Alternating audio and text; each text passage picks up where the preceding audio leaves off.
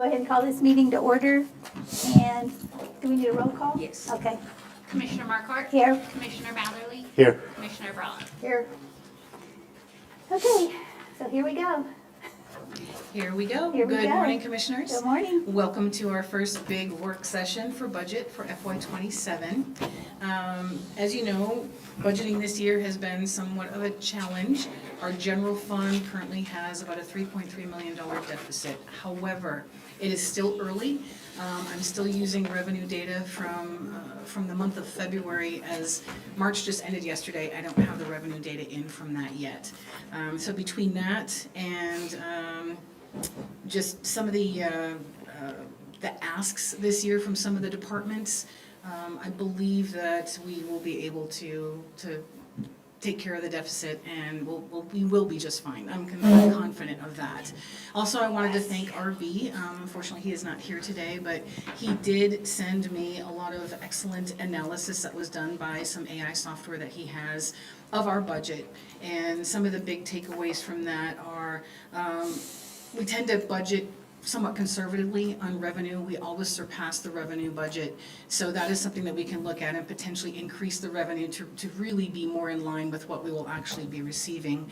And then as far as expenditures, as I have mentioned in prior years, a lot of departments, pretty much all the departments, tend to have some budget padding in that they are expecting a certain amount of expenses and then they end up not really using it. So the AI software, I believe, will be able to identify some of those areas where we can make some of those changes, increasing revenue, reducing expenditures, to where we will be able to balance the budget without an issue.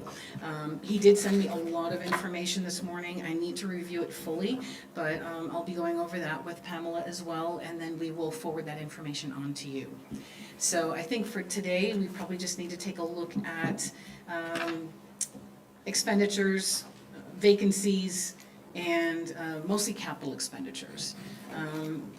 In the budget right now, you'll see in the white budget book that has the request for all the departments and their memos. Most of the departments did ask for increases in salary for their employees. However, in this budget, I did not include any of that. So salaries are essentially flat, except for certain areas where they will definitely increase. You know, some of the elected official salaries are going to be bumped up to the 2018 amendment. So Commissioner Barella's position, Commissioner Matherly's position, the assessor, the probate judge, and the sheriff are all going to be bumped up a little bit. But everyone else pretty much left it flat at this point. And as you probably have received the email from HR, there will be open enrollment that is starting today. It's going to last for a month.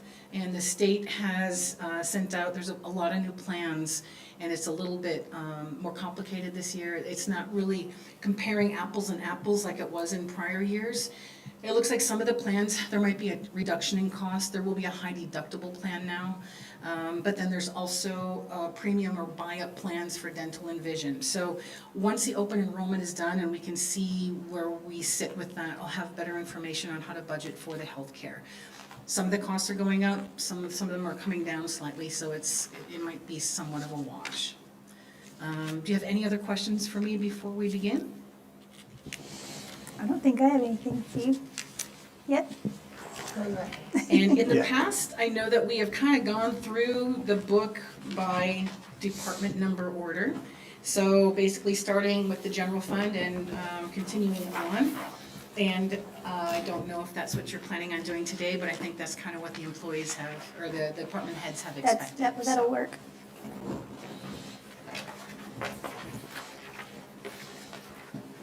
So you need to make sure you guide us through this yellow book on this Yes, one. and those are the updated, corrected versions, so.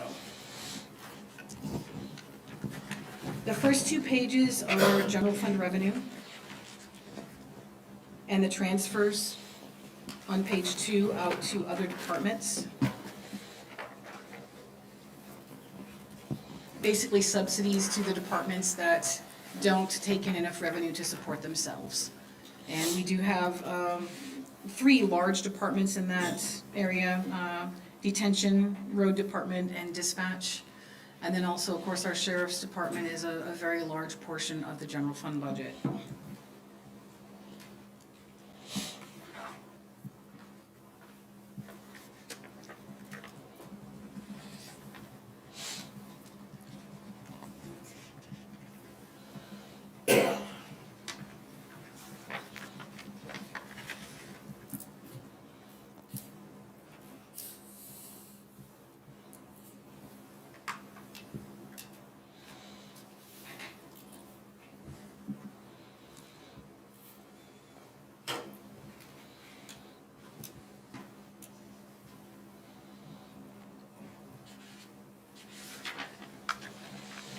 So the last 6 items are what transferred out of the general fund to subsidize those departments on the second page, right? Yeah, Okay. And so the solid waste expenses, 1.5, 1.4 million? Yes. What was that? Can you, I mean, just kind of generally? do you in know? general, so it's, basically those subsidies are because those departments don't bring in enough revenue to cover all of their operating expenses. So what this is doing, it is, I budget for the revenue, and then I see what they're asking for with their expenses, and the difference between what their revenue is, what their current cash balance is, and what they're asking for expenditures. Anything beyond that, that's not covered, I have to do a transfer from the general fund. So, and that might be some areas, as I mentioned, some of that revenue for some of these departments, some of it is set because some of it is grant revenue, but some others, it's possible that we're actually conservatively under budgeting that revenue, so we might be able, if we increase the revenue, decrease the expenses, then these transfers also just decrease. So that helps out the general fund. And then also, the general fund has that 3/12 required reserve, so it's 3 months of operating expenses. And that, the transfers don't really figure into that so much. It's really just the operating expenses in the general fund. However, that there might be areas that we can make adjustments there too. So every little bit is going to help. And the 3 million for the Tiberta? Yes, Is and that partially because of the debt that's on it? yeah, so a lot of that is because, the county will be taking on the full expenditure for Tiberta going forward. And also, they basically have no cash balance. I mean, they do receive an E911 grant, which is very helpful. We're not sure of the exact amount of what that will be next year. I did budget basically the same amount as what they received this year, which it probably will end up being less. However, the reason they have no cash balance is because we've not been receiving the reimbursements that we should have. So the general fund has been carrying the full cost of Tiberta and also the EMR ambulance contracts for almost 2 years now, about a year and 9 months. So that is kind of contributing to the increase in those transfers because they don't have cash balance to assist with that.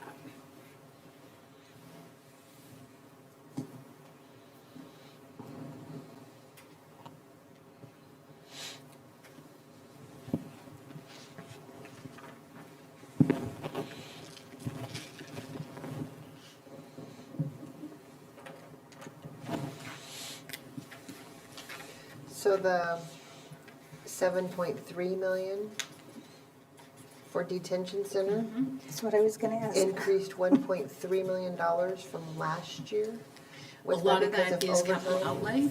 Also, the Vital Core contract is getting ridiculous, and one of the other really big issues is our insurance, the liability insurance for the detention center. Also for the sheriff's office, it has grown exponentially in the last few years. Sheriff's office right now, just the liability alone is over $500,000, and the detention center is getting pretty close to that. So those are huge expenses. Vital Core contract, I think it's in the process of being renewed, but it looked like it'll be at least $2.5 million right there just for the medical. And then, of course, we have the Trinity Food Services, which is also a very large expense. And a lot of the capital that they are requesting is specifically for kitchen equipment for Trinity to use and some medical equipment for Vital Core to use. So a lot of those expenses, I'm not sure how much we can reduce some of those over there. They do receive revenue. They do receive a little bit of gross receipts tax revenue and some other detention fees and things for the inmates, but it's just not enough to cover the cost of their expenses and their salaries. Their vacancies right now are actually, right now they do not have any actual detention officer vacancies. They're all full. Most of their vacancies are for additional positions like corporal and sergeant and booking and transport. And usually their detention officers will fill those vacancies with just an increase to their salary of anywhere from 50 cents to $2 an hour. So once they move into those positions, then they would have vacancies in the detention officer positions. But right now, Their vacancies are really minimal, other than the correctional services deputy director. Most of the other ones are just any increase from 50 cents to $2 an hour in wages. It's not full, true vacancies. So that was I was able to reduce those requests for the salary for the vacancies by quite a bit, which was helpful. But, you know, there will be turnover, and with the turnover, I mean, essentially, it's probably going to be covered. However, depending on if some of those detention officers actually move up to other positions, and that's what creates the vacancy, or if it's literally just turnover, people leaving. So it's kind of it's difficult to budget for that. Road department, of course, you know, there's been a lot of expense from the flooding that we had last year, and we have not received funding from FEMA yet, so they are having to cover a lot of that cost right now out of the road maintenance budget.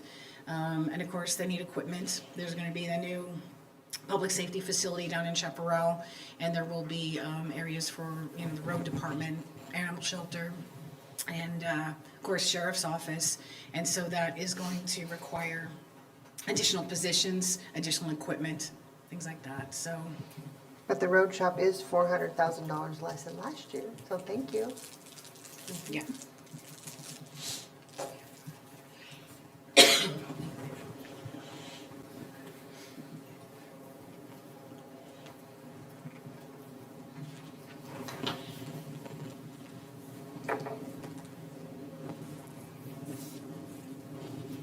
I don't have any more questions about this.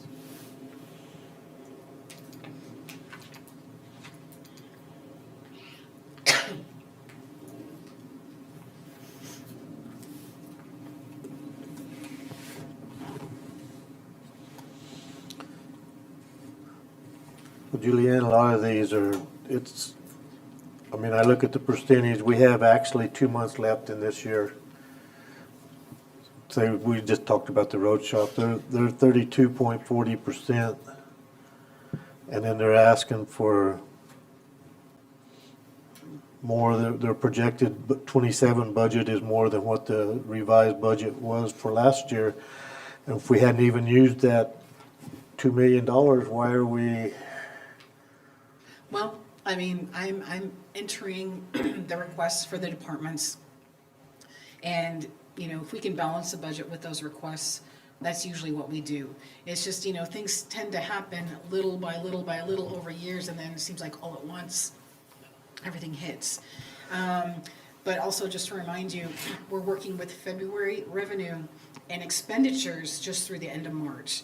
So we technically, from these numbers, we still have 3 months of expenditures for the end of the year and 4 months of revenue that have not been booked in here yet. Okay, so explain to me, he's asking for, he's still got 2,758,000. Tom's budget, what he's asking for, if we took everything in it is 1.2 something. So where's the other million? Well, there's Five. salary expenses, salary and benefits that has to come out of that, other operating expenses. But that is one of the things that I mentioned, is that we do tend to over budget expenditures and under budget revenue. So once we can review a little more in depth some of the analysis that RB sent, and once I can get set up to run some of that myself, I think we'll have a better idea of where we can, you know, cut some of these items that are never going to be fully expended, and that will help quite a bit. So, you know, if we reduce the expenditures in these departments, increase revenue, then our transfers from the general fund will be reduced, which will help the general fund out a lot as far as with, especially that the 3/12 reserve that is required. We can't really use that money. It has to be there. We have to show it, and so we have to budget for it. So why are we not waiting until that RB's deal comes out to where we can see where everything works out? Because whatever we do today, and then you present his other deal, is gonna totally throw Well, this and I think away. today we can look at each of the individual departments' budgets, and I think mostly we need to discuss capital requests. and some of the potential vacancies in the other departments. I don't know when Pamela and I will have a chance to review a lot of this, and we might want RB's input as well, because he's the one who put this together initially. But we'll try and get this out to you as soon as possible with some good ideas on how we can make some changes. But those are, you know, we've actually, from some of his analysis, we have added 81 new county positions in the last 2 years. And so that's a bit, and there's quite a few vacancies right now. Actually, is this showing, this isn't showing the vacancies on this page, but you can see from the documentation I sent you which departments have vacancies. Now, some of those obviously have to be filled. Some of the other ones, we might be able to freeze them, at least temporarily, until we have a better idea of where we can maybe cut some other expenses that may be considered padded that we're not really going to use, and potentially increase some revenues. So I think those are the two places that we probably need to focus on for right now.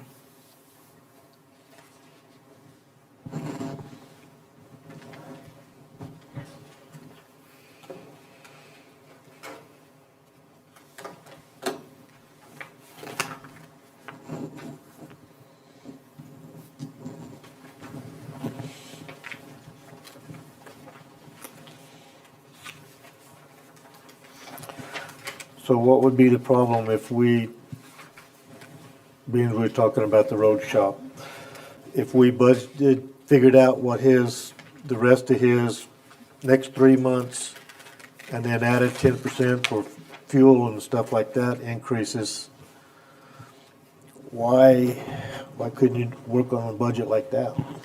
I mean, we could potentially, you know, yeah, there's gonna be places, utilities have gone up quite a bit, especially electricity. Fuel right now, of course, is up. We don't know exactly, the war is supposed to end in 2 to 3 weeks, but that doesn't mean that fuel prices are gonna come down immediately.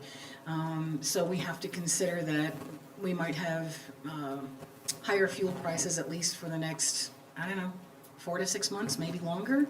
So we need to consider that. But there might be some other areas where we just decide to say, you know what, we're gonna budget completely flat from what the current FY26 original budget was.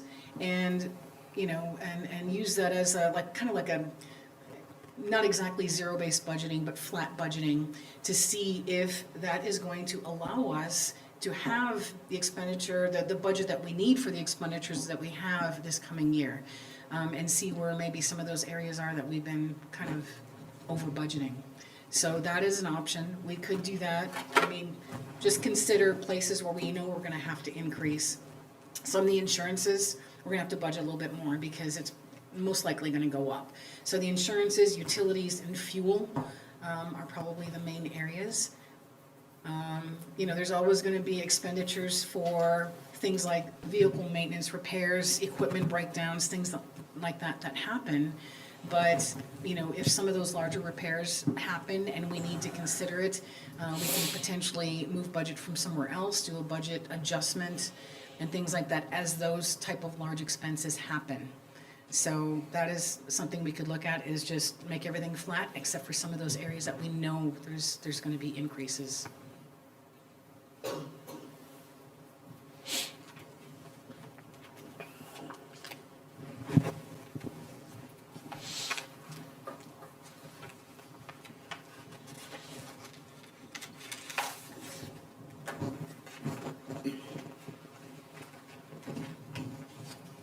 Probably want to just start going down and just start with administration. Sure. Get that ball rolling. Commissioners, in my budget, I've made no salary requests. I have made only one capital request, minor capital, and that's wigwag flasher lights for Trent's vehicle for safety purposes of $350. I have one vacancy, and I ask that you do not freeze that, and that's my budget. Yeah. I like it. And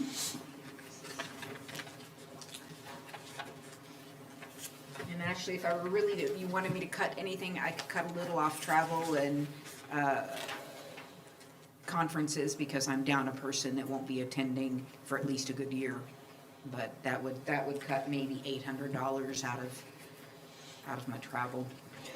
Holiday pay, So holiday pay is actually, it's actually really part of the full-time salaries.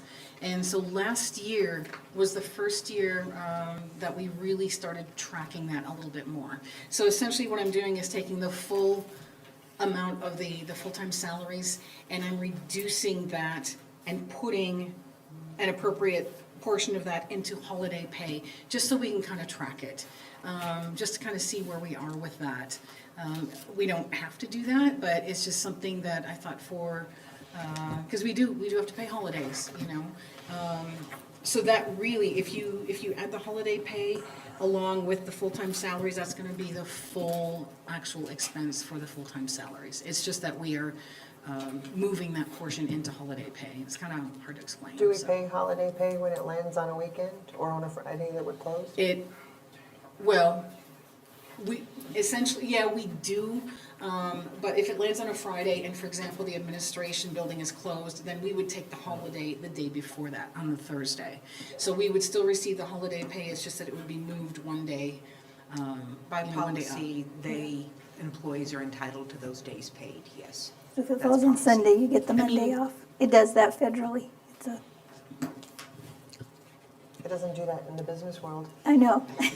So, I mean, it's not, I mean, unless people are actually working on the holiday and they work enough to where they would receive overtime, it's really not, I mean, we could just call it full-time salaries and not show it as a holiday, but we show it as a holiday because, you know, it's kind of, it's a mental thing for like the employees, and also it's just kind of a way for us to track how much we are actually spending on those holidays.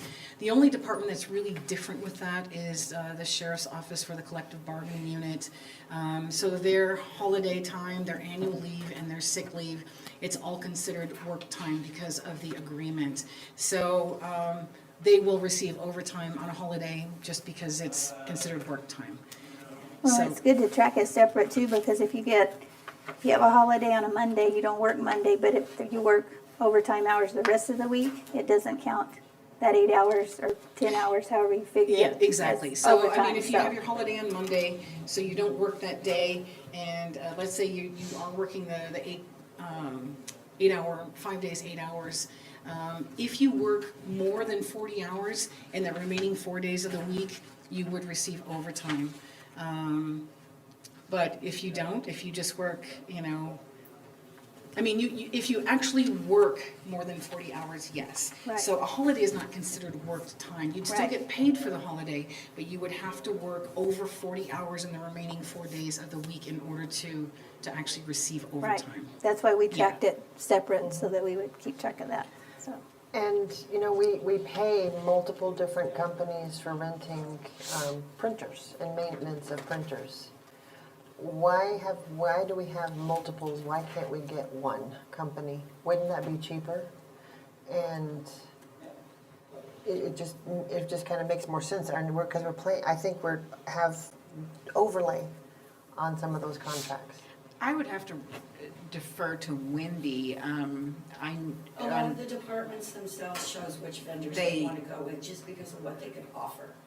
Some Sharp, some Xerox, some Spectrum, the majority of ours is Spectrum. It's because what they needed, Spectrum could not offer. That is why. All of our contracts for copiers are on state contract. So we are getting the lowest price on those, no matter which company it is. And there's no overlay, No, no, I keep track of all the copiers. I have all the contracts in my office. If any of you has this copier and they want to get this one, they have to turn this copier in.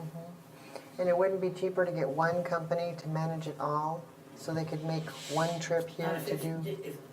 If it doesn't fit our needs, then no, because we're going to be paying for something that's just going to sit there.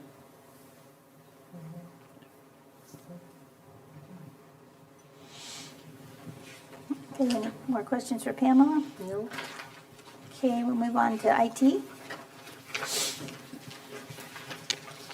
So you okay, Pamela? I'm all right with Pamela's. You all right, Pamela's? Well,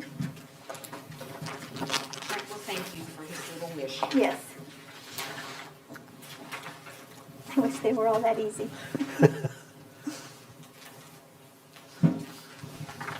You wanna skip a little bit until Buck comes back? I don't know when he's gonna be back. What? Unfortunately, I can't get any important phone calls, so. I mean, I can help a little bit too, because I Okay. worked with them on this. Really, the biggest expense that they're asking for is a vehicle. They do currently have, let's see, it's an old 1998 Chevy Blazer, and it's not really safe or reliable to operate. And, you know, they're traveling a lot from this building out to other areas, other departments, and a lot of times they have equipment that they have to bring, new computers and other things. And they shouldn't have to be using their own private vehicles to do that. IT has probably needed a new vehicle for quite a while. They've been stranded in it before. I thought we talked about that Blazer last year. Yeah, they asked for a vehicle last year. We have for like 2 or 3 years.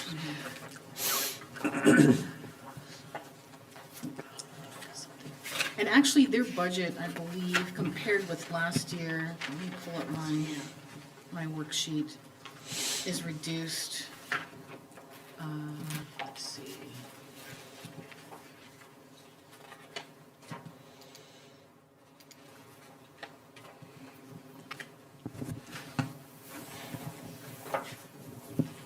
So of course, we're budgeting for the IT director position. But actually, their budget is about $100,000 less for FY '27 than their final budget for FY '26. And a lot of that, I think, is due to certain contracts. To look and see here. We're spending $281,000 on maintenance contracts for IT. Yeah, anytime there's a computer contract, it gets thrown our way, so it's been increasing quite a lot over the last few years, adding more and more contracts. And none of that has overlay where a license can be used in more than one spot, or purchasing 3 at a discounted rate, or, I mean, what can we do different there?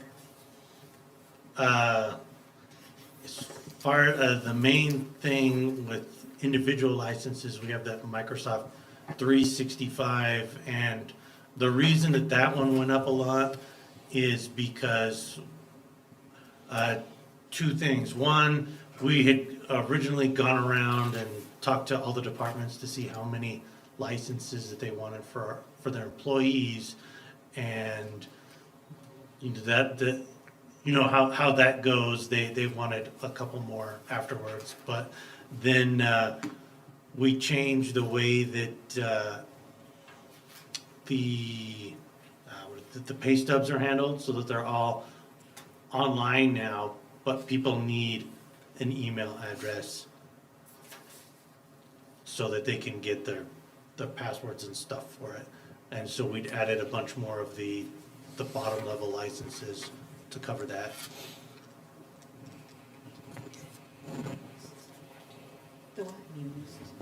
Yes. Our finance software is also under this Munis, our big system that we use. That's included in there too. That's a big ticket item in there. They have actually eliminated a couple line items, the tools and the software line item. Tools is being absorbed by just regular supplies. And then software, that is also, that's been moved up into maintenance contracts. So that's part of the reason why that is up a little bit as well. And actually, I think I was incorrect about the Munis. I believe that is actually paid from just general operating. Is it? I believe so, yeah. But I know we went through basically all the contracts that they have, and we kind of estimated the costs for all of that. And we did add just a little bit more because things come up, things change, prices increase. So yes, it's increased about $25,000 from last year. However, overall, their budget is still down by $100,000, even with including the capital for a vehicle.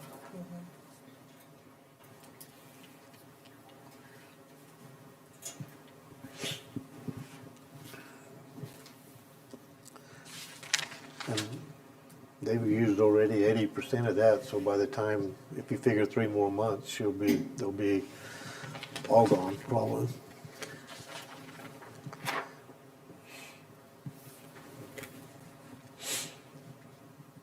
Right, so overall, their budget's at 68%, and after 9 months of expenses, it should be about at 75%. So, I think you're gonna see that with a lot of departments.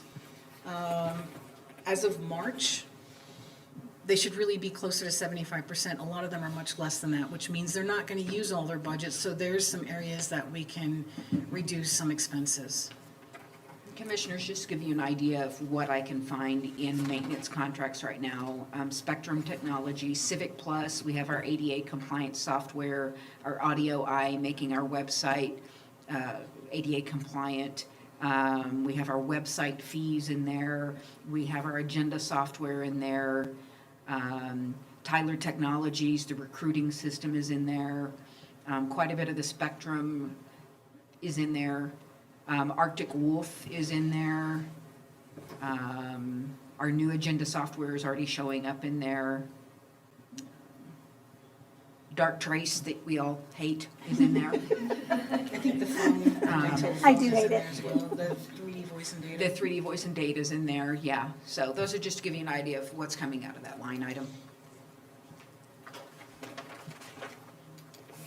So, because, like Tyler, for example, is used by multiple departments, we couldn't divide that expense out in the budget like we do the electric bills It's and all that? basically general fund departments that do most of the actual processing in there. Other departments can view things, they can print out reports, but it's HR, it's finance, it's purchasing and IT. We're all part of the general fund, which is why we're just paying that full amount of the maintenance contract from the general fund, but I believe it's in general operating.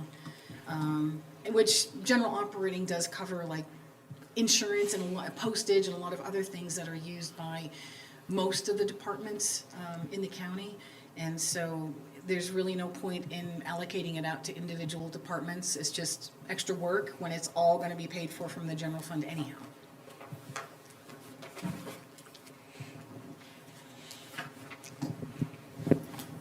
I think if they're under budget, I think they finally need a new vehicle Yeah. for that. Yep. Okay, have any more questions for them? Any more? All right, thank you very much. Thank you very much. So you approving the whole thing as it is We're with the not doing- vehicle? Just a vehicle is, We're not doing any of the raise stuff. Because even with all that, they're still under, so.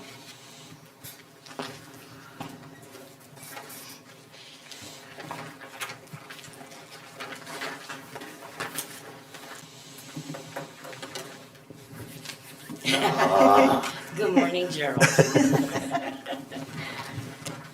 I'm not really asking for a lot. Most of my budget lines have stayed the same. I'm requesting the registration fees for our affiliate conference has gone up $50. So it'd be $50 for each of my employees, so it's $200. And then I'm also requesting for maintenance contracts, $16,380. That is for a bid and RFP submittal software, where I'm trying to get everything in purchasing online to avoid paper. That'll be where the vendors can submit their offers through a system. It is a secure system. Once the bid has ended, the deadline, I can then submit all of those to whoever's on the committee. So everything would be online. They can evaluate online, they submit their scores to me online. It's all in one. And then our system is also, it would be set up to where when we enter the purchase order, it will have that bid number or RFP number on our POs, which is required by state. And this is actually a module within our current Tyler software. So everything will, it will all It'll mesh. It'll Yeah. play nice together. Yes, and also with this, when the vendors the vendors will have access to go in and pull purchase orders. Let's say you don't, Amy, you don't get a PO from the sheriff's office. You would be able to go in there as a vendor and get that PO. Since we are not allowed to purchase without a PO, if there's not one in there, you can deny that service. Let me ask you a question on this Tyler stuff, a little over my head. So the Tyler programs that you're asking for, is that strictly a procurement? Yes, sir. And then like what Daniel was asking for is strictly a IT type? Correct. Okay. Yeah, this is mainly to do with RFPs and bids, the submittals from the vendors, and then with the evaluation committee within our operation. And then also, the vendors will be able, once they're registered, they'll be able to go in, pull their POs, see what the status on invoices are. Check, if you need a copy of a check or whatever, they would be able to go in and do that also. It's just a secure system. That's part of this, is a fraud module to where it monitors, and if it's, let's say, Amy goes on there to pull for her accounts, if it's not that email address or IP address, it will not allow her in there. It will block them and send alarms to IT. And what keeps a vendor from asking for something twice or for asking for things that they shouldn't ask for? If they do, we would be able to go in there and give them access to, you're allowed to pull purchase orders. You're allowed to see invoices just for their account. So let's just use me as an example. I just did a tow for SO, but it was actually for DPS. And so I go into the county to try and pull a PO, and it was supposed to be for DPS, then how would it be caught? It won't allow you to do that because, number one, there is not a PO for that expense. So there won't be, you won't have anything to pull. I don't understand. Since that expenditure was for DPS, the sheriff's office is not gonna have a PO for that. So you can't pull anything. Okay. Then that would be a flag for you as the vendor to say, is this actually the county's or is this DPS? So it'd be like a couple days for to get into the system, and then you go in and get a PO number? Mhm. Okay. And this will also allow vendors to submit invoices, which since I've been here and it was in accounts payable, I have been trying to get everything electronic there also. So vendors would be able to submit invoices online. It's uploaded into the system. It goes through an OCR check, which fills out everything. And then it sends it to the department for approval. Instead of it going to the department sends it to us. We have to contact the department to make sure they receive the stuff. Then we send it up to accounts payable. She enters it, and then we have to verify everything that way also. So it's just a quicker, which will allow, especially with local vendors where we try to get them paid right away, a quicker way to get this processed. And I think sometimes, I know that we do have issues with trying to get invoices back from departments, and they'll sit on them for months and months. And this system, correct me if I'm wrong, if we do have the invoices coming in electronically, sent to the departments electronically, it should track the date we send that. It should send reminders saying, hey, you've had this invoice now for 2 weeks, it needs, the due date is, or the date of payment is coming due, you need to review it and send it back. We would And be that able to will- run That will create a lot reports. more efficiency because, we end up having to pay sometimes late fees or finance charges when we receive invoices from departments late. And a lot of times that's charged back to the department, but I think this will alleviate some of that. Definitely. We can actually run reports where if on a 2-week, where we could pull it ourselves and set it up however we want. If it's been in there for a week, we can run a report for a week. We can run it 2 weeks. By 3 weeks, that should have already been to accounts payable because we pay 30 days. So if this is all electronic, is that gonna eliminate the cost of paper and postage? Correct. So that'll save quite a bit too. And goes right along with the ACH thing, how it's a payment faster. This will be a processing faster to get that payment out. And what does a refund look like? We would take that also as a credit. Let's say you bill us one invoice, we have a credit memo. We take that credit memo off of this. So we would process, just as we do now, whatever is left off of that invoice. If there's a credit memo, it hangs out there, and it's gonna be on our reports. So once we do have an expense to apply that to, it will automatically take it in and subtract it off the check total. And so what if it's some company that we've never used before, and we've already paid them, and they owe us money? How is that tracked for a refund? If we've never used them, we wouldn't have to, because they have to be in our system.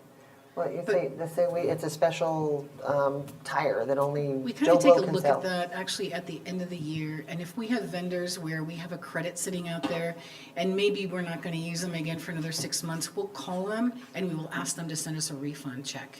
And so they'll just refund us that credit amount instead of letting it sit out there for 6 months, 9 months, until whenever we use that vendor again. So, but that's something that we usually take a look at closer to the end of the year to try and get all those things cleared up.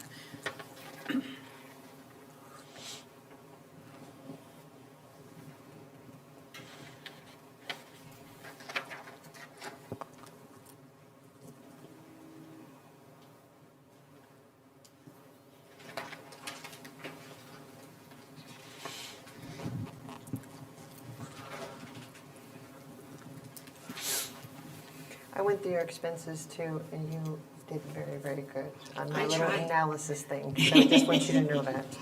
Yeah. Thank you. Yeah, no, you were, there was hardly anything that I could cut from yours.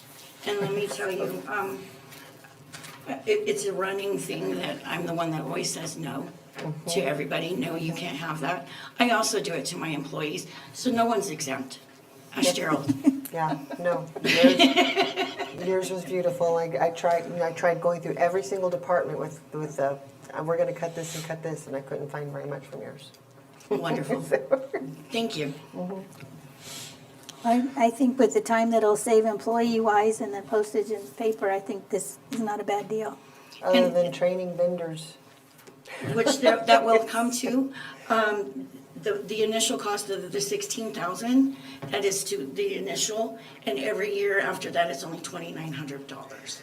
So the initial is the startup, the trainings, and them coming here, plus all of, the fraud startups. There's 3 different parts into this, that it'll be the startup cost, and then after that, $2,900. This says the initial is $8,600. For the Keep one adding. portion. Okay, so 2 pages, you need Yeah. it twice. There's one that's 4,800, one that's 2,900, and then one that's 8,680.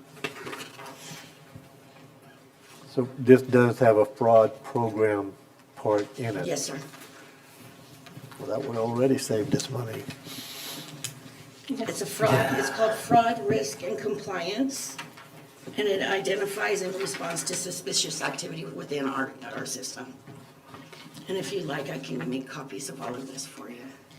So like the Valencia County deal, they got $2 million taken from them? Correct. Yeah, I mean, how would this have prevented that? This would not have, because that was with a direct deposit with the ACH. That's why I set up those steps in that policy, the 5 steps that we have to go through to verify before anything can be changed.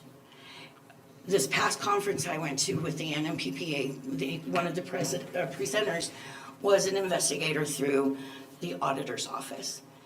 And that was one of the things that came up. And what he said is exactly in our policy that we did for when we do go ACH.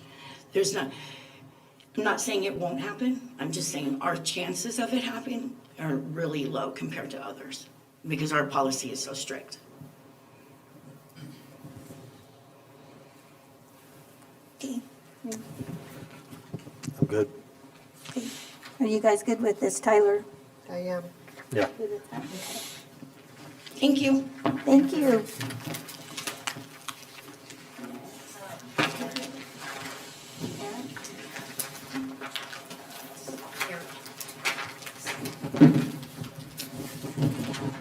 Are we skipping one? Are we skipping? I think Eric is up. Oh, he's here. Oh, You're right after Eric. you don't look like Eric. I would like to skip Eric, but Good morning, Commissioners. Good morning. Good morning. So I will start with the operating budget. I had a few changes that I made, a few increases to some of my items. The 5215, which is our building maintenance. I asked for an increase on that to 80,000. It was 75, so that's a $5,000 increase. Going back a little bit on maintenance contracts, we ended up picking up a couple more contracts. We're now mandated by the state to have elevators yearly inspected and registered with the state. So that's something that we need to add to that cost. So I added another, I believe it was $1,500 to cover that, so that's now at 15,000. Cleaning supplies, so that covers all of our supplies to clean the buildings. It includes all paper goods, toilet paper, trash bags, those types of items that we use on a daily basis. Those costs just seem to be increasing, and it's kind of hit and miss. We try to use a couple of different vendors, but they generally stay about the same. So I added a little bit to that as well. That was at 20, so I am asking for 5,000 to take that to 25,000. Moving down to safety equipment, I think we're pretty good in that area, so it was at 4,500. I'm reducing that to 3,000. Fuel, as Julianne was mentioning, there's really an uncertainty with fuel and what's going to happen in the next few months, so I did ask for an increase of that, of $2,000. We're sharing that cost again with the road department, but this kind of covers our other costs outside of travel and those types of things, other equipment. So I'm asking for a $2,000 increase in that. For employee training, I'm asking for $200. I'm due up for my continuing education classes for my journeyman's license, so I need to cover that cost so I can keep that up and go. That's all I had for that part of the operating. Do you have any questions? I do. Okay. Is there a typo? Maintenance contracts, 5203. It says last year was an additional 1,500 and this year's an additional 15,000. Well, it's not an additional 15,000. It should be 15,000 total. Okay. yeah, all it is from 13,500 Yeah. to 15,000. Yes. Okay, that's what I was just fixing to find that number. And your building expenses through March are at 52,000 now. As of today, it's at 15,000. It says building repair and maintenance, but that's account 5215. Yes. As of today, the available balance of that is 15,000. Oh, the balance, I'm talking about the expenses, yeah, so, yeah, same difference. So here's what's going on with building repair and maintenance. Along with this facility, the courthouse, the annex, somewhere down the line, the county became a realty company. So we have several properties across the street. We have the Air Museum, we have Chin's here and in Chaparral. We have been adding some of the stuff for the volunteer fire departments. So there are a lot of added expenses that come out of this budget that we don't see every day. And these buildings are continuing to age, continuing to have problems, and unfortunately, the burden lies on the county to have it repaired. That is the reason why those costs keep increasing. We're branching out and having to do a lot of repairs. These buildings are old, weren't very well maintained in the past, so the repairs are significant and the cost is expensive. Another thing that I've been looking at is I try to look towards the future, and in the future, we're looking at a new courthouse.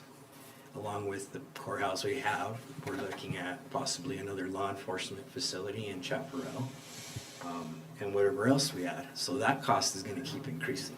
It's not gonna go down. Along with supplies and possibly manpower. So salaries would have to increase to be able to cover those buildings to take care of them. My budget also is kind of a catch-all for those buildings that don't have a place to be paid. So a lot of the utilities you see in my budget come out of this budget for water, electric, gas, for a lot of different facilities, trash pickup, those types of things. So those costs will also be added to the future buildings that we put in. It's kind of a guessing game for me. I don't know if I'm gonna have a huge expense or not. We're getting near the end of the year, and that's usually summertime when something bad happens. So if, let's say we lose an air conditioner, that's $25,000 right there, right off the bat. So I try to keep a little bit extra in that equipment or in that repair budget to cover towards the end of the year when we're actually not spending anymore, so that it's there and I'm not having to come back and ask the commission for more money. But usually we get it down pretty low. Right now, comparatively, you can see the original budget for '26 compared with what he's requesting. Oh, it's So he the has some same. increases in some Yeah. lines, some decreases in others. It's only about a $3,000 difference.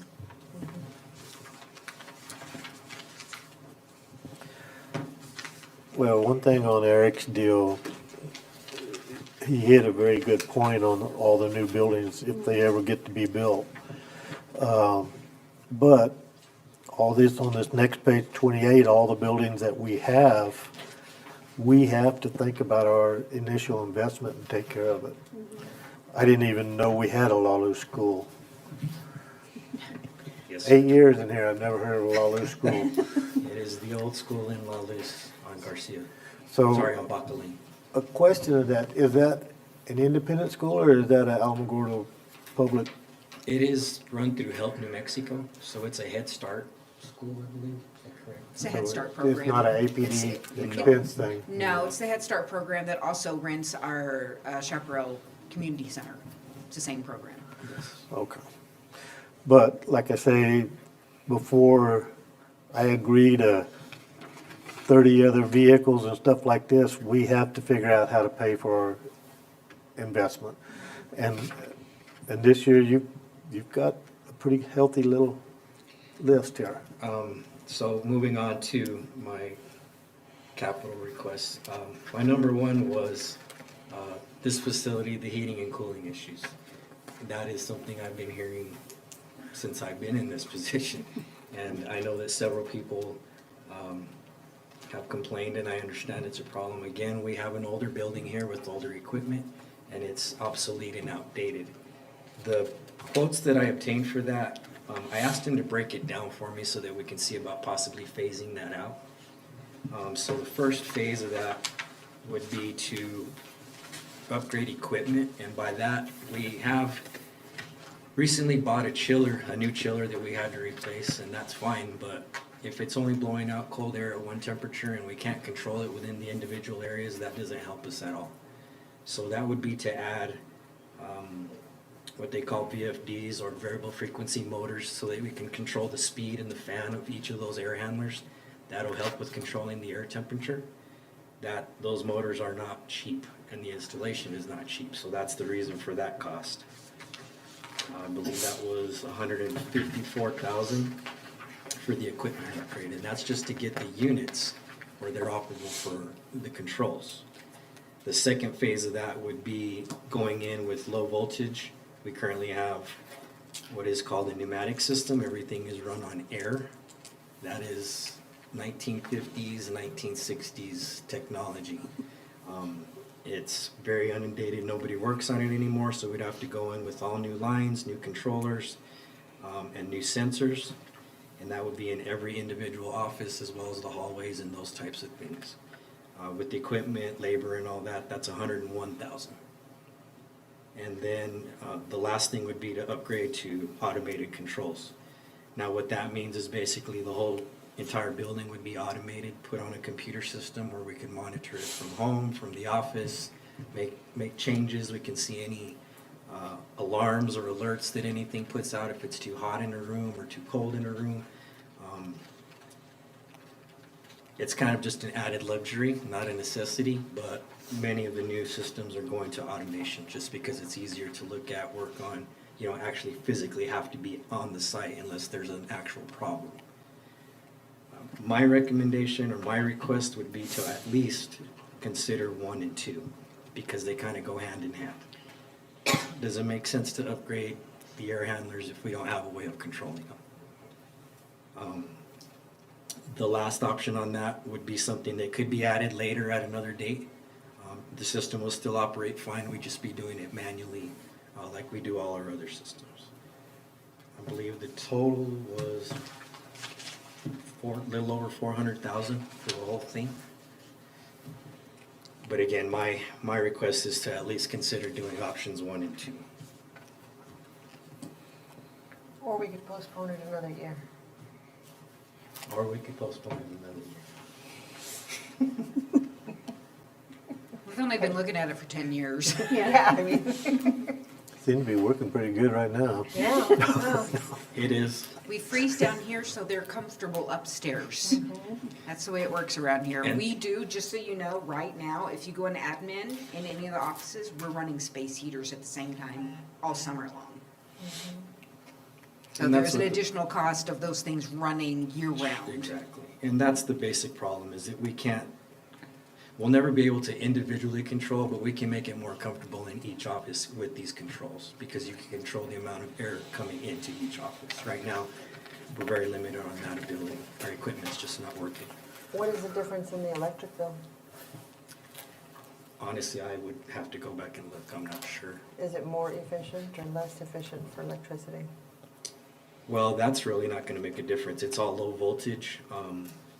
Where the draw is coming from is from the actual chiller unit itself. And that we can't help. We have to have that. You talking about electric heat? You don't wanna go electricity, it costs this place a fortune to try to run. No, if we were to upgrade to this AC. It will help because we can dial in temperatures a lot better where it's not just constantly running. So yes, it will decrease energy usage and in the end, we will see a decrease in energy and cost. And since this equipment's so old and nobody works on it and you can't get parts, if it just took a major dump and just quit working, what are we looking at then? If we don't get ahead of it and try to do it before we have to do it? I would say we're gonna be over $1 million to replace and repair everything, easy. So what did you just replace? We just replaced the chiller. And that was around close to $300,000 just for that unit. Can we keep using that? Yes, that should be good for quite a while. Okay. The actual heating and cooling equipment is generally new. That's brand new. The boiler was replaced less than 10 years ago and it's running fine. So that equipment is good. It's just beyond that, what we're using to control the ductwork and that type of stuff. Like we can't control fan speed, air, we can't close the ducts down because all of the equipment up in the ceiling is outdated and it's not operating correctly. So that's what this would be doing, is kind of getting us upgraded to new technology.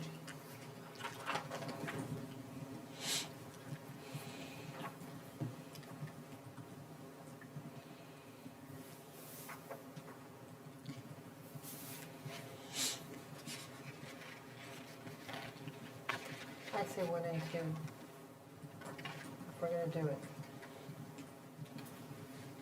And if we did 1 and 2, then if we did 3 at a later date, that wouldn't be a big deal to do No, it ma'am. later? No, ma'am.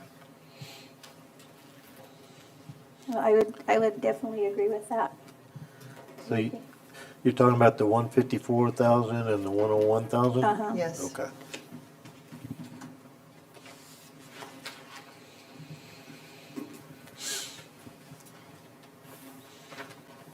Is it gonna cost any more if we do your next item Later. 2 years from now, or a year from now? Probably. The bad thing with those systems is they become obsolete just as fast as cell phones and that type of technology. I don't see it being a large increase, but it probably will go up some. But I think we're good at least 5 years. We can get it done within that time frame. Well, what I mean is, if you don't do all of these together, being you're separating, is it gonna be a more expense to come in and try to back up what you? No, because that's just integrating that system with what's already in place. Okay.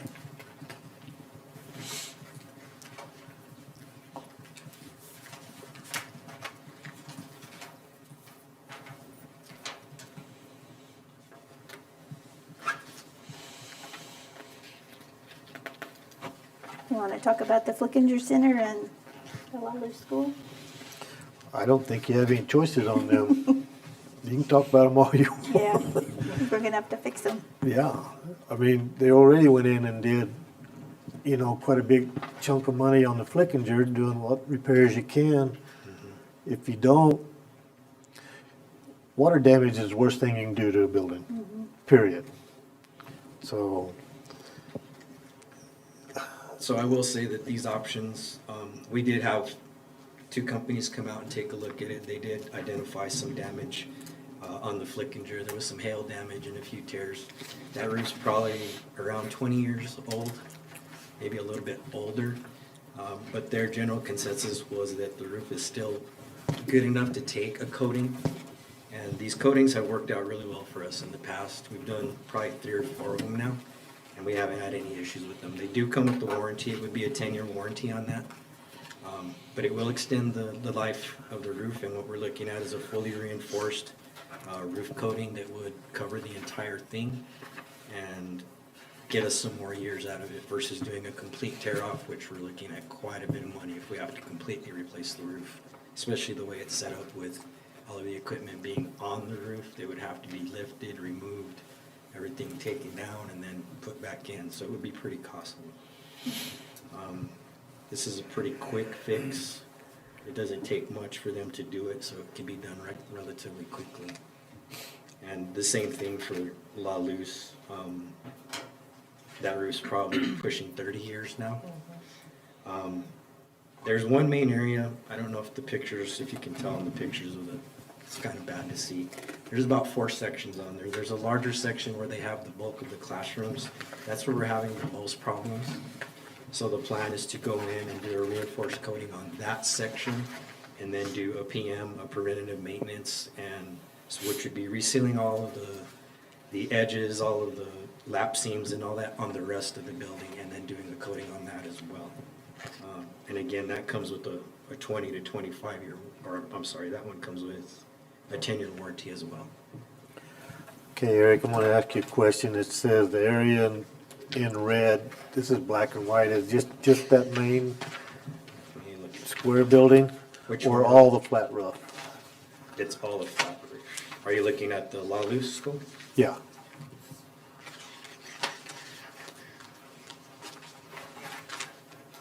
I can see where looks like the upper type roof is outlined with something, but I can't tell about the rest of them. I'm assuming it's the arrows you're talking about? So it's all a flat roof. It's a parapet style roof. So the largest, I don't know which picture you're looking at. The very first one. This is, Okay. So the building all the way to the left is a metal roof. That's the gym. What yeah, I'm talking about is the section next to it. That's where the classrooms are. So that's what's going to be covered and fully reinforced. The other sections are going to be, they're going to do preventative maintenance, come in with caulking, reseal everything, redo all the flashings, and make sure that it's watertight because it's not in as bad a shape as the other part. But it's still going to come with that warranty. But it is entirely a flat roof, yes. so all the flat roofs will come with the warranty Yes. after they come through and they inspect, seal, do Yes, And then the one big roof will be a complete recoat. yes.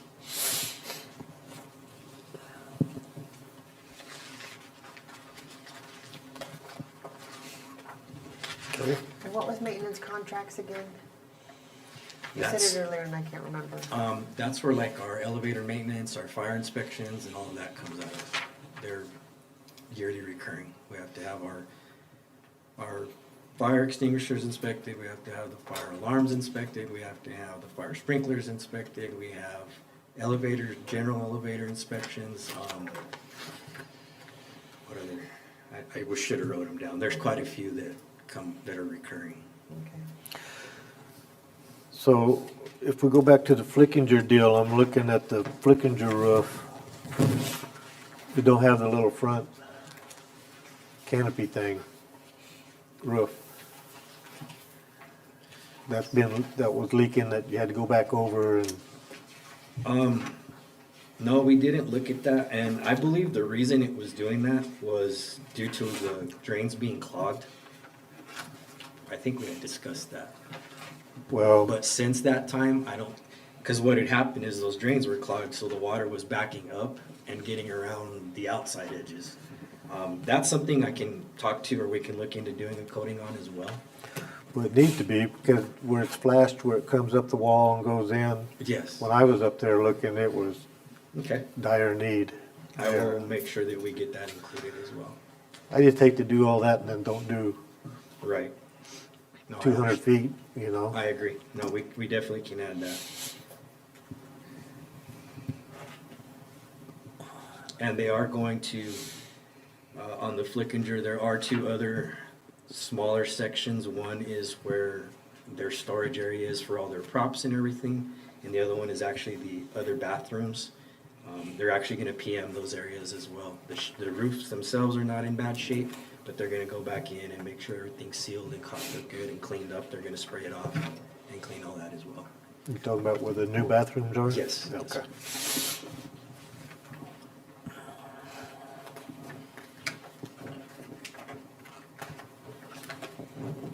Okay, guys have anything else? No, I think it's pretty on point Yeah. from last year.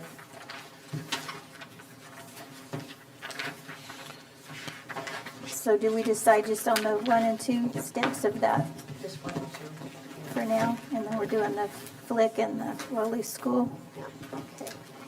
Okay. Okay, Lost my book.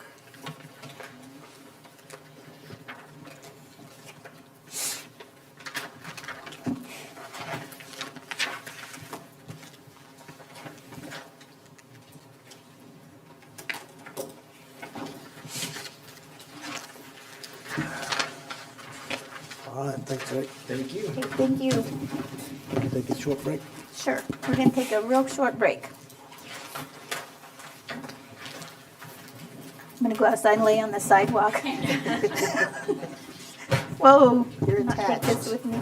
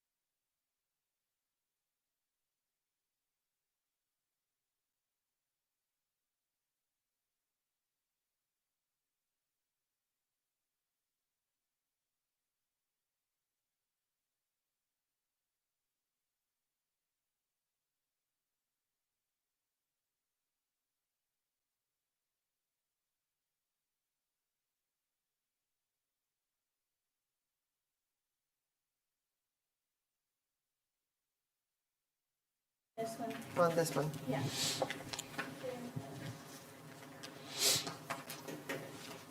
I'm gonna vote no on all those, so just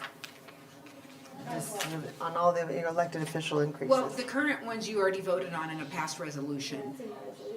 Those are already approved.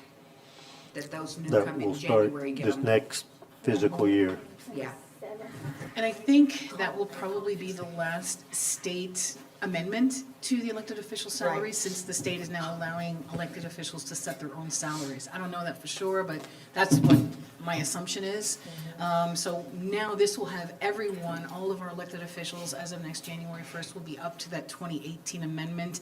And from there, then it's up to you all to decide increases for any of the elected officials and how you want to handle that. Alrighty. I think we're about ready to, did you have questions? Nope. Did you have any questions? Yours is really easy. Yeah, So I was think we're thinking so. Approving it, because most of it's mandatory and stuff that's out of your control, so I think we're gonna approve yours.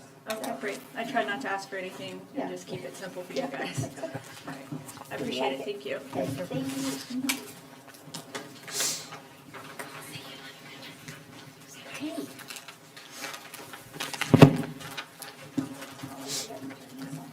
Good morning. Good morning. We really didn't ask for much. I think we asked for the same thing the whole time. We thought we were doing really good and we thought we were cutting our budget, but then Julianne went and added all her stuff. We're all, dang it. Wow. Our Tyler contract is going up. This will be for the 3rd year. It goes up a little bit. I think we signed 5 years. Our Spectrum contracts went up too. We have our plat map. We were halving the cost with the assessor's office, and now we're gonna assume it all because they bought it at the beginning and then brought it into our office, so we were halving it, but now we're the only ones that use it, the clerk's office. And that's what we use to scan our plats when they're recorded or print any of our maps. So that went up.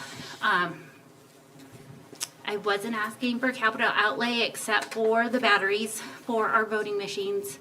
Again, we can't buy them and store them because they don't have a shelf life, so we have to wait until one goes down to replace it. I thought the state reimbursed us for the batteries. Sometimes they do and sometimes they don't. It's our responsibility for like all that. They just provide the machines. When I do buy batteries, I do include it on the election that we're in. Sometimes they pay for it, sometimes they don't. I do submit it for reimbursement, but they don't outright pay it. I did ask for a salary increase for my employees of 2%.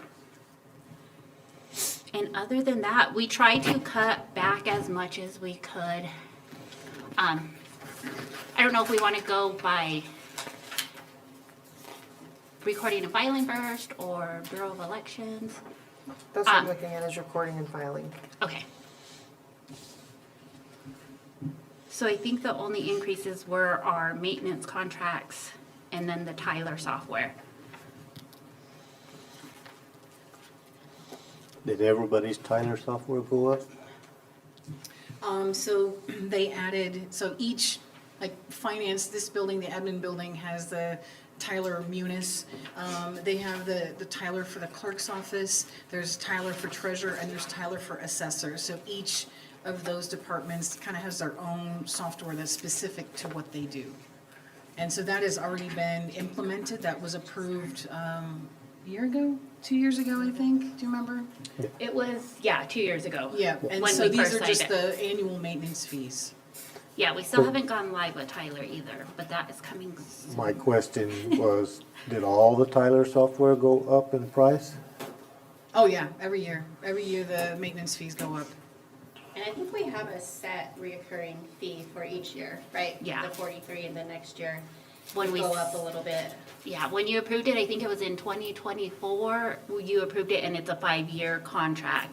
And every year it goes up around 2,000.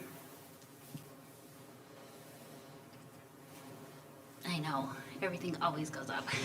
So last year, make sure I'm looking at the right account, 5203, 502, okay. Last year, the Spectrum contract was $3,000, and this year you're requesting 2 contracts? Yes. Why do we need 2? We have our plat map, our plat scanner, and then we also have our Canon. It's another, because that's the one with the fax, right? Yeah, the fax machine. It's another printer, it's a printer that we have. So we did upgrade our printer to where we don't get charged when we go over a certain amount of copies. So like before, we had so much black and white copies and so much color. So it did increase a little bit because now it doesn't matter how much we print. We won't go over, it's a set fee. And that printer also, if we're low on our colored, because it's a color printer, so if we're low on any of our ink colors or anything, it just automatically comes to us. We don't have to pay for any of that either. So it's more upfront, but it's also saving us, so we're not paying our overages in our copies. In our ink. So is what she's talking about is it, we're on a different page now. I'm looking at last year's. She's on last year's. Yeah, I think our Well, I was Canon, just looking at for the elected part on the software Oh, you're on the increase. recording filing page. Is that what you were talking about, the big increase on the software from 600 to 43,000? Am I on a different, no, you're correct, so I don't know why it wasn't in our budget last year, which it was, because you guys approved it. It went I think it from, was a different line item. I think we put, we did put that in the clerk's equipment fund. And so that's why, and we've kind of moved it back and forth depending on where you felt it should come from. We wanted to. And then also, I know that I think we moved it to software this year, and it was probably under maintenance contracts yeah, last see, year. our maintenance contracts was Yeah. 51. And this yeah. year, we put it under software. I mean, So we know the 6 of one, difference. half a dozen of the other, really. So whichever makes most sense to the department. Yeah, is because fine last for year it me. was 41,095. Now it's 43,150. So it's just in a different GL account now? Yes, ma'am. So last year, there was a Tyler contract and a Tyler license. Correct. And this year, there's only a Tyler contract. Yes, so the license we budgeted for, we didn't need those. Or it was just a one-time. We didn't use them because we only got 6 licenses and then we thought we needed 2 more. But they didn't end up charging us for that Okay. on the licenses. And last year, there was a Sharp contract? Yes. Yes, We upgraded that to the. to the Canon. Okay. And now it's Spectrum. Yeah, we got a better deal with Spectrum than our Sharp.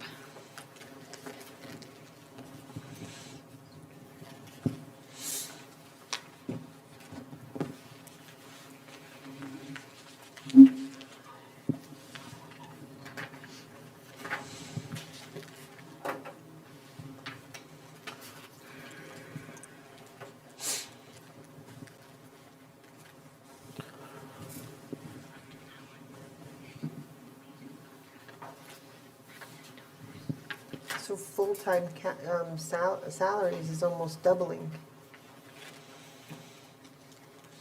I know last we asked for our employees, when they hit their year mark, for an increase. I don't know if that's. 2% is what you had asked for. Yeah. I did not include any salary increases in what is in here. So, It says that 2026 projected 116. oh, okay, so for the actual full-time salaries, so what's going on there is I am actually expending general fund full-time salaries to the LATCF grant. So you're gonna see, and I think I had mentioned the actual expense and the projected expense for full-time salaries just for general fund departments is not truly accurate because I'm moving that expense to the grant. The grant is paying for that this year and probably at least 3 to 4 months into next year. So that is helping to reduce some of the costs for the general fund. However, for next year, even though I will likely continue to move those expenses until it's about $8.5 million total that we will be expending from our salaries into that local and tribal consistency fund grant. I do have to still budget for the expense initially in the general fund because that is where it's actually paid from. Then once it's paid, then I can move that expense over to the grant. And then that remaining budget actually could be used for other things in the general fund. So that's why you're gonna see the full-time salaries are not necessarily gonna be accurate. All of the insurances, elected official salaries, if they have part-time salaries or overtime, that is all accurate. It's just the general fund full-time salaries that those numbers are, at least for 26. For 27, that is the correct projection for 27. We were wondering why it went up. I know, we're We like- thought we did good on the budget, and then we got the number. I was like, maybe we didn't do so good. I'm assuming the overtime pay is because like the Saturday election days and Yes, and all of that. we,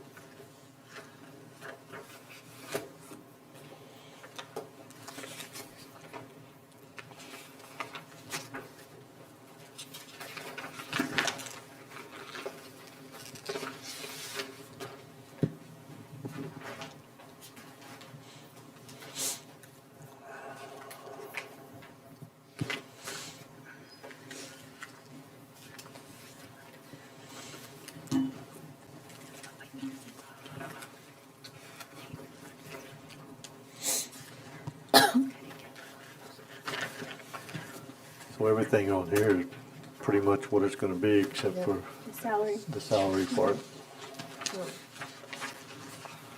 Okay, so we good with everything? I am. Good? Yep, I'm good. All right. Thank you, ladies. thank you. Thank you.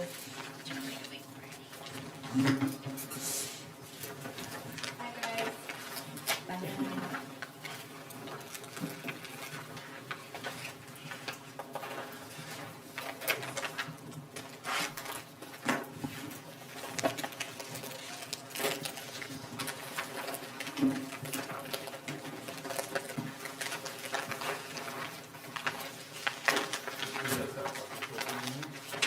Uh, Thank you. You see my pile? just what we need. Good morning, Commissioners. Good morning.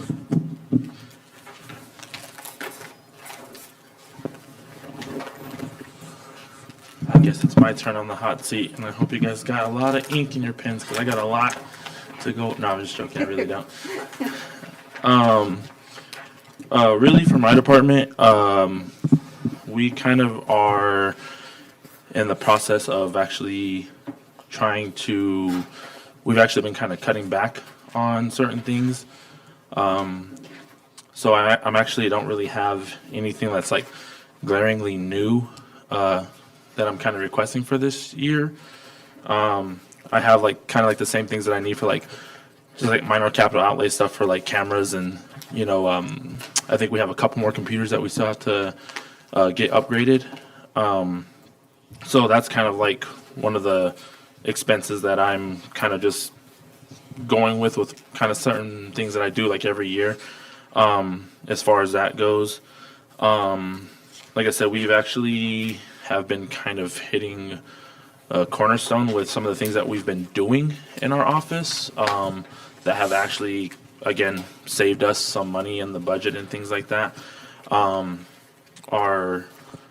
Our third-party contracting that you guys approved for me for the GIS department has actually been a blessing, big time for us. They've actually helped us get caught up with a lot of our mapping and kind of having correct lines drawn and things like that throughout the county. So I, just want to go on record, shout out to Synthos, because they have done an amazing job for us to help us get caught up, and we're actually kind of ahead of the game right now when it comes to that. So yeah, I mean, I don't know if you like have any specific questions for me.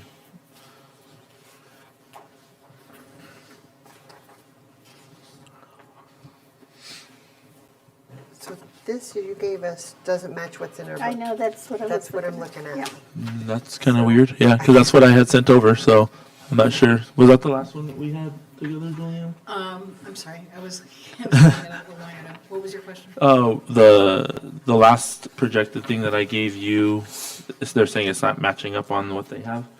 It should, the request should match up with what was requested. The difference is in the Is 2027 there department a line request. in particular that you're looking at? Yeah, it's just the 2027 department requests are different. His budget for property assessments in the general fund actually came down quite a bit from the original 2026 budget, and I think a lot of that is because the one position moved to Berta, and then I believe you had other personnel leave that with new hires, the costs were a little bit less.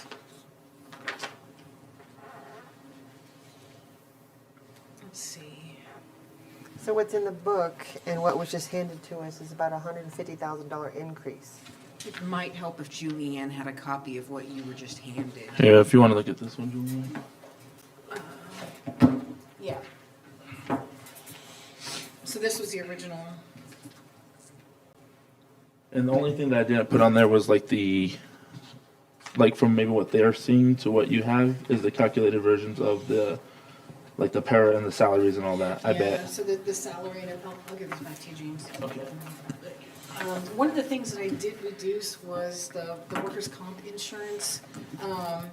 In prior years, there had been additional expenses so we have workers' comp audits every single year. And occasionally they'll come back and they will assess us a larger dollar amount based upon what, risk codes and actual hours worked and total salaries. And so in the last couple of years, they have actually had expenditures more in line with like about a $10,000 workers' comp expense for the property assessments in the general fund. However, this year, let me find it here, they've actually only had about just under a $1,500 expense.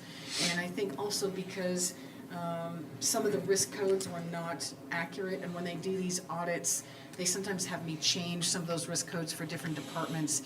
So like for his field assessors, they are gonna have a higher risk code than those who are in the property assessments that pretty much stay in the office. They're gonna have more of like an office type risk code like finance would. But the field appraisers are gonna have a higher risk code, but they're paid from a different fund. So I think that's part of the reason why their workers' comp insurance came down quite a lot.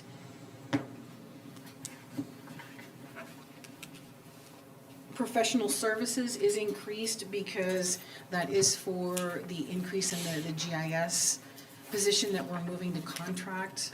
And so that was approved, I believe, in January, at the January commission meeting.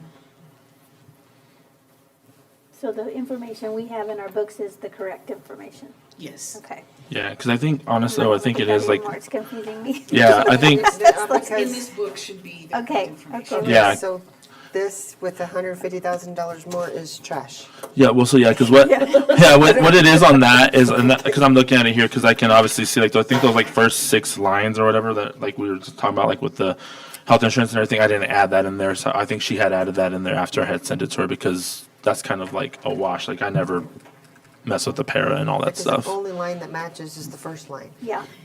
Okay. So, And also that original worksheet that James had, I believe that had just expenditures through February and projections through the end of February. But since we had run our last check run last week, I was able to include total expenditures and update projections through the end of March for the expenses. So that's where some of these differences come in. So this book, the yellow book, is the most accurate. okay, did you throw yours in the trash? I did. Yeah, so I actually didn't get the updated one too, so that's what it is. You got it, one. Thank you for messing up my head. Hey, as I told you, I come to, make things interesting. I was like, I need more coffee because none of this is making sense. I got my ruler out because I wasn't seeing straight. One thing I did want to point out too, because I know like if you were to look at like my registration fees and things like that, you'll see that I still have quite a bit in the budget for that. It's because we actually hosted last year for our conference here, so we didn't have to pay for travel and things like that. So that actually saved quite a bit of money for not having to send anybody there for those. And our affiliate has actually kind of moved towards we have our kind of like our spring affiliate meeting usually around this time of the year, but we've kind of gone away from going in person. We've gone to Zoom just because this is like one of our busy times of the year because we're now in rendition time with NOVs going out and things.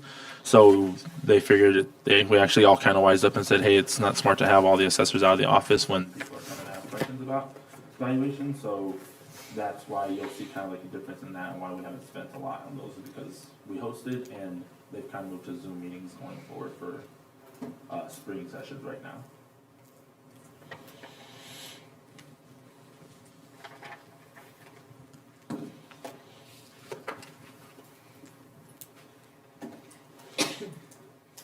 $124,000 in software expenses So is that's what our, we've spent.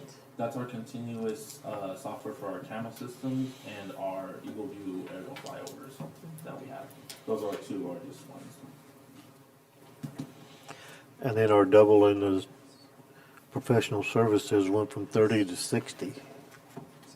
And I think that's kind of what she was just talking about with that, with the contracts that we're doing now with the third-party contracting. So it's a projected amount, but we're actually thinking that with the amount of work that we've been doing with them, we're thinking that it's gonna be around 40 for the year, which is actually still about close to $30,000 less than what we would have been spending with the actual employee that we had on staff for that kind of area last year.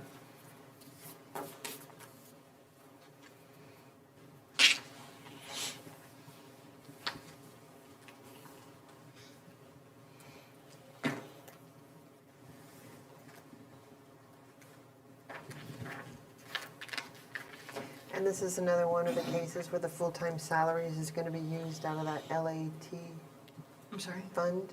The salary increase is gonna be used out of that $8 million fund. Yeah, so there are no, well, the elected officials' salary increases are included. And then he does have a couple of people who will be receiving incentive pay for getting their appraisal and the appraisal certifications. But other than that, yeah, any actual salary increases will need to be considered after we take care of this $3.3 million deficit, so they are not currently in here.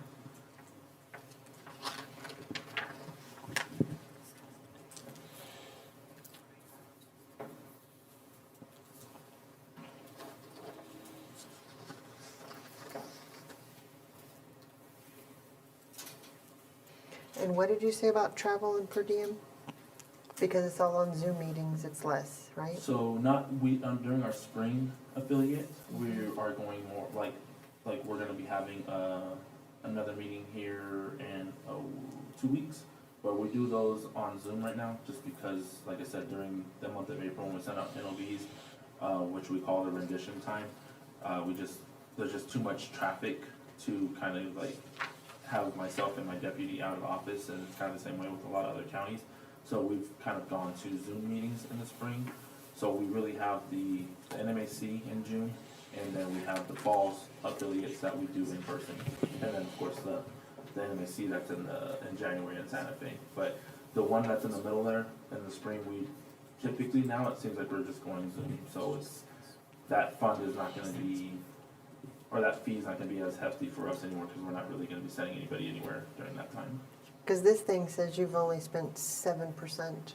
Yeah, so like I said, so last year we actually hosted, so we didn't have to send anybody out for the affiliates. So that's why I was saying, like, it's gonna look a little different because we didn't spend that money to send the four that we normally send out of town.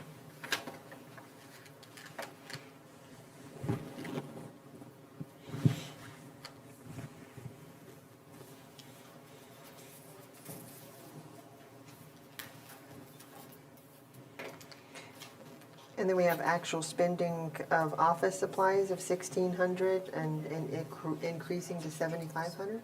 So again, any type of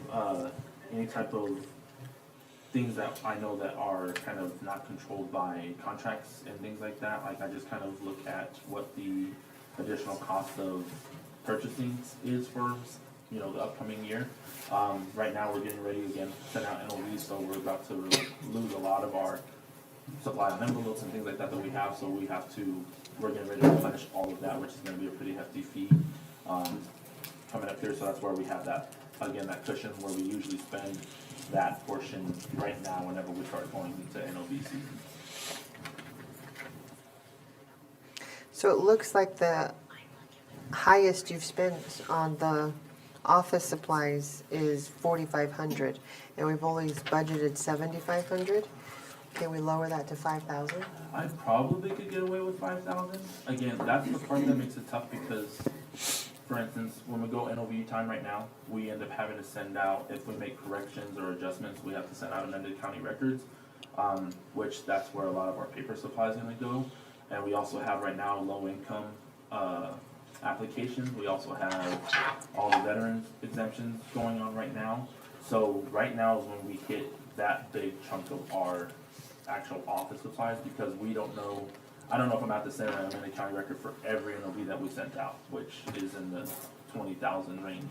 So again, this is like, we don't know exactly if we're gonna end up having to go and order a whole pallet of paper or not right now because we have to kind of wait and see who's coming in to contest and things like that. And then again, veterans exemptions, which the law has changed, they do have a deadline this year. So we'll have a lot of people coming in now versus trying to come in November or October. So a lot of this bulk is gonna hit us now, literally starting today. So yeah. And then You printing feel and good about that? Moving that down to 5? I think going to 5 would probably be okay. And then it says printing and publishing also, you're requesting 6,000 and you've only spent 10% of that this year. So last year, what I've done in the past, I didn't do it this year, is we would spend a good portion of that going on the radio and letting everybody know about rendition time and everything like that. We've done the last couple of years. I'm not 100% certain that I feel like I felt a good, I don't know if I want to say, I feel like, you know, everybody obviously knows, like, the thing that is tough for my office is we send out the notice of values and we say you have 30 days and everybody wants to come talk to me on day 35. And so like it makes it kind of hard. So with the public service announcement radio spots that we had, I just didn't know if it was actually getting the word out even more. So we're really focusing on, we have a Facebook page now that we're putting stuff on. We have our county website that we put all the information on so people get the information sooner. So like even with that budget, I could be okay with dropping that down too. Like, I may try doing the radio spot for some other things coming up this year. Again, letting people know that the law that's changed with the veterans exemption, because the last couple of years we've been taking 100% disabled veterans all the way through the year, which makes it hard for our office because all the numbers that we send out to get certified, we end up having to redo the numbers again because things change because we're now exempting whatever we exempt for a new property owner that's getting their exemptions and stuff. So we're planning on doing a different public service announcement to all of our veterans, which will be a big mail out. So that will be a decent chunk of money, but again, we've never done it before, so I don't know what the cost is gonna be. But like I said, I do think I could probably get away with getting, you know, we could probably go a little bit lower on that, to be honest. So then can we cut that down to 2,000? That would be I would- 5,221. I would say, honestly, I think if we can go to 2,500, that'd probably be what I would feel safest with.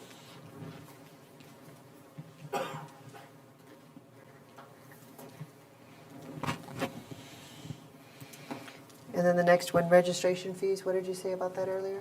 So again, that's whenever the affiliate meetings and things like that, we have to pay for the registration and then all that, but again, we didn't have to do that last year because we had it here. And at the time, what we also have to do is with all of our IAAO courses for incentive pay for all the appraisal training, we kind of have to wait to see what the state is offering. So I have a couple employees, for instance, that need the level 4 certification, but they haven't offered that class. And then I have, with my new employee that we just hired, he'll obviously need the level 1. So I have 3 employees right now that are still working towards those, but what makes it tough for us is we don't know each year if they're gonna offer level 1, 2, 3, 4. So that's what makes it kind of hard. Like myself, I have to go in for recertification. Every 3 years, you have to basically take another continuing education. We have to take a course to basically kind of keep our credentials up. So like myself and my deputy, Ricardo, will have to take a course this year. And so that would be like one of those things where whenever we have them available, we send our people because we need them to get done. But just sometimes it depends what they do is they ask statewide what courses did everybody need. And so like if the majority of the courses are, hey, we need level 2, and I have no one that has level 2, then I can't just send them there because it's not like it helps them. It honestly just wastes time. So the most you've ever spent is $3,500? No, for that, the most I probably would have spent in a year, I feel like there was a year where I had everybody going for their level 3 and 4. They had 2 that year, so the most we probably spent in a year, I want to say on that might have been around $9,000. That would have been about, maybe my first year actually, maybe 3-4 years ago almost.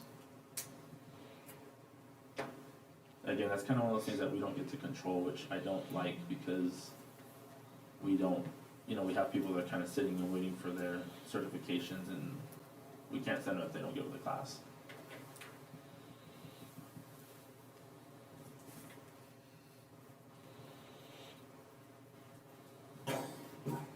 Well, I'm nickel and diming you. I mean, this is just, but It's all right. Like I said, I've actually been kind of saving a little bit more money for you guys with the last couple changes that we've made.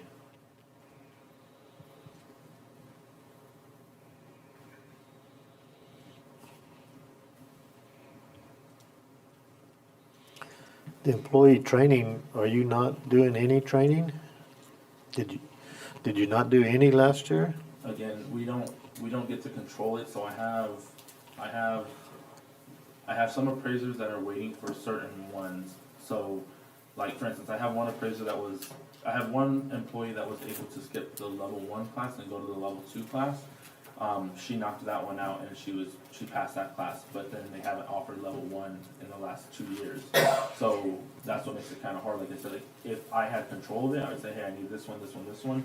But they won't send instructors for counties that have, like if there's only counties that have like, hey, we have 4 employees total that need level 1, they're not gonna send an instructor to wherever it is. Like Socorro is usually the central hub where we take most of our classes. They won't send an instructor for that if they only have 4 people in the entire state that need that class. So then what they'll do is then move on to level 2 or level 3, and right now we're just stuck in a weird spot because I need level 1 and I need level 4 classes offered because that's what my people are missing right now. And then like for myself, when I do recertification, there's a plethora of different classes that we can choose from to do that, and they'll send people for those because they know it's like a more condensed class because it's more specialty type stuff like commercial training or training on cadastral mapping and things like that. So those ones are different, but they also know that those ones only happen like every 3 years because it's usually your county assessors and your deputies that are taking those courses. so it seems like that line item might be duplicated. Because that's the same, like the registration fees, what you said that was, and then there's an employee training line that's not utilized. And that part I'm not sure on. Yeah, I on agree how with that you, goes. Amy. I was just Yep. looking at that myself. So the employee training line has not really been used in the last several years at all. I believe what they're doing is any training expense, they're putting it under the registration fees. Registration, So can we just get rid of could that either line? completely eliminate that Probably, line yeah. or Okay. and maybe increase the, I don't even know if we would need to increase the No. registration fees at this I point, honestly but we don't could think so. probably completely eliminate that one. Okay, so I'm gonna put a 0 on 5266. Yeah. Cool, see, saving more money. I'm trying. You're the first department I can. So James, I'm still, this $60,000 deal. Yep. You had budgeted 30,000, you say you think it's gonna go up to be 40,000, so what are you gonna do with the other 20,000? So, Well, no, what I was gonna say is, I believe in January, when it was discussed, we were considering that it could potentially be about $6,000 a month. But it's more on an as-needed basis, and James would know more about that than me, but, you know, we're not gonna expend the full 30,000 this year, and we probably won't even expend the full 60,000 next year, but because of the original, you know, recommendation that it could be up to 6,000 a month, that's what I have in there, Right. so. and it is, the third-party contractor, basically, it's exactly that. Whenever we get, new subdivisions, we get claims of exemptions and things like that that need to be drawn, we reach out and we get that work taken care of. He's also going to be actually kind of helping out with, some other cleanup items that we can be doing here in the county that will help with, like our Eagle View, software that we use that a lot of the people in the county are using. We're beefing that up a little bit to where everybody's gonna have a little bit more utilization with it. Like we're trying to update on that, like septic tanks, fire hydrants, things like that, so it can be useful for different layers for different departments. And again, this company that we're using, they're kind of like, you know, you show us the projects that you need help with and we'll help out. So it is a, you know, kind of, you know, we're paying by when we use them. And I'm not sure if you guys know or not, but my office is also kind of taking back on planning and zoning. We are going to be helping with getting all that stuff taken care of too. So the more information that we're getting in, the more we're gonna be relying on this contractor. So that's why it's up there. It's like she said, we're hoping, we're anticipating, but again, honestly, I'll tell you the honest truth, we're doing things so fast now that I think people are going to start bringing us stuff quicker. And we also have someone that's gonna be, being a little bit more scrutinizing on the way that things are being done with like subdivisions and everything, because she's very well trained in the things that she's doing, so it's gonna be, I think it's gonna pick up more, so, again, it's an estimation, it could be 40, it could be 60. Well, but she's just telling me it's 6,000 a month, 6 times 12, 72,000. So what are you gonna do to come up with the other But they're just 12,000 as if you? needed, so it's not necessarily always gonna be, Yes. it's not a set payment of Again, this is 6,000 a the month. first, we've been using it for 6 months now, and we've cleaned up a year and a half, almost 2 years worth of work. But again, I don't know, like, if you know people that are gonna be buying up plots and stuff like that, and we know that we're gonna have more subdivisions, then obviously we're gonna be utilizing them more. But if that's not happening, then we don't know.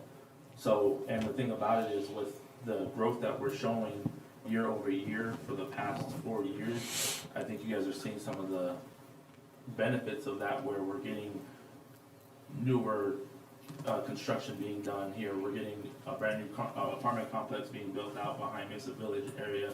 The apartment complex that you guys have been working on with the gentleman that's gonna go behind Casa Arena. A lot of that is directly related with how we're showing growth in our county and how we are doing valuations. So again, can I tell you that the subdivision increases are gonna slow down? I don't know, but I do not think it's gonna pass $60,000 just based off of the amount of work that we've seen, that we just did, and what we've kind of seen over the last couple of years. Like, when we looked at this third-party contracting, we kind of dove into this with a magnifying glass just to try to make sure that we can make it fit. And ultimately, I do think it's actually still gonna save, I think it will actually, in the next couple months, I think my person's also gonna get trained pretty well on some of this stuff, to where if things go the way I'm hoping, I'll be able to say, you guys, hey guys, guess what, I'm gonna cancel the third-party contractor now because we know how to do all of it. But again, we just need the training and the time, and we can't do that until they get us completely caught up and we can get through this month of greatness that I call MOB time. Okay. Do you think we need to leave that at 60? You don't think we could push it maybe to 40? If we were gonna drop it at all, I would say 50 would be where I feel comfortable, but I just don't wanna have to come to you guys in a couple months and be like, hey, like now I need a special hearing because I do need an extra 10. But I think with how things have gone, I think we might be okay at 50 would probably be where I would say is my minimum that would probably make us feel comfortable in that office. Okay, let's go to 50, and if you have to come back, I mean, 10 wouldn't be like you're asking for $1 million.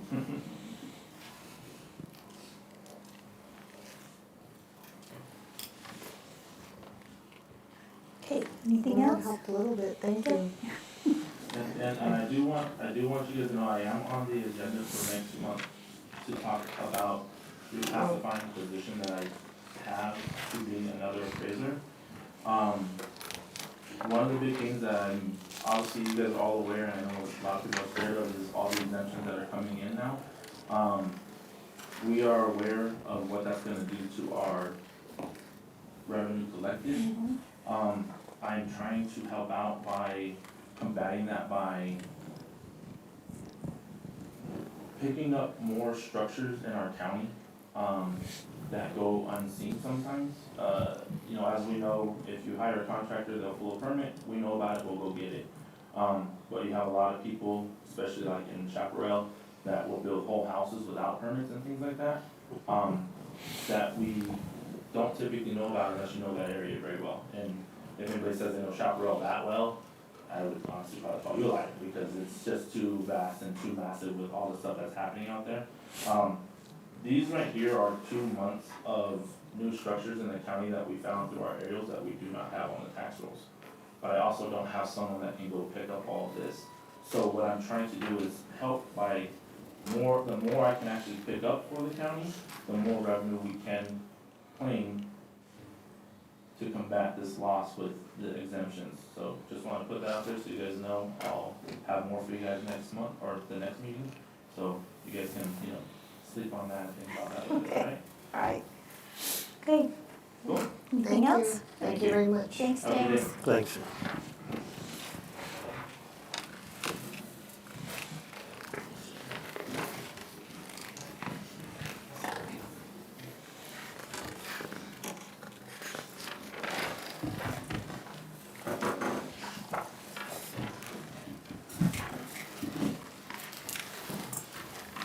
Good morning.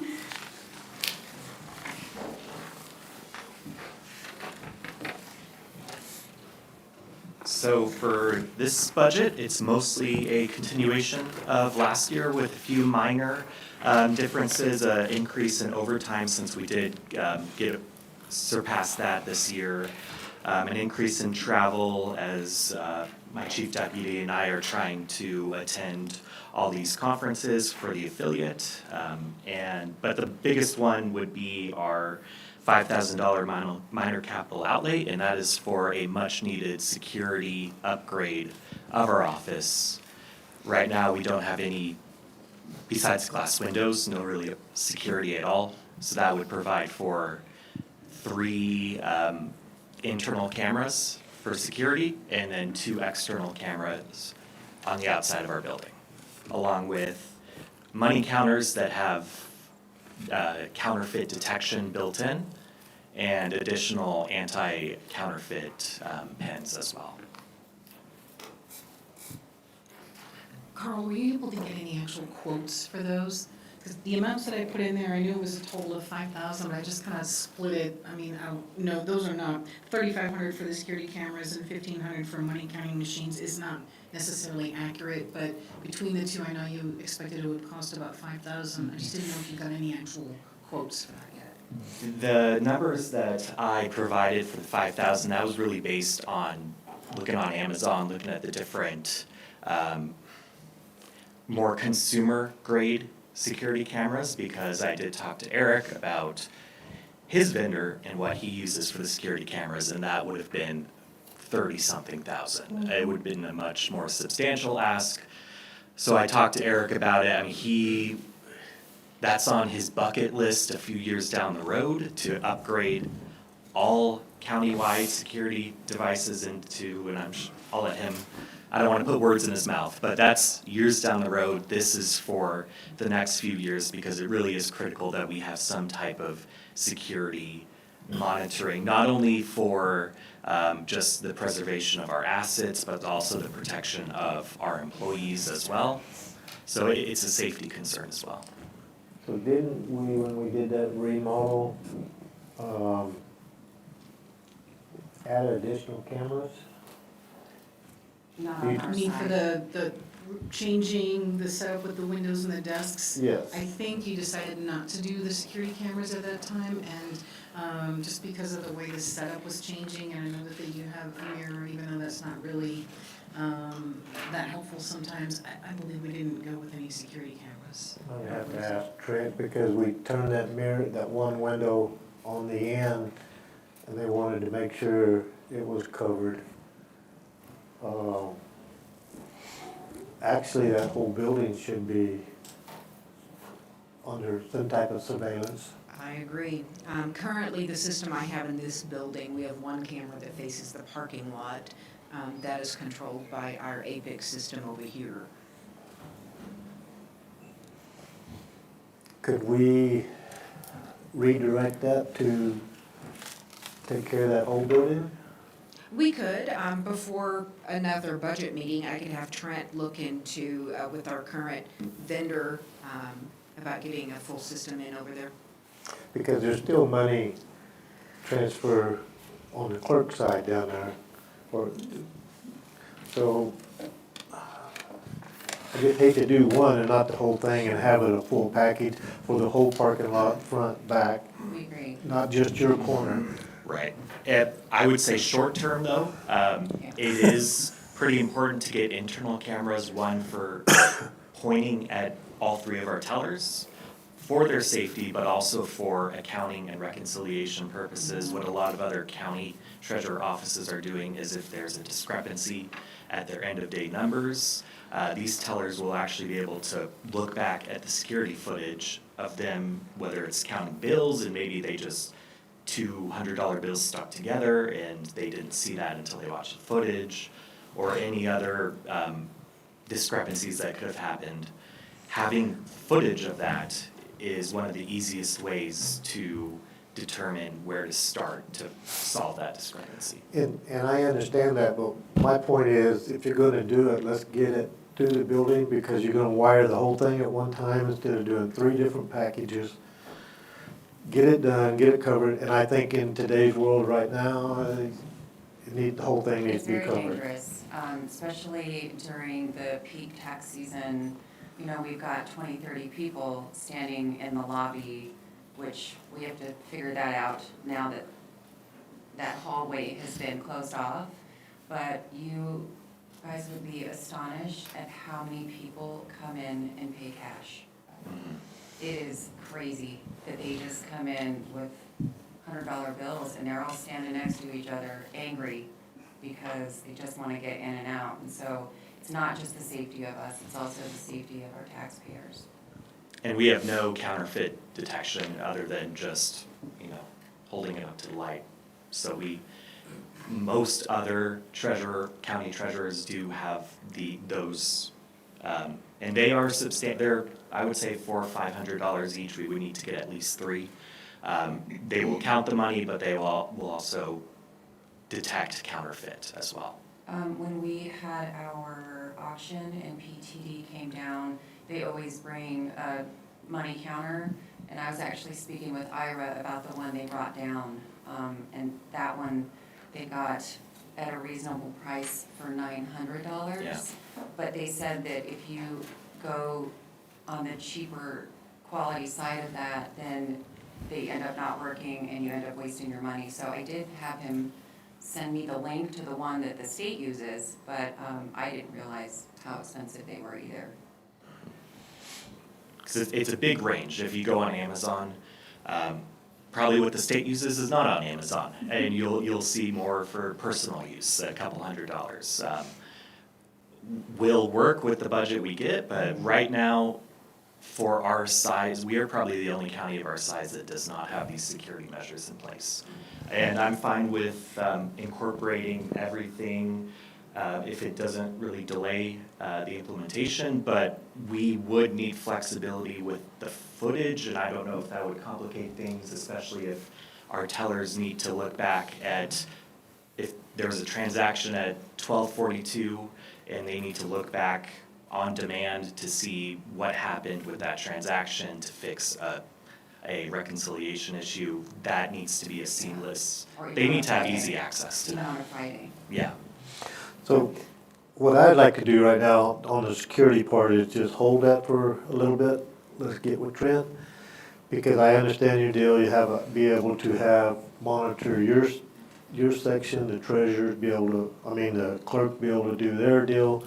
So can we do a little research on that? We can get that surely pretty quick Yeah. before the next deal. I'm okay with a $3,500 camera system. I think that's a reasonable. And ask. really, if we just forget the external cameras and just get 3 Blink cameras from Amazon that cost $200 each, and I think maybe $100 a year in subscriptions, we could cover the security cameras probably for $800. And I think just for the simple ease of the use that you need them for as well. Yeah, and that way they can have it on their And it's phones a temporary for the fix. app.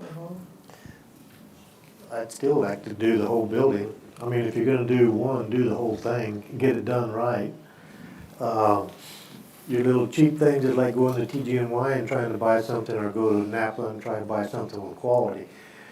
I don't know, I just think we need to do the whole thing, all the way around, inside hallways. And if we need a specific deal on your feedback to where, whatever you need in your office, you need to mention that and get that piece put in. You understand what I'm saying? Yeah, I guess that would be a conversation with panelists. Yeah. We don't have access to that footage. Commissioners, if I may, first of all, you're not approving anything today. We Right. have time to get a quote and to see, and still hold this pending, because we can't start spending money till July anyway. So there will be no system in place before July. The way it's set up in my building, I have access to everything here. We can get APIC to come in and meet with each elected official on your needs and who needs access to that. We can get a pretty good idea of, you need to have access to what goes on in your office. So I don't see that being an issue. It's not gonna hurt to get the quote, and it won't cost anything to get the quote. So I'll take care of that. Okay. And then I agree, you definitely need the money counter machines. That's a big, and I would get a good one, because you get what you pay for, so Yeah. I wouldn't go too cheap on that. So yes on that.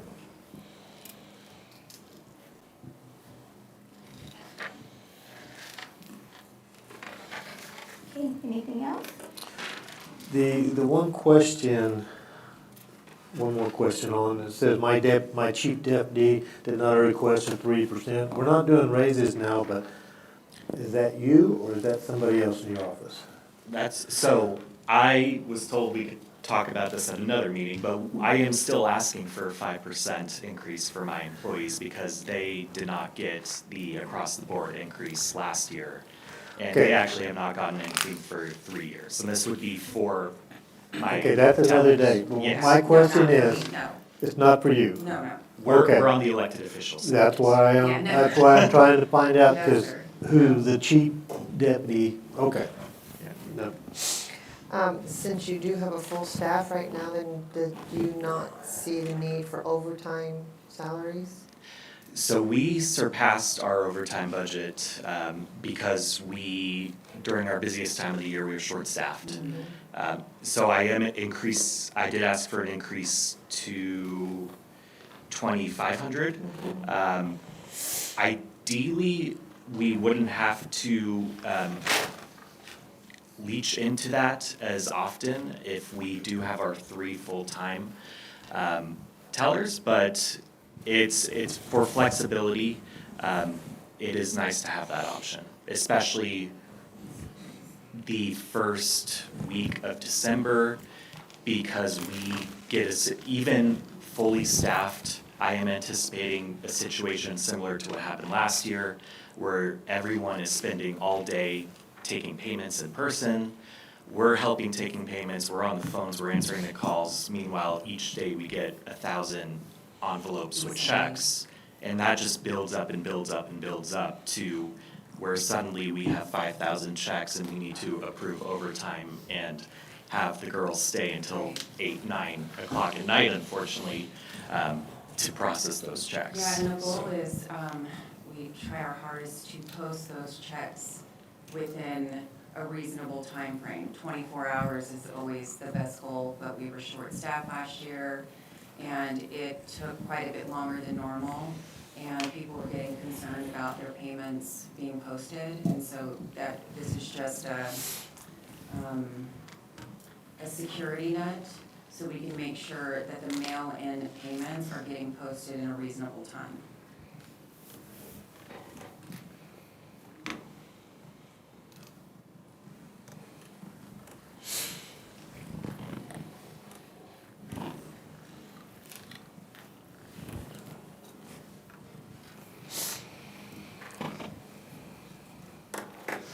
You have 18,000 in printing and publishing, and you didn't spend any of it this year? We are doing 2 mailings, and the first one is in the works. The first, that is a reminder notice for second half. But the big chunk is going to actually be for our delinquent mailing that we will send out in May. Yep. Here in the next 30 days, that's a massive one. Mhm. Employee training, the most you've spent is $3,000, and you're requesting $7,850? Yes, so the 1,200 that we have spent so far, that was for my New Mexico Edge Treasurer certification. It cost about 2,000 to do that. We split it over 2 fiscal years.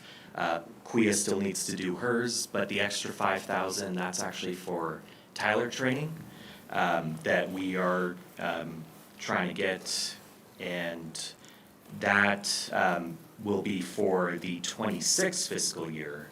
But for 27, we would also like to have a buffer and to give us options in case we want to offer that training to our staff or to do have a CPA come in and look at our accounting and give us training on that side as well.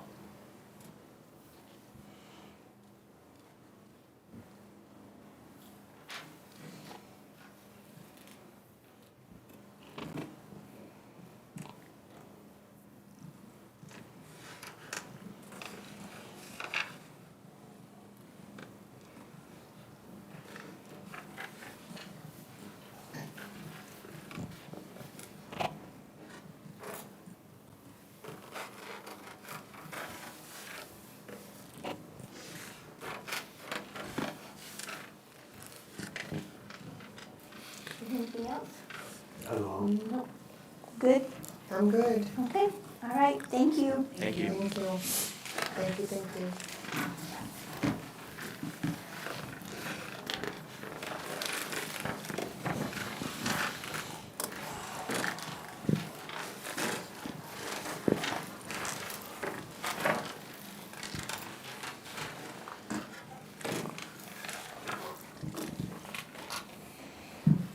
You're up, Sheriff.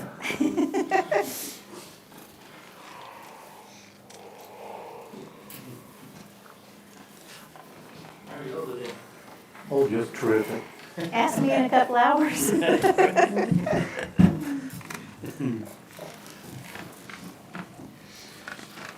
bring Lieutenant Emery up with me just because there's some of this tech stuff that is in his head. Need a tech guy?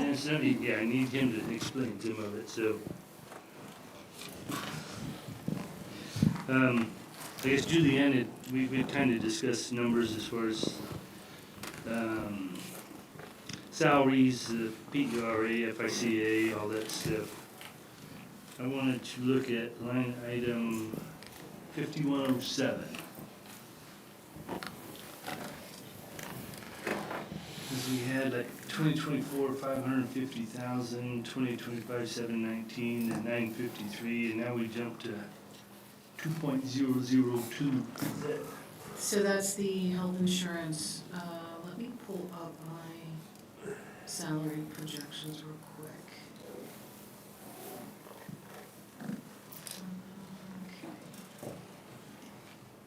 be that there is a typo in there. I think that's a typo, surely. Thinking that's Yeah. a lot. That's a big old chunk. That's like more than double.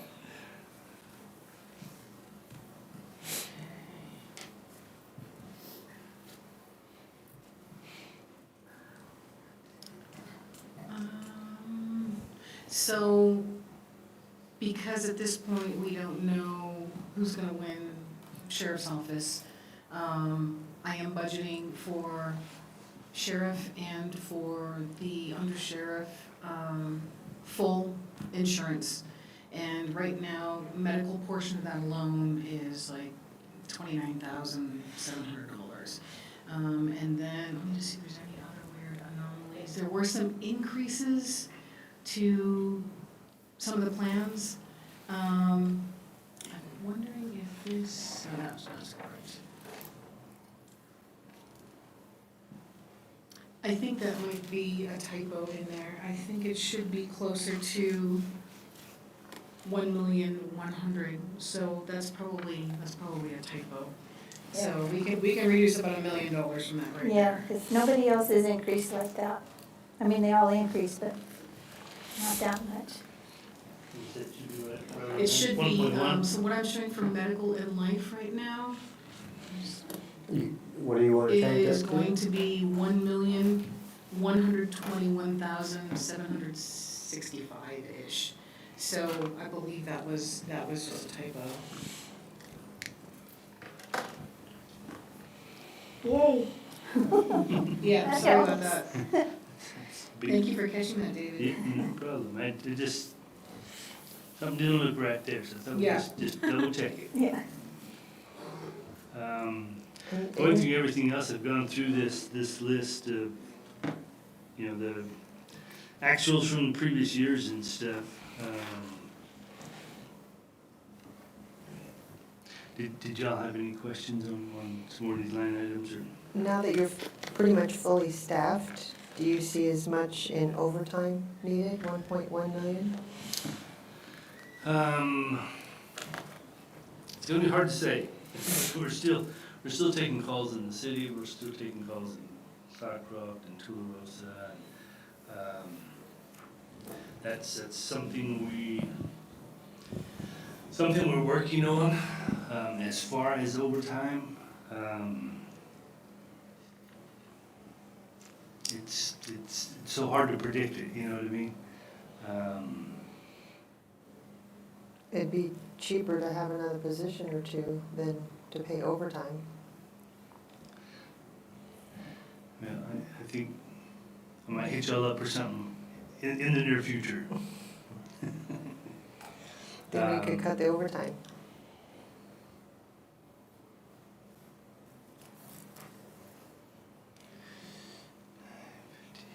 I don't know how you'd even regulate that. Because that's an unknown Yeah. item. That is, I mean, we start getting subpoenas for court, it's, I forgot about court. yeah. There's so many unknowns, that we really can't predict.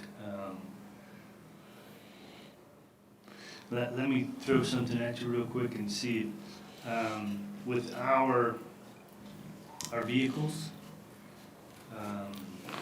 so we've got 9 vehicles that we're fixing to pick up and have upfitted. And with the time frame of getting that done and everything, hopefully we'll put in for a capital outlay again this year and try to get some money there.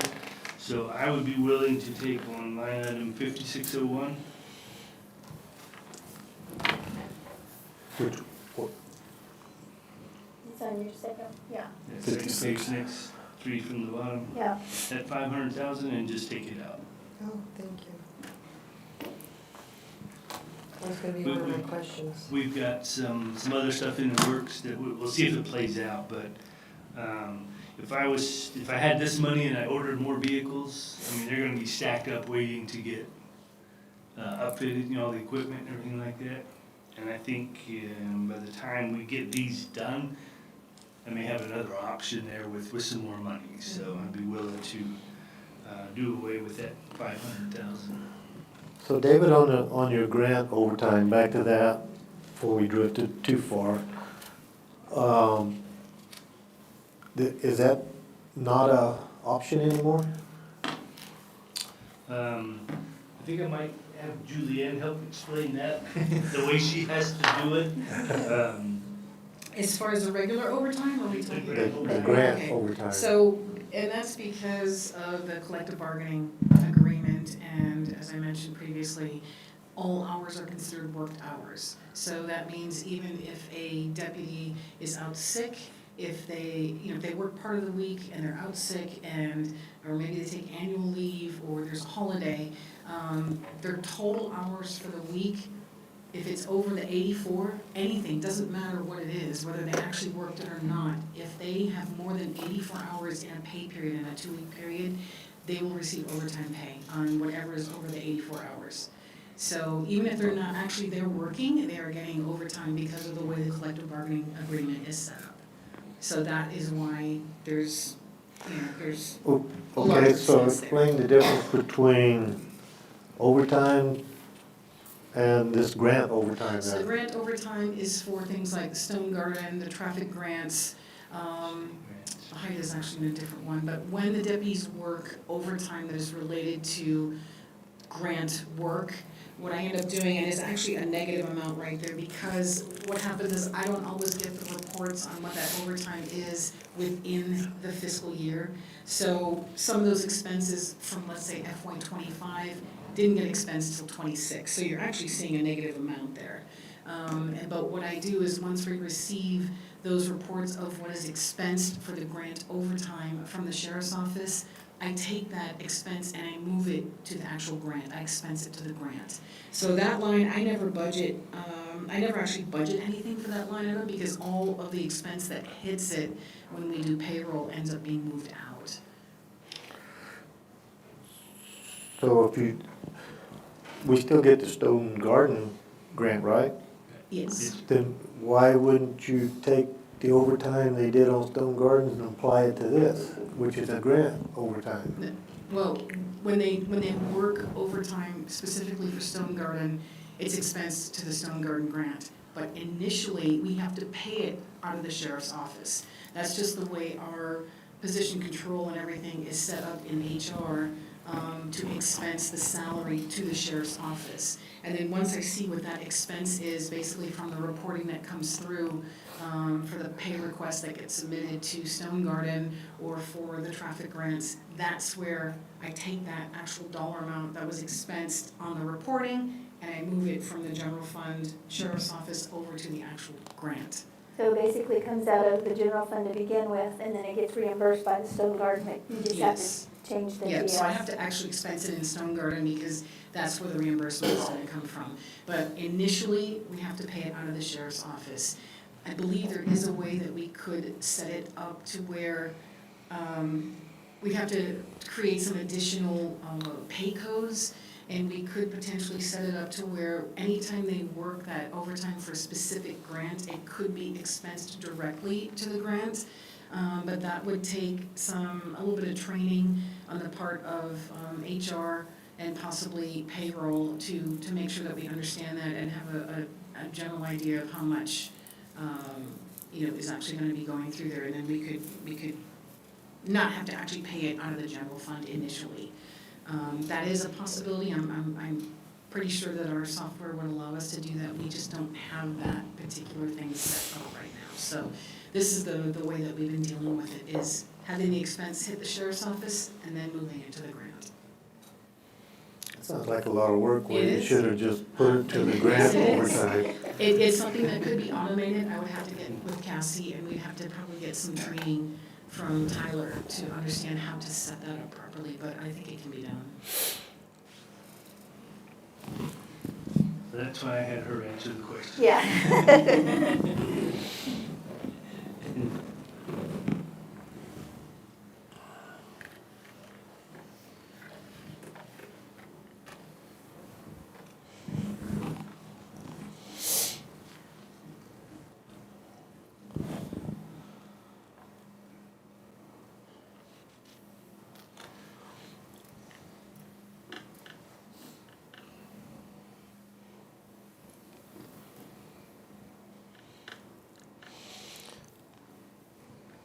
So I'm surprised Amy ain't already hit you on this, on your public relations That's stuff. what I was looking at right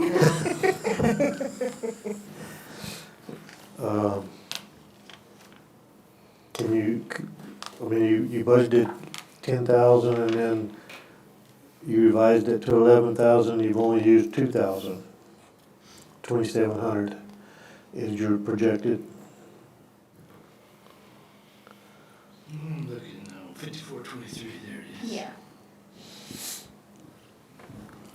Can you pull up that? I think there's gonna be, yeah, I think that.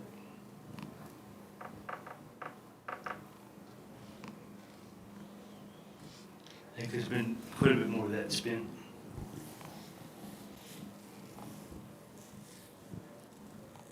Just looking, so right now we have about $8,700 encumbered in that line item. We spent 2,031 for public relation items. Let's see what we spent, or the encumbrances for.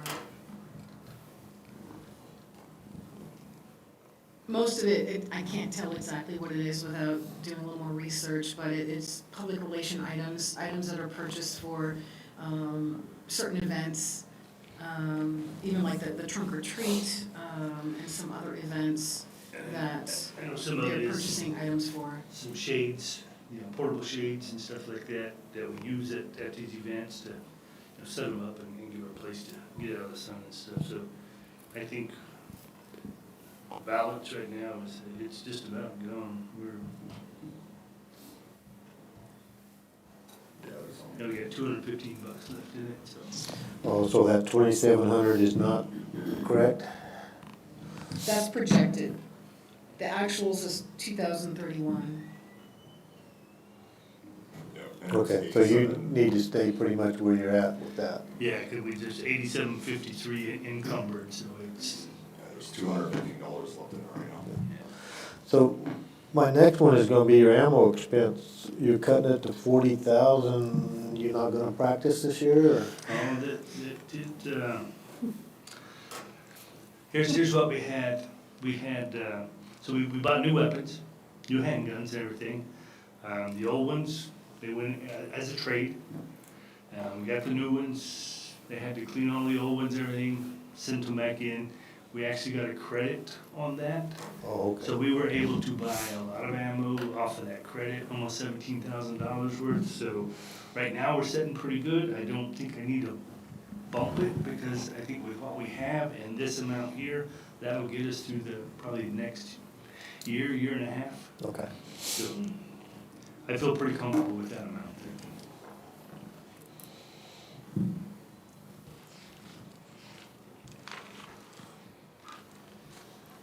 What's the difference between sheriff community outreach and public relations?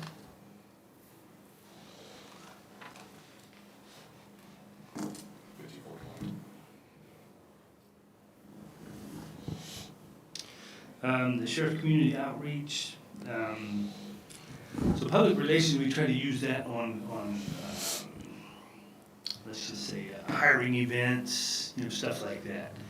The community outreach, that's where we try to get stuff for giveaways at the fair, coloring books for the kids, just giveaways and stuff like that. So we try to keep those just separate on the line item.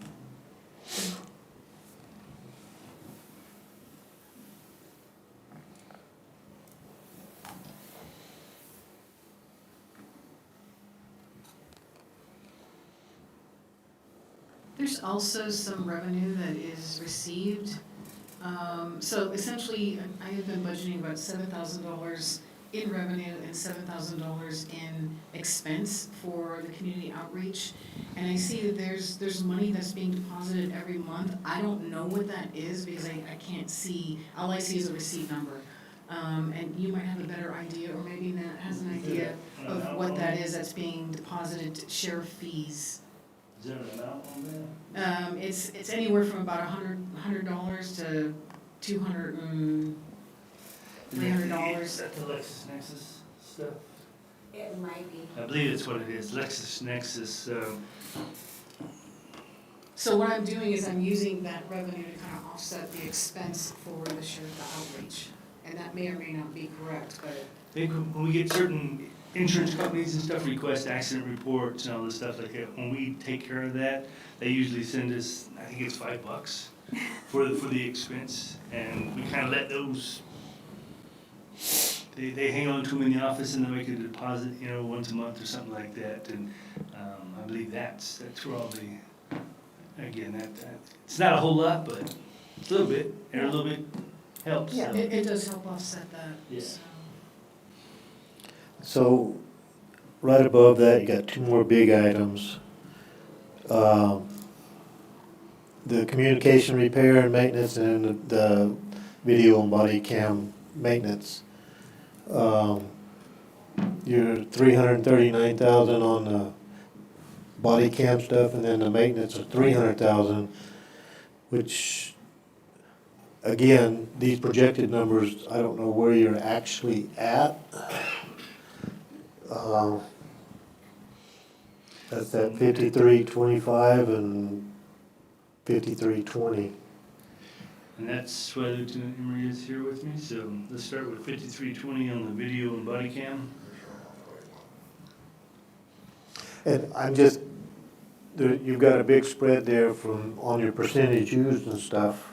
It's because we're waiting on an invoice on, let's start with that video body cam. So I have money in there for 9 more vehicles, which are stuck in Albuquerque because we haven't got the capital outlay money to pay for the vehicles. So some of that is the prorated amount for those cameras, as well as we haven't been invoiced for flock safety yet because we're still in the middle of the installation project. So that's why there's so much left in there. It's not, it's encumbered, we're waiting on the invoices. Oh, okay.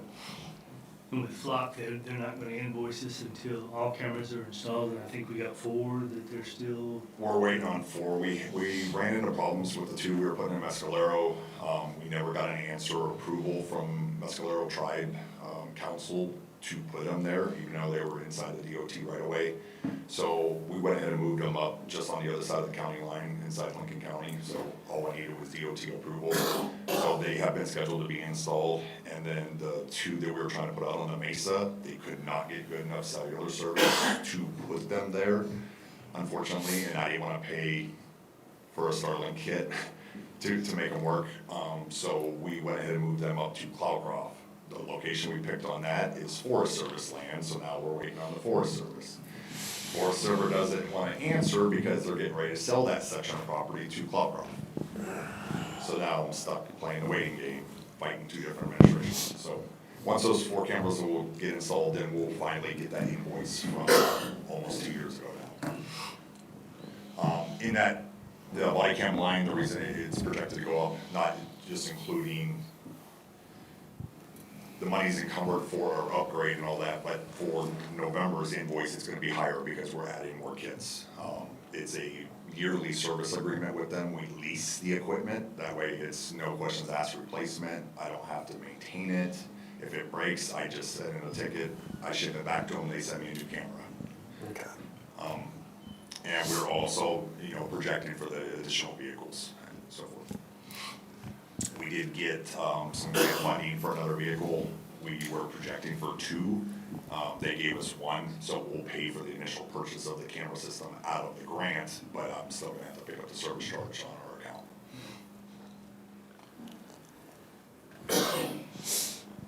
And equipment repair maintenance, the reason that's up there, it's been up there for the last couple of years, but we're coming up on that magic year where it's time to start replacing servers and computers and all that, even our mobile kits. These are not cheap, but we're coming up on that 5-year mark. I got us 5-year warranties when I bought them, but it is gonna hit that 5-year mark, and they're gonna have to look at starting to do an attrition rate with them and replacing some of them. We're up to 75 laptops, so I was looking to probably do about a third after we went back to budget because of the chip shortage around the country, or around the world for that matter. The price increases of memory and RAM and all the fancy stuff inside these. Unfortunately, they've gone up in price, and the last estimate I got for 25 devices was already over what I have available to spend this year, because I was gonna try to pre-implement mine, so we didn't have to ask for so much next year. Unfortunately, it's not gonna be the case, so we're gonna cut that down to 20, projecting an increase of personnel as well. We're gonna cut it down and try to start swapping 20 a year. Where that's gonna run into the problem is that first 50 we bought, they're gonna be past the warranty. Yeah. Hopefully they won't break them. The only other thing I saw, David, is on your fuel cost. I don't know what this price was projected off of, but I don't think you got enough money. I hate to say that, but I don't think you got enough money in for fuel if it's today's rate, 6 months from now. Yeah, based on when we kind of did this, we looked back at, this is what we've been spending monthly, for the past 6-8 months, stuff like that. Yeah, I agree with you as far as, Because you're already over what you projected, or what you're asking for. Am I reading that right? I'm looking, there it is. You're 362,000 and you're asking for 360. Well, that 362 is a projected. Yeah. Yeah. Yeah. But 275, again, yeah.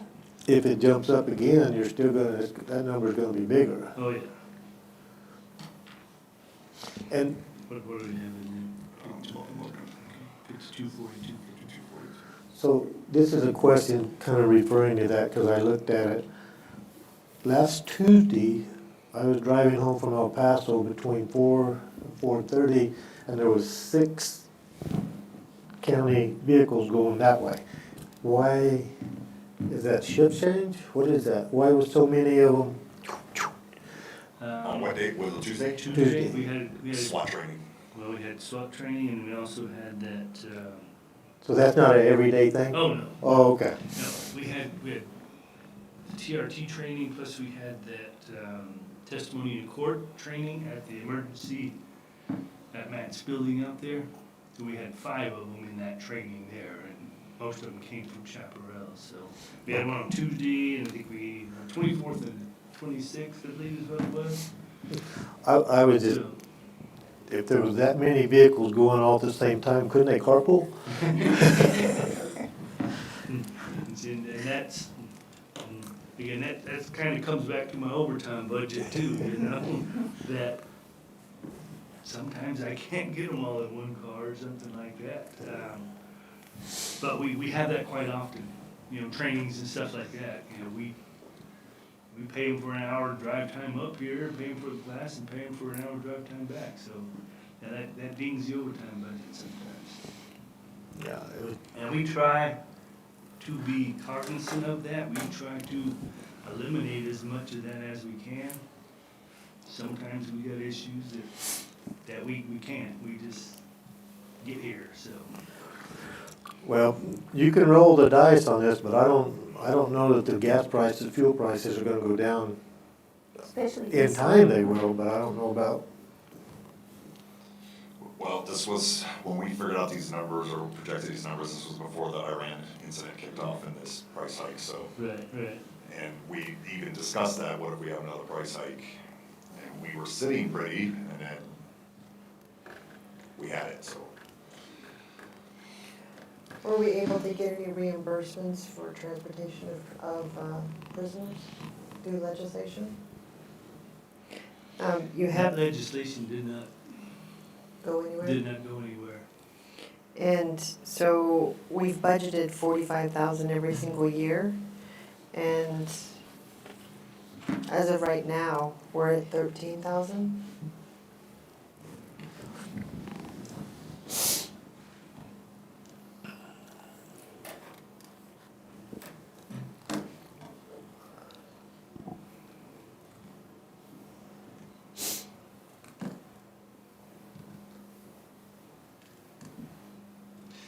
I think I'm gonna have to do some looking at that. I know that some of the transports and stuff,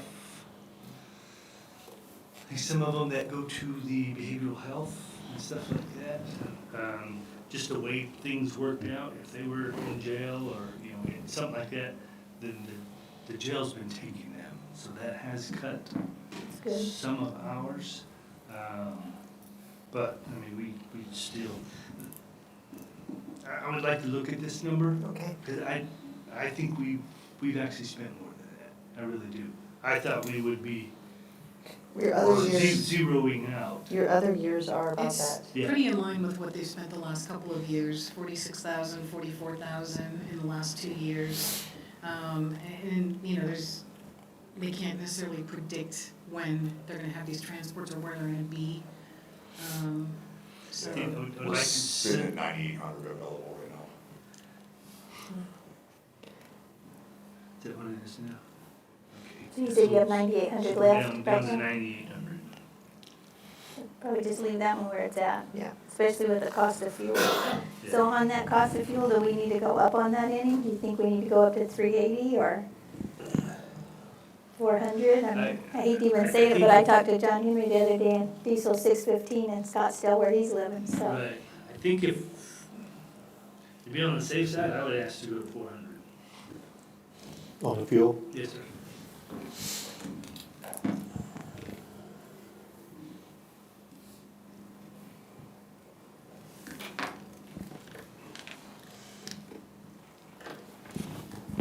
I think that's all I got. Do you All I have have. anything else? No. Okay, I think that's it. Hopefully, that helped a bit. And it helped, the insurance helped a bunch. But insurance and get rid of the car. And getting rid of the cars, yeah, that was a lot. Put another million back in the budget. Yes, thank you.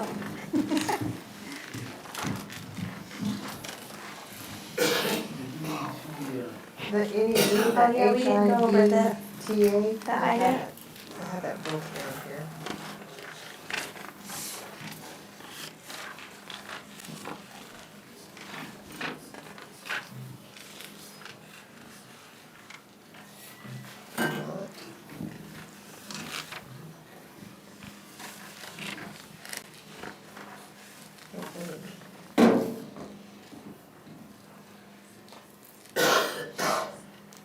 This is all grant money, right?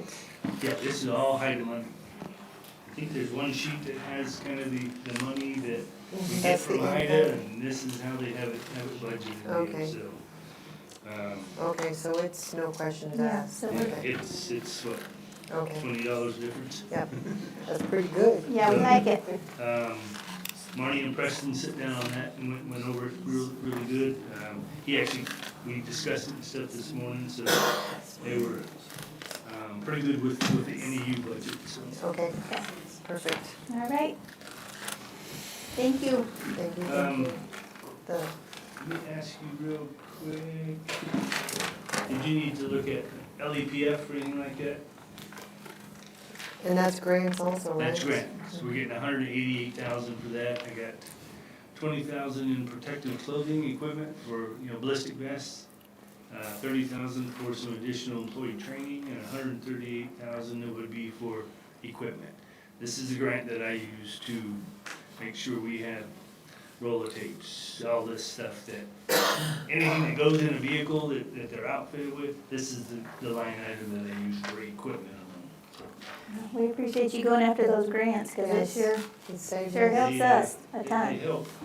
LERF, this is the anniversary date, Law Enforcement Retention Fund. So we had 11 people that were qualified for that this year, so we'll be getting, I think we've already got most of it, $38,373. So we got 11 people that will receive an additional check for the retention funds. Good. That's excellent. That's all of mine.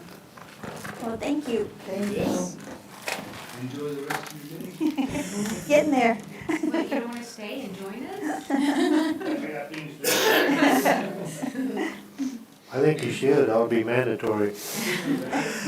I'll leave John here so he can help with the cooking. Thank you. Thank you. Hello? Hi. This is my first time. I just took over as the director of Wildlife Services. My name's Mike Muller. And our equipment is shot.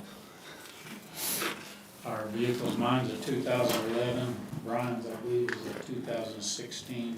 Mine's pushing that 200,000 miles, $160.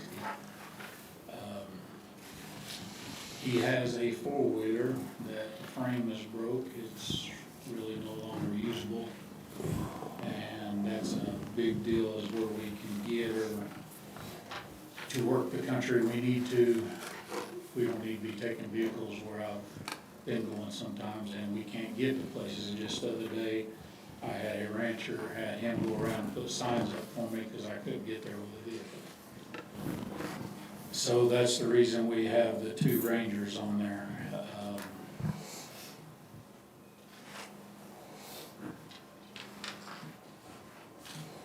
Do you have another trailer somewhere, or does Brian have a trailer that he hauls There his? is one more trailer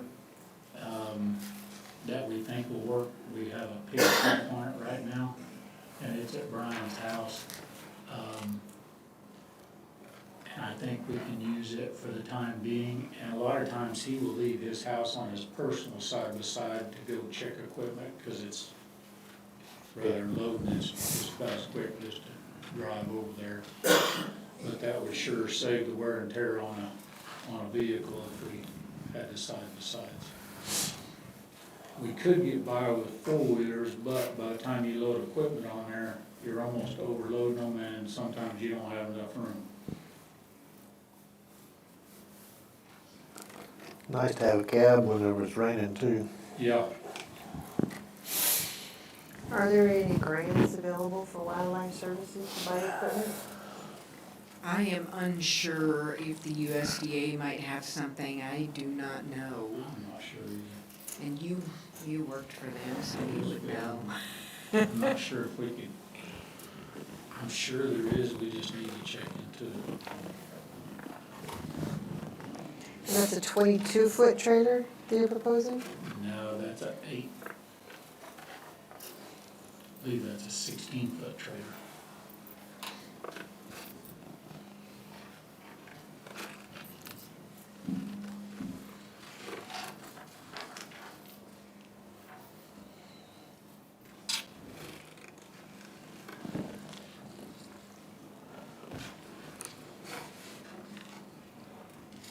And you said the other trailer needed what?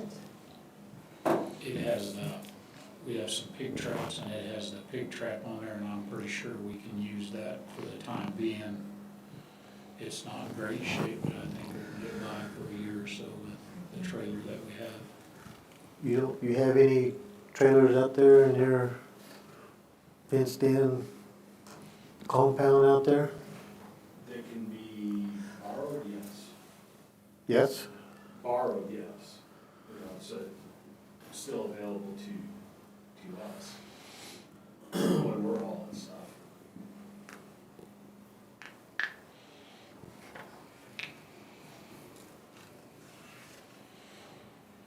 How many do you have?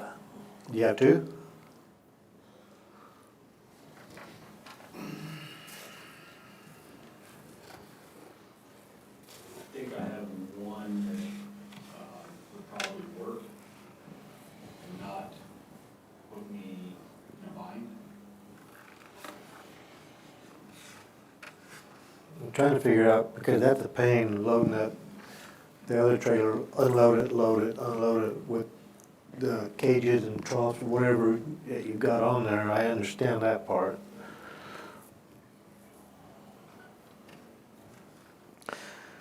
I know Richards has never asked for anything for, So, yeah, this is something you need to be aware of, that Richard never asked for anything. We thought the budget was good. What we found out was that Brian was purchasing a lot of his equipment, everything out of his own pocket. And when we ran that tally up, it was about $5,000. This was Brian's tickets. That we ended up paying him. So we ended up refunding Brian for all of that. So this budget was not sufficient for that department. And I can tell you, one of his vehicles that he drives, sometimes he can't even lock the car. yeah. Because it doesn't work. And there's equipment and With the ammo. firearms and stuff in there. Yeah. I've had to break into it myself just to get back in after fueling up. Those buggies you're getting, will they fit in the back of a truck? A lot of those, No, I don't believe so. 'Cause I know a bunch of those razors and stuff would. These are just a side-by-side with a cab. This is kind of on the lower end of the Rangers. Like I said, they're only 576. Yeah. So that's pretty small. But yet it would have a bed on it where we could haul equipment.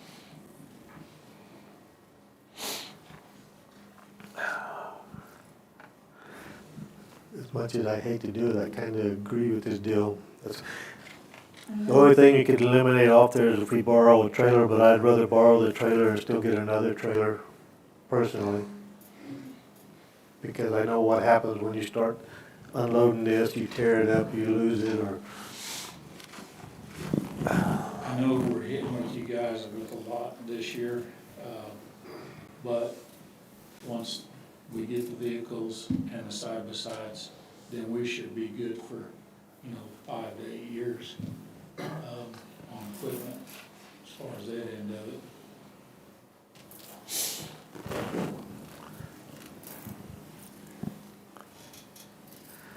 I don't really have a problem with this one, because we've never invested anything in it forever. Well, we have basically, but not through this process.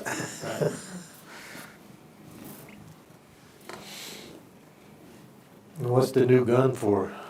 Well, so let me back up on that. So in my contract and Brian's, we are supposed to furnish our own firearms. The county provides the ammunition for the firearms. But I've been trying to get with Fort Bliss, the attorney, our county attorney's working on that now. In order for us to work on there, it is shotgun only. And with that, they are wanting serial numbers on guns. And I'm real hesitant about giving serial numbers on my own personal weapons. So I put it in there for the shotgun. If we get to work on there, then it would be a county-owned shotgun, and that would be the serial number that's used. Pretty pricey little shotgun. And I just got one bid locally. If we needed to, we could get more bids. But Wendy told me at the time, she said you're only required one since it's in town. So, and we could go down on the shotgun and get a lower. Biggest thing is it has to be able to have screw-in chokes. Whereas at one time, the county attorney told me, well, the sheriff's office may donate a shotgun to you guys. But a lot of those are riot We already shotguns. sold them all back. I had nothing to donate. Yeah. Okay. And they wouldn't have for the jokes either. And we really need the screw-in chokes.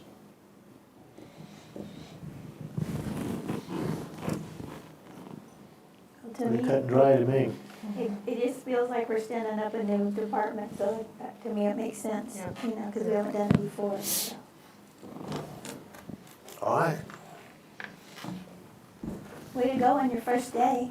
You want to see what my First sticker budget. said whenever I on your? Thank Wow. Thank you. Thank you.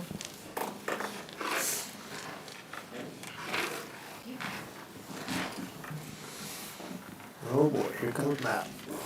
Good morning, Commissioners. Good morning. Matt Clark, Emergency Services Director.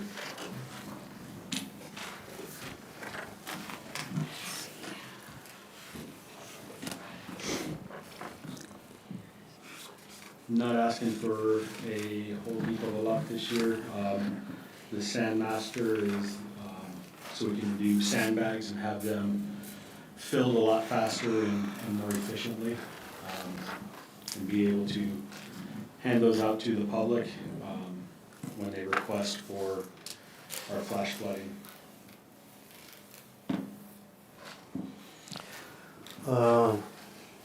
You're filling sandbags now? Is that what I'm seeing? We fill sandbags by hand as requested. Why don't you do like Tom does and give them the bags and there's a Well, shovel out there and a sand pile? We do that as well. I send them all to Tom, but being able to have them filled, because we do have the elderly, the disabled community that will call, is there any way you can help us out? And so then we try and fit that in to the best of our abilities to help them out so that their homes are protected as well. So where is this item gonna be placed at? We're going to place one of them at the road shop, well, probably both of them at the road shop. But that way we have one that is in use at the road shop all the time, and then if we're up in Tiburon, because there's flash flooding up there after a fire, we'd be able to take that up and just drop sand and be able to fill them a lot closer to where they're needed.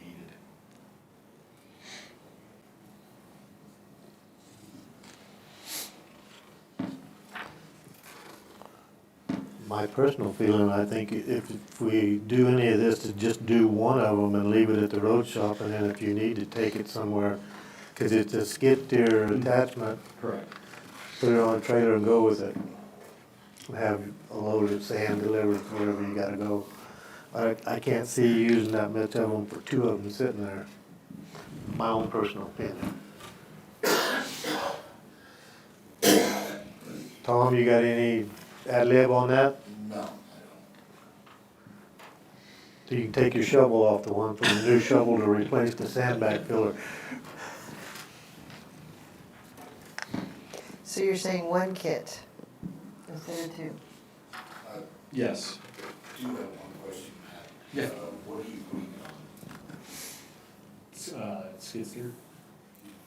You asking for those skid steer? No. No? The ASV, we contacted the company. It'll work on the ASV, it'll work on any of the Bobcats. Yep. Yeah. And it'll also work on, I think the other one that we were looking at would work on a backhoe, front end, small one. Okay. So.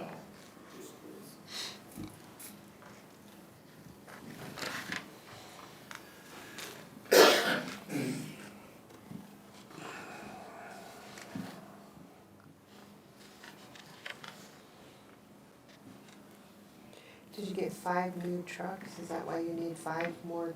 Yes. Um, The capital outlay is finally moved forward, and we were using Microsoft's Surfaces, but their new processor is not compatible with the VPNs, and therefore we can't use CAD on those.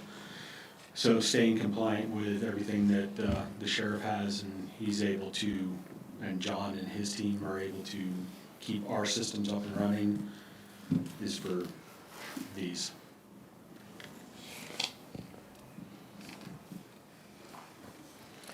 That's just on your emergency vehicles or Yes, on our codes vehicles. code vehicles? Okay. Yeah, so that they can go out and have access to CAD, they can document everything that they're doing right there. We've lost that ability right now.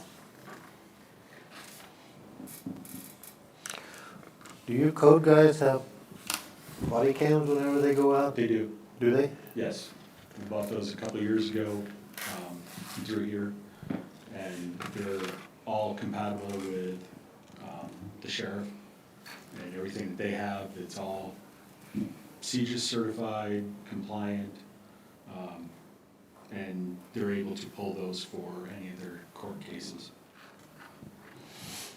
Did I miss anything, John?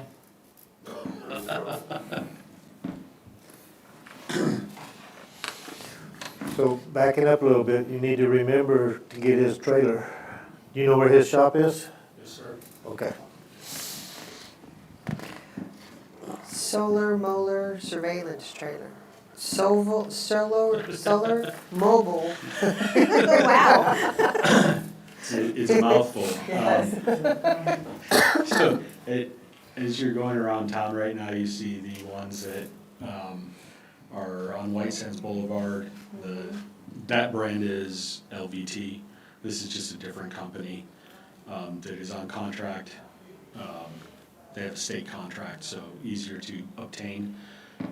But we're looking to increase at our events camera coverage, because there are stuff that happens out, especially in the fairgrounds during fair time, there's really no coverage out in the parking lots. And I'd like to be able to provide that coverage.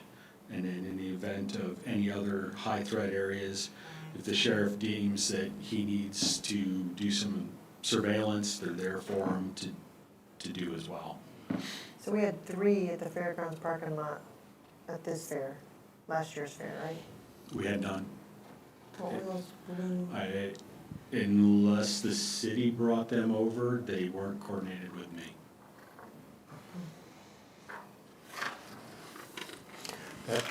This is like what you see in those mall parking lots with the security Yes. camera, that thing, Yep. and it picks up somebody steals a car or breaks in, or We can go back into the video and. It runs through the fair parking lot and crashes into 5 cars, like that. Yeah,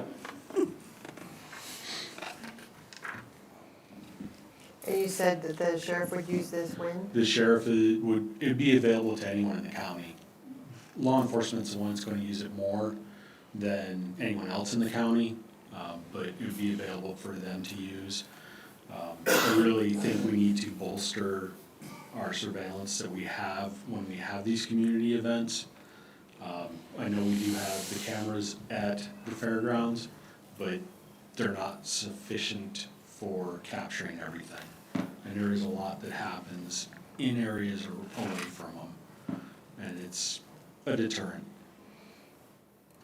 There is options on that we either purchase it and that's the purchase price, that we own it outright, or we can rent them for periods of time.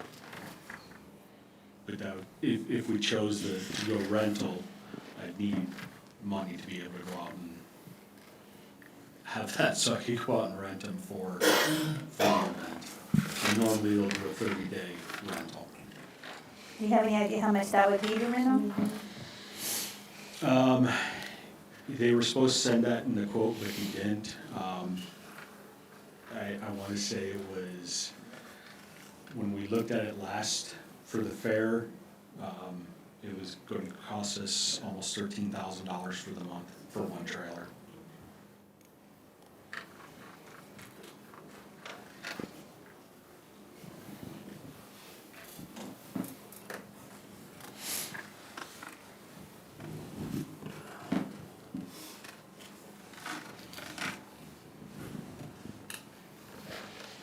I kind of want to put this on hold, this solar mobile. Solar mobile. and that's the $89,000 unit? Yes. Okay. It's actually for 2 of them, right? Correct.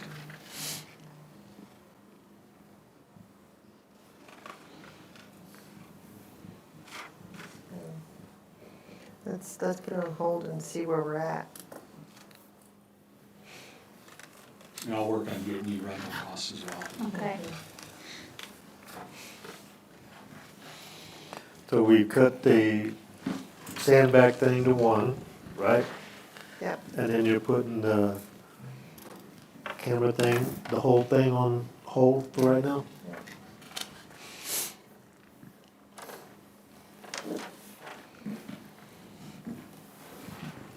And you're fully staffed, right? I have a codes officer position and court compliance bills position.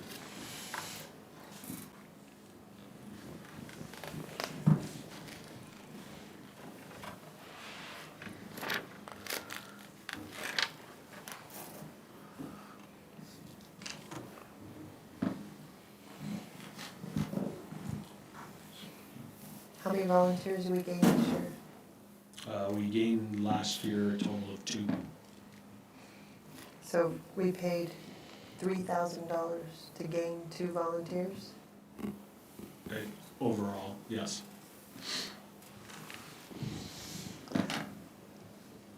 Pamela, Yes. how come we can't put legal fees, attorney fees into his budget? You could, but it doesn't matter. It's coming out of general fund, either way you look at it. What are you thinking? Well, if we could get, like for the code enforcement and stuff like that, if we could have, if they need an attorney they need to talk to and he's booked up, I'm just, Well, if it's code enforcement related, we're gonna have Aaron Atkins, that's the agreement you signed at the last meeting. And that's coming out of our B's budget, because in his budget, we pay for any additional attorneys. But they will have that now for code enforcement cases and advice. so, It's just coming out of our B's budget instead of his. We can move it there, but it's the same pot of money. yeah, it was just, I kinda like spread it around a little bit so it didn't look quite so bad. Equipment repair and maintenance, 5218. Why is there a negative number there? They received a credit, that was actually, I believe, from, I don't know if it was from a prior year, but it was actually a credit on an invoice, so it basically reduced the expense below what was budgeted.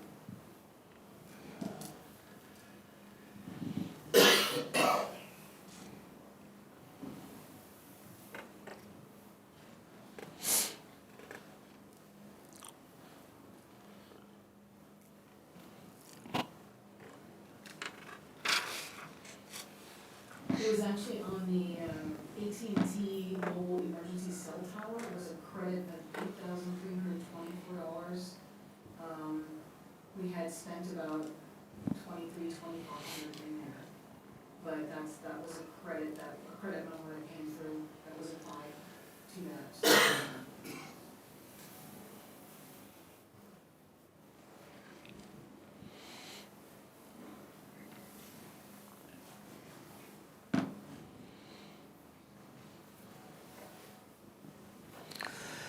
So, Matt, think about, I don't know where you'd put this, office supplies or what. You and I talked about trying to get another flyer out. Where would that go? I know I told you I had like 5,000 in my expense deal, I still would donate, but is that in here somewhere? It normally would come out of either the printing and publishing or the office supplies for sending out mailers. It's quite obvious we should already have them in the mail with fire season.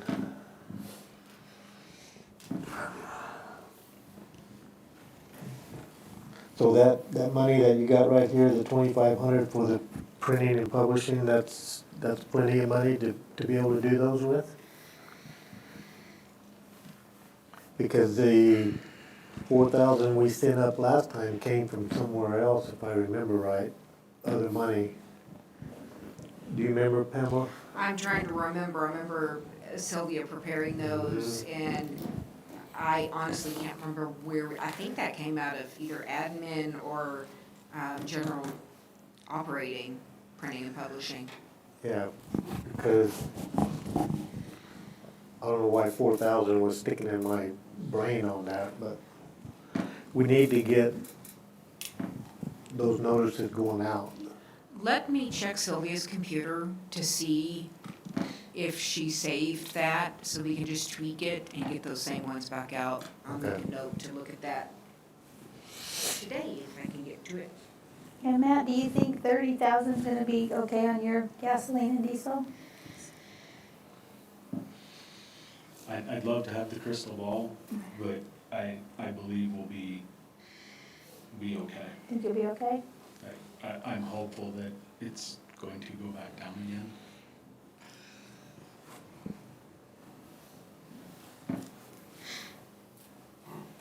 I don't have anything else. Do you miss Barilla? No, I think,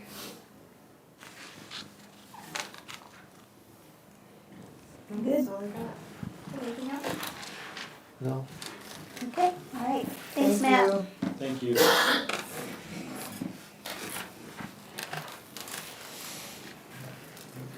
We can skip RB because he's not here. Yeah. Yeah. We'll just skip it. I think we're gonna take a short break. Then we'll go on to the rifle range.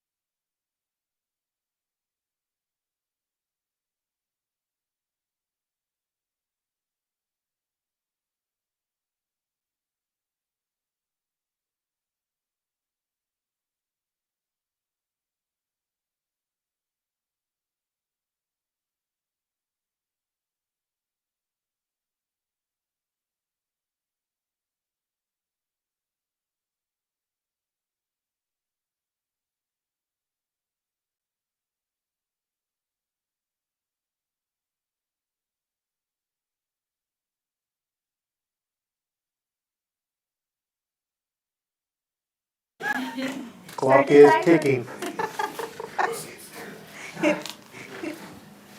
4.5 minutes, Mark. I'll leave out the request for the skid steer. Yeah, there you go. Okay, you're done. Mark Douglas, the shooting range. Mentioned that they're skipping the salary request, so that's for another time. That's fine.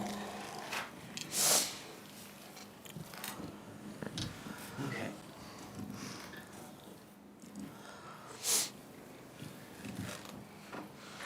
So your vehicle maintenance, that's about where we're gonna be able to start, right? Yes. That's probably a legit deal.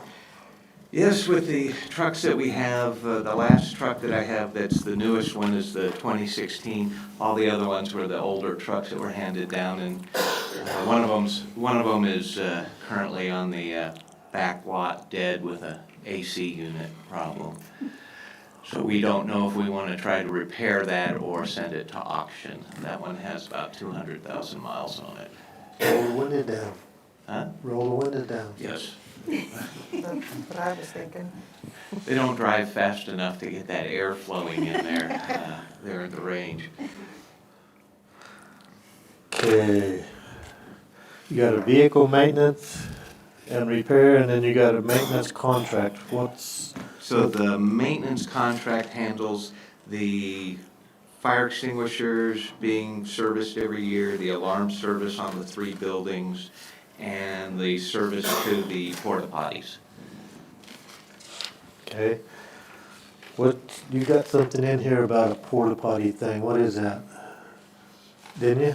Or am I dreaming that up? It's under this maintenance contract, is that what you're looking at, right? The very Well, last It might be that we have added additional porta potties to the facilities when we expanded in 2024, so we went from 2 porta potties up to 5. No, you were talking about putting in a hut somewhere or something. Oh, probably putting in like a vault toilet. That's something we're thinking about down the road. Probably with grant money. Oh, so Yeah. don't pay, okay. Because that would be an elimination of the 3 porta potties or 5 porta potties. Oh, yes. Okay, so that's probably pretty much a go one. Equipment repair. What are you doing to it? Trying to keep it running. And that, you got a backhoe, a tractor, and what else you got out there? So currently, we have a 2010 backhoe, we have a 1978 front end loader, a 74 dozer. I think there's a 77 Ford utility tractor, and that's what I have. Yes, Tom, those are the best equipment to have. And I would gladly give those back to Tom, but I don't think he'll take them.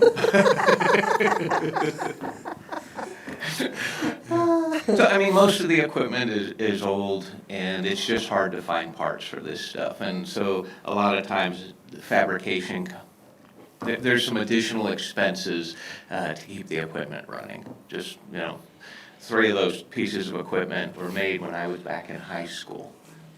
They're 50 years old.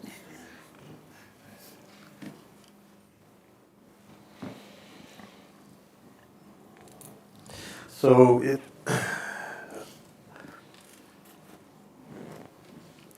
I've got a note down here on, you're asking for a new tractor and stuff.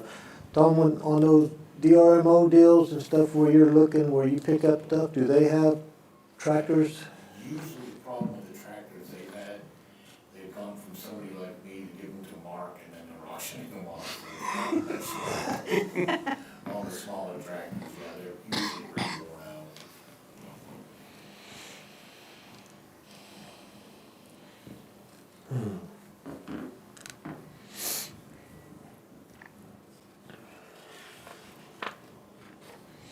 You want to leave that equipment repair money then? I think they need it, When you get down here, he's asking for new equipment, so. Okay. Let's put a pin in that one then, we'll see.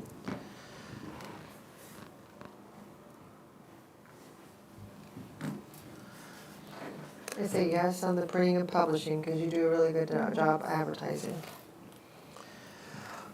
And then the reduce on the tools, I would say no, Mark. As soon as you do that, your tables all go out, or? I've over the last few years, I've been able to gather most of the tools that we need to run the facility. So I don't need 3,500. So I think $3,000 is more than adequate for tools. if the table saw goes out, that's $200. Maybe a little more. Yeah. So your fuel, you're probably gonna be good on that fuel because you really don't run that much, huh? Correct. Materials, you're probably good on that. Well, don't people pay to take those courses? And wouldn't that cover the materials, the course materials? So for the course materials, we're going to need to buy those materials, and then, yes, the folks do pay for that, but we have to get the materials beforehand. So the revenue comes back through the cash register to the county. So that should be a zero then. Right. But we still have to buy the material before we conduct the Have a way to class. pay for it up So front. we gotta get it beforehand, and dealing with the NRA, it's very challenging to get material from them as a county versus. So we budget revenue for when the customers come in, they pay for the materials, and then we budget the expense, so it ends up being a wash. It's kind of the same thing with the targets and consumables. So we'll budget revenue for what's being paid, and we'll budget the expense, and it's pretty much a wash. So in a way, it is kind of zero. So how you wanna label that? Zero? No, you gotta mark it. You gotta leave it in there so they can use it when they need it. We'll leave that in there.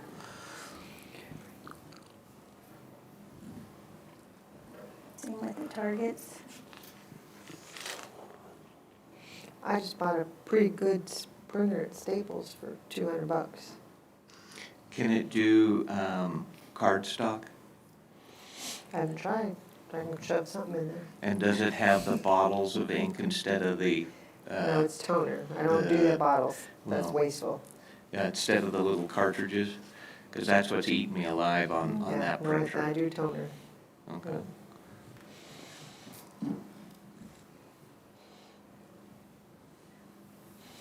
So the targets and stuff like that is Oh. kinda like the Yeah. other Printing deal? Stuff, yeah. I got a really good alarm. Cost me $500 in equipment. We installed it ourselves, and I think it's like $75 a month. Okay. It's just, I mean, we can reevaluate the alarm system that we have. Looking at 5600 Bravo, the alarm system that we have in there in the classroom and in the office is probably about 12 or 13 years old. So what we're running into is that the keypad and different components, they don't have the parts for that anymore at ESA. The workshop has a newer system in it, and what we're looking at is to tie everything into that system. So you still have your annual fee for monitoring that. I don't know if the $500 system would work. Can we put that on it? Trent, deal with, It'd be a separate quote, yeah. let's do that. We'll do a separate quote on that. And just see, we can always come back to the $500 deal, but. So can that be, if you get something like that, can that be monitored to here too, his cameras? I believe so, yeah. So if we put alarm and cameras at the shooting range in the classroom and stuff, can it also be picked up and monitored through, like, if Pamela needs to look at something, or go to her recording system? Without upgrading the internet that's out there, no. Okay. Good enough.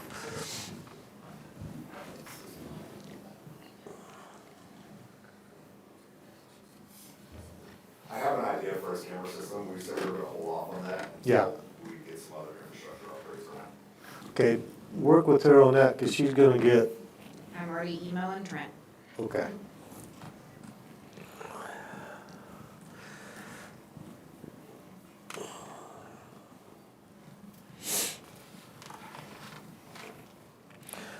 Well, Mark, me personally is gonna tell you to run that tractor till it quits, and then we'll figure out what to do with the new one. Okay. A replacement. Don't go out and dump the water out of it and burn it up.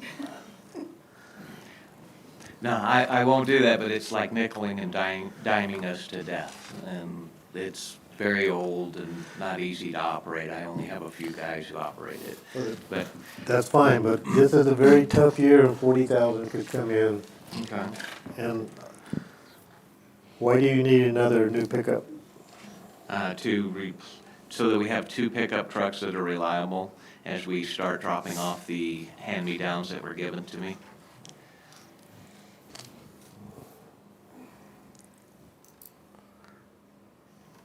So you come back and forth and you drive that pickup home?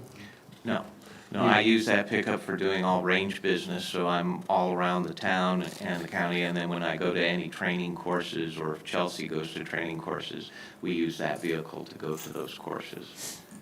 Well, what I'm saying is, why, I don't see why you need two like that, because if one comes to town, it's usually you, or if you're doing whatever you're doing. So that's the primary vehicle, but I use it, Chelsea uses it, and Bill uses it. So we got three individuals using the vehicle for three different, and sometimes we have different tasks that we have to do.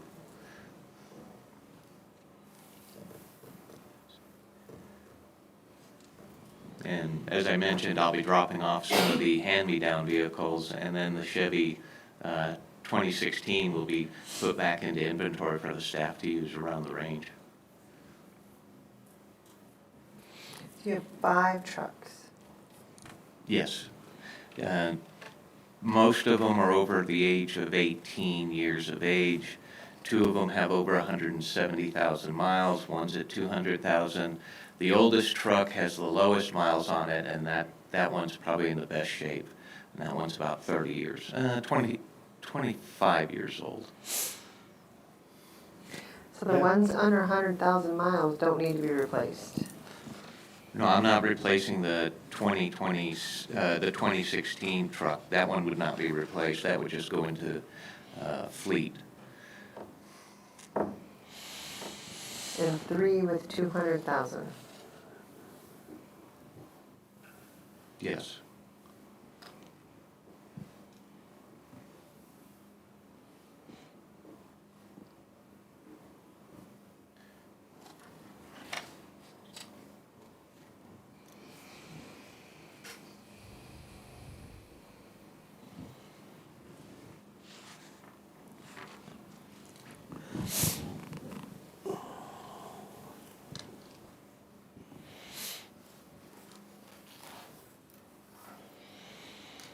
John, is there any coming from the sheriff's office, any trucks or anything? We don't have enough vehicles to outfit everybody we have right now. I took his. You can't have everything. I had a big yard. His old Dodges that they retired, we took them over as crew trucks.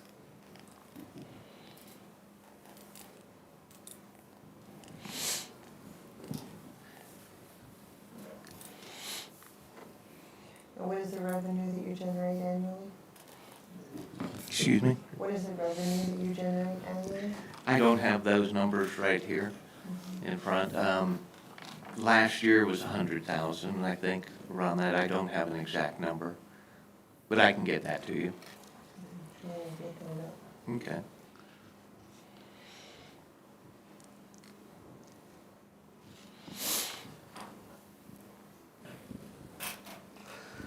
Well, let's think about the vehicle for a minute.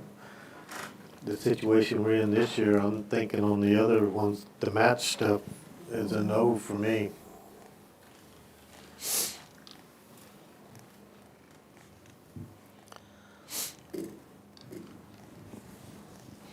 Oh, one other thing, Tom, on the dirt, he was wanting,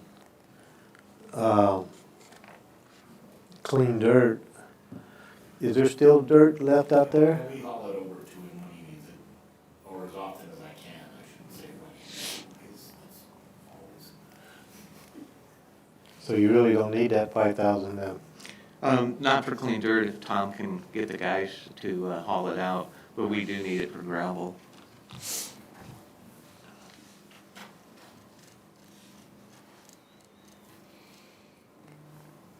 I think let's hold on the $25,000 match and on the truck.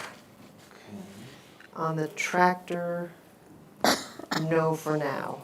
I agree, let's run it till it's dead. Okay. But, and I say the hold, just to see where we're at in the end of this. And I wanna see if you have $100,000 revenue, Uh-huh. then it would cover it in a year. I agree. And so that's why I say let's put a pin in that. Okay. So wait till the Ford dies, okay.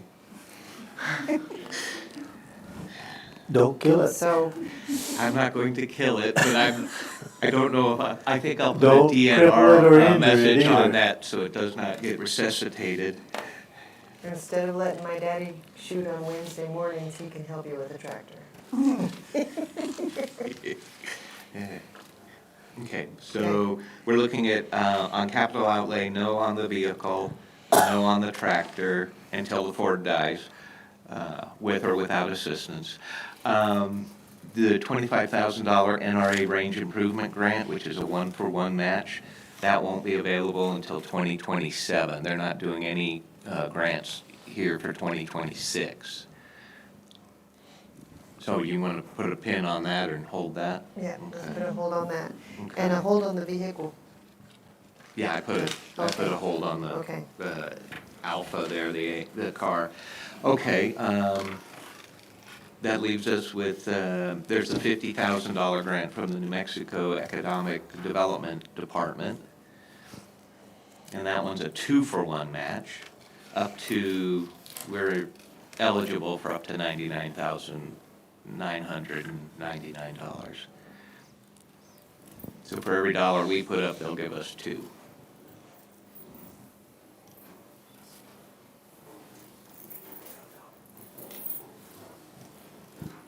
It's a pretty good grant. Yeah, I know. That's a good I mean, You did up that. to 50, that's all we can, that's all we can match up to. They'll put up 100,000, we put up 50, but if you want to put $25,000 up, they'll put $50,000, which will give a total of $75,000 for improvements. I say yes on that one. Yeah, that's a good deal. So yes on the 50,000 grant. And then we're gonna hold the 25.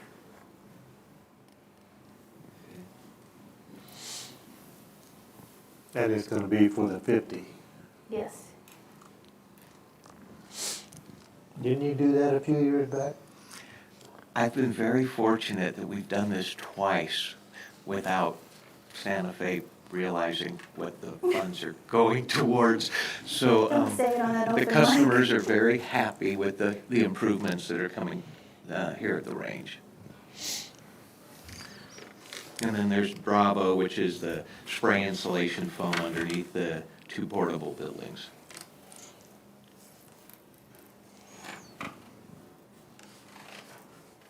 Which buildings? The 2 portable buildings, there's the old school building that we Oh. have as a classroom, and then the other building's the one that Fuller has brought in and set up. This is an exterior spray on? Yeah, it's spraying underneath the bottom of the building, and then it'll be skirted, so it's not on the outside of, it's not on the outside walls that the people are gonna see. It's just underneath the floor.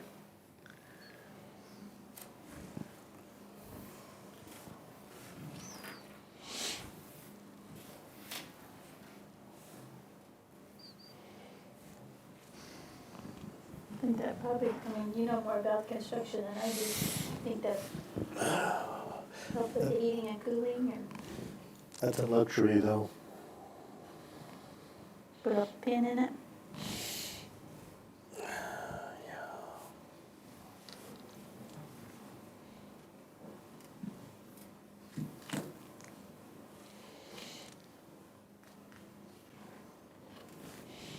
I would say hold on to that one.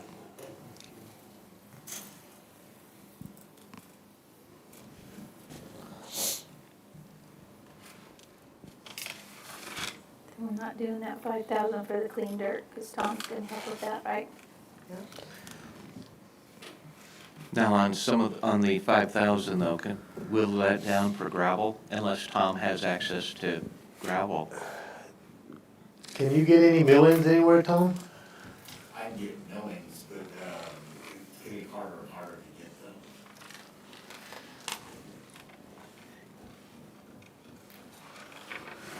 So, once you cut that in half, that'll give him gravel money and, 25? yeah.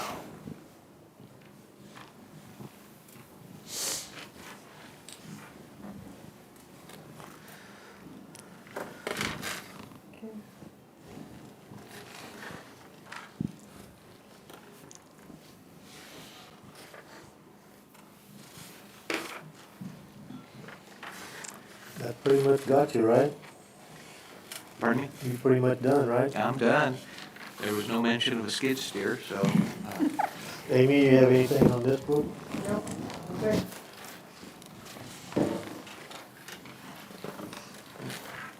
Thank you. Well, thank you, appreciate Thanks, Mark. it. Thank you for the job you're doing out there.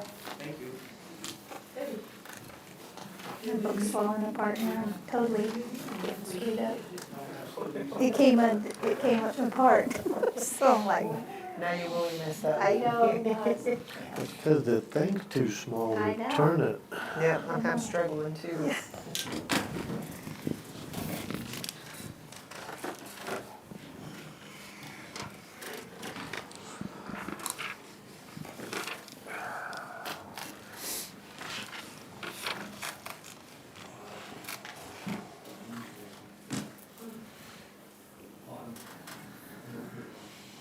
Julianne, I hadn't seen any prioritized want list except for Tom's. Just that's all I've seen. I guess they were probably expecting you to ask, what's your priority, you know? But no, yeah, Tom is the only one who's actually submitted something. Mine's all one. Both of mine are ones. Just for reference.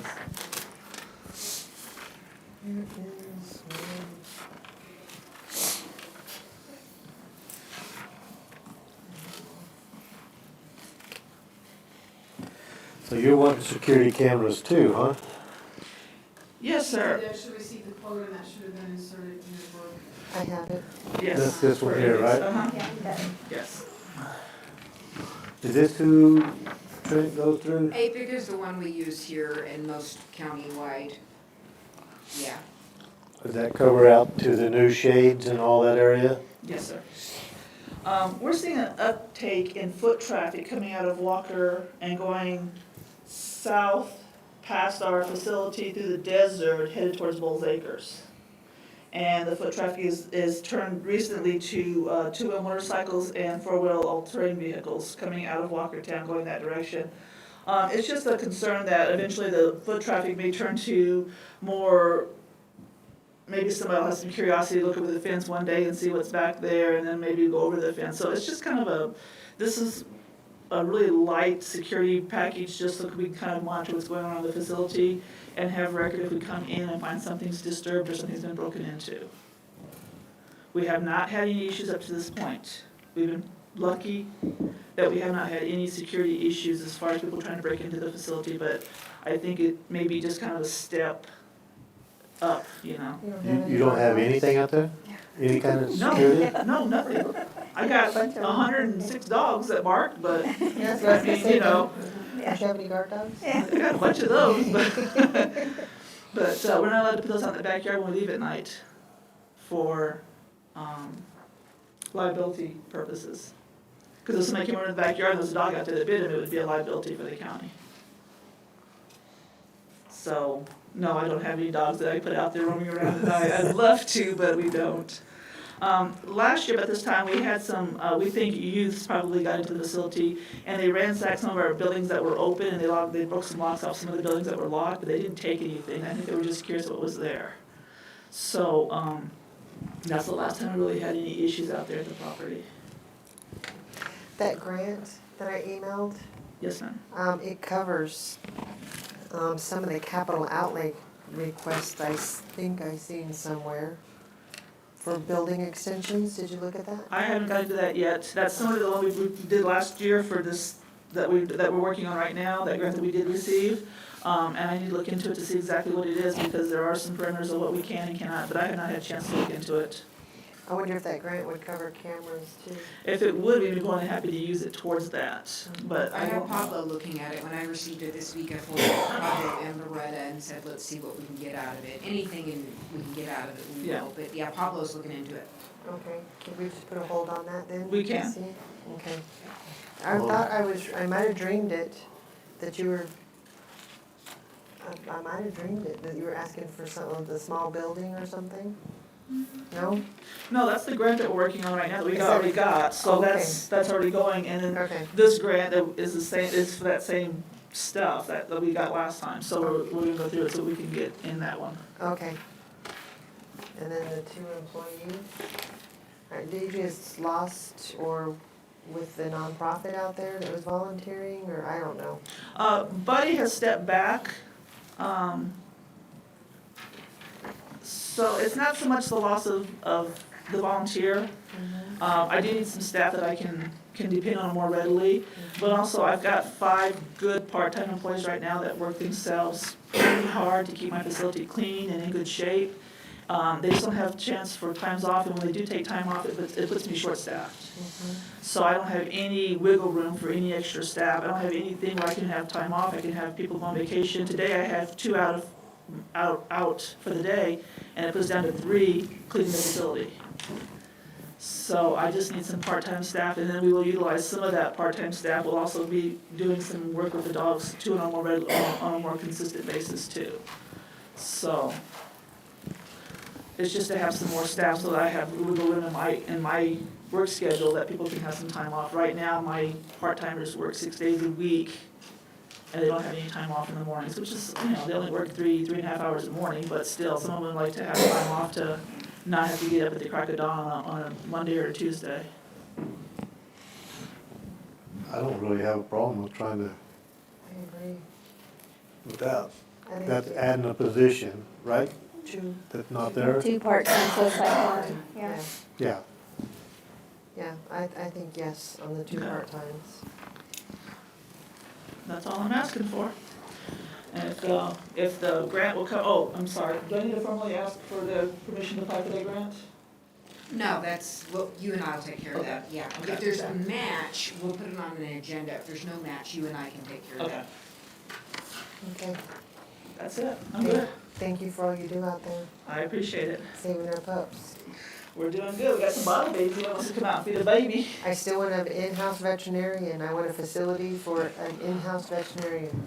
I think we're gonna have to, that we can take care of, we're just gonna have to figure out logistics on, we're kind of landlocked where we're sitting, so I have no more space to like build on or to do anything, so I don't know how we're gonna work that around.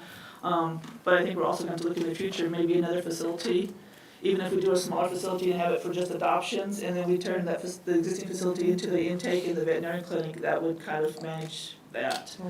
But we're outgrowing where we're at. I've got 106 dogs right now in a facility designed for 44 dogs. I've got 4 mamas with puppies on them right now, and trying to keep all of that situated where they're not exposed to stuff and they're kind of taken care of and everything is getting a little bit hard. But we're managing right now, so. Yep, that's still on my goals, and I still make sure it's on our capital outlay, not getting shoved off the bottom. But I know we'll be able to save money if we have an in-house veterinarian, period. I think we will. Even if we pay that veterinarian $200,000 a year salary, we'd still save money. We would save, and we would be able to do so much more at our facility. Yes, so that's. That's the whole thing. I would like to see more of them fixed before they go out. And at the way we're working right now, not everything's being fixed before it leaves, it's being fixed after it leaves. But there's still that potential. So we're having to follow up on it, make sure they're getting them fixed. It would be nice just to have everything fixed before it leaves the facility, not have to worry about it. And with we could grab an intern, a brand new graduate, and the state of New Mexico would pay for their school if they work, I think it's 2 years for it, and then their school's paid for. Yeah. So there's a lot of opportunities and availability, we just gotta get it going. I'm with you. Okay. I'm with you at the 100%, because I really think an in-house vet would be a lot better for us than what we're doing right now. Yep. So, Okay. All right, we good? Thank you. Thank y'all, I appreciate it. Have a good one. You too. Thank you. We can eliminate her job, not eliminate her job, but ease up her job if we figure out what to do with Chaparral. Okay. So I'm actually up next. You are up next. Finance. Actually, my budget is over $40,000 less for 27 than the original budget in 26. A lot of that is because I had budgeted for full salaries and benefits for Kathy Reed. And then when we hear Edward and his salary was less, so that was part of it. And then the only things I'm really asking for is my usual $1,500 for computer or printer replacements if we need them.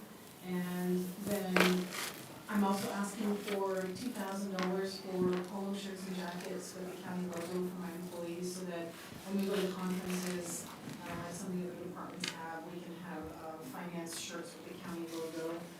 And then there is a bit of an increase in the travel registration fees, just because we do have 5 of us now. And actually, it's possible that at least one of those conferences, the legislative conference we may not go to next year. The budget conference, we didn't have one this year, but I'm expecting that they will have one next year, and I'll probably have 2 people go to that. And then our finance and purchasing affiliate, that is usually when we close down finance and purchasing for about 3 days. In the past 2 years, it has been in Ruidoso, but this coming September, it's going to be in Albuquerque.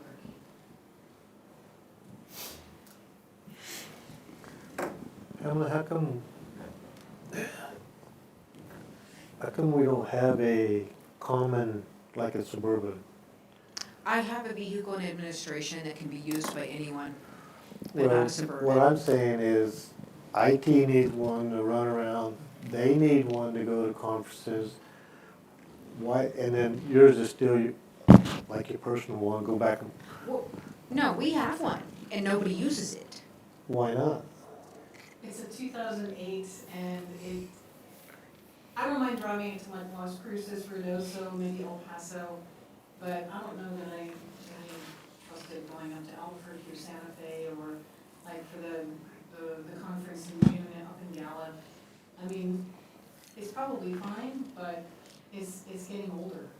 It doesn't have a lot of miles on it. Jurgen maintains it regularly. We actually just talked about it this week, because I said, is it time to auction that off? And he says no. He says it's a good car. Jurgen himself and an employee are taking it to Albuquerque in this week or next week. So, I mean, the mechanics drive it places, but no one else uses it. And I certainly was not gonna ask for a new vehicle this year for a common vehicle for everyone to use. Not this year. Well, they're asking for one. And they can use that one too. And they did sometimes. Mike Mulligan used it occasionally. They did use it. So, I mean, why wouldn't you get one that could be used for, You could designate the vehicle you approve for IT to be a common administration vehicle. The only problem is if someone goes to a conference for a week and they've got to run around to other departments fixing networks, computers, they don't have a vehicle and they're using their personal. So it can get tricky, because if we do have a new vehicle, they're gonna use it. And in the past, we had other departments outside of administration use the vehicle when they trusted the vehicle. And that's why I asked Jurgen this week, because nobody's using it. Let's auction it off and put that money back in my department. But he feels it's still good.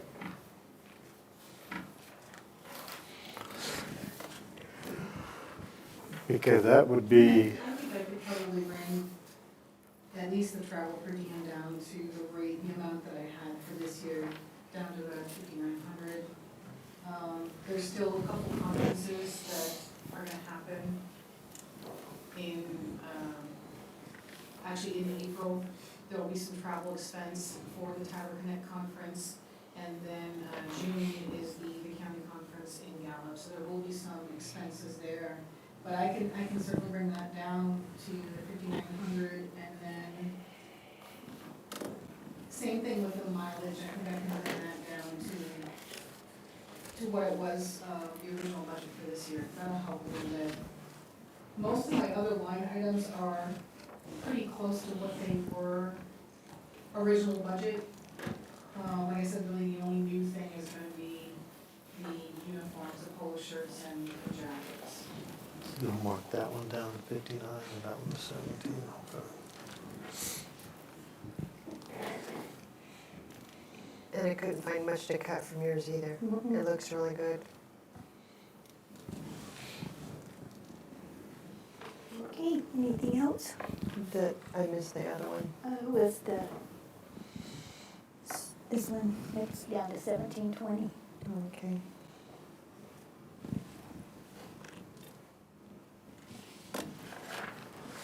Okay, is that it? Yep. Good job. Thank you.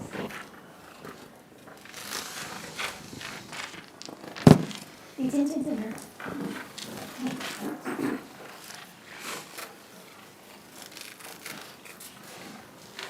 You bring a priority list? Okay, I know. I think so. I'll do my best. Yeah, nobody reads emails.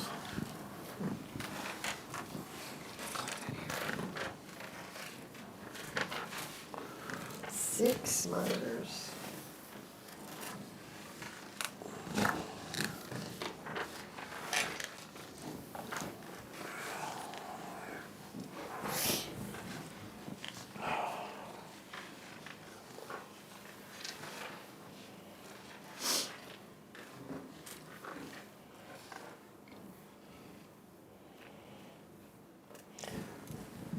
How much of this equipment is replacement of stuff that we just put in there when we built this new place? As far as maintenance, Well, you got kitchen equipment, you have a water softener. kitchen equipment, the slicer was ancient, the one that we previously had. Oh, it didn't come, you didn't get a new? Oh, On no, the the new building? equipment we have to buy, yeah, so she the kitchen manager, our food contractor has been trying to, I know our maintenance specialist has been trying to keep it working, but it's pretty much, it's unsafe now at this point and can't be used, so there's some equipment that hasn't been replaced in the kitchen in a long time. But I know her priorities, so, out of the 3 items that are on there, What is electric foot cutter? it is like, it chops onions. So right now, we have, in our control room, we have knives. They have cables and we have to lock them. You have the cutter, it's different. You can put vegetables in there, it grinds it to a certain level when you make bulk food. Foot cutter? A food cutter. This Did says I write- foot. Does it say foot? Did I typo? Yep. Oops, sorry, it's a food cutter. I apologize. Oops. No, it's a food cutter, it's. Okay.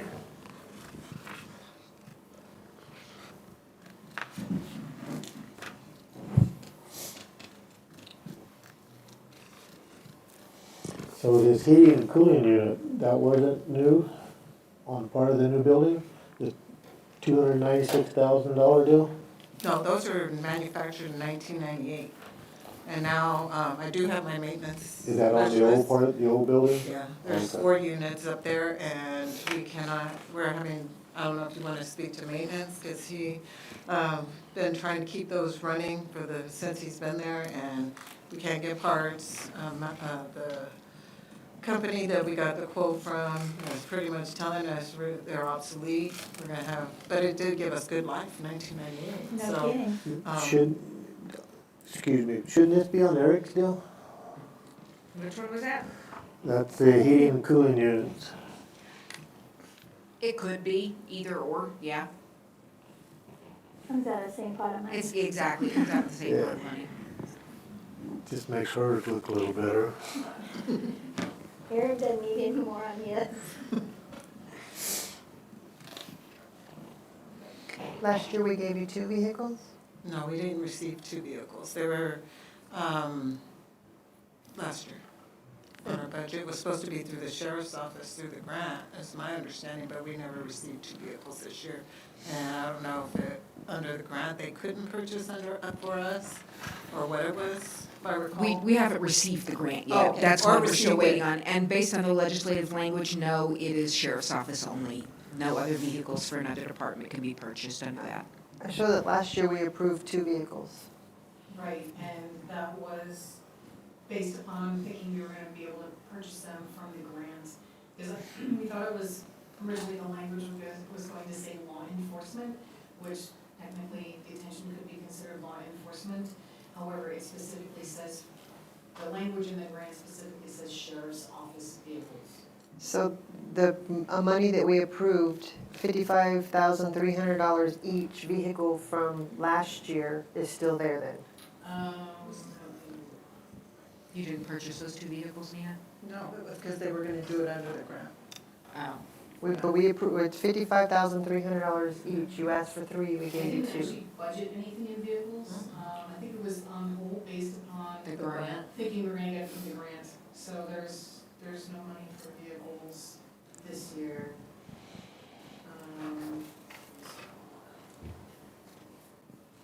Anything.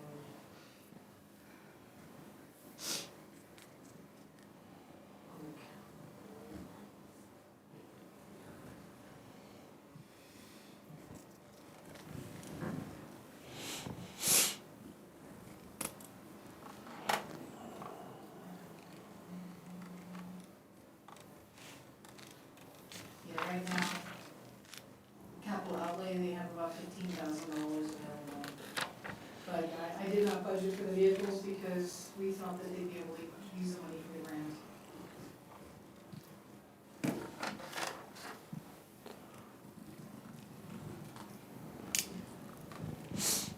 And then last year we got new computers, $9,000 in, where did I see that? New computers, where is that?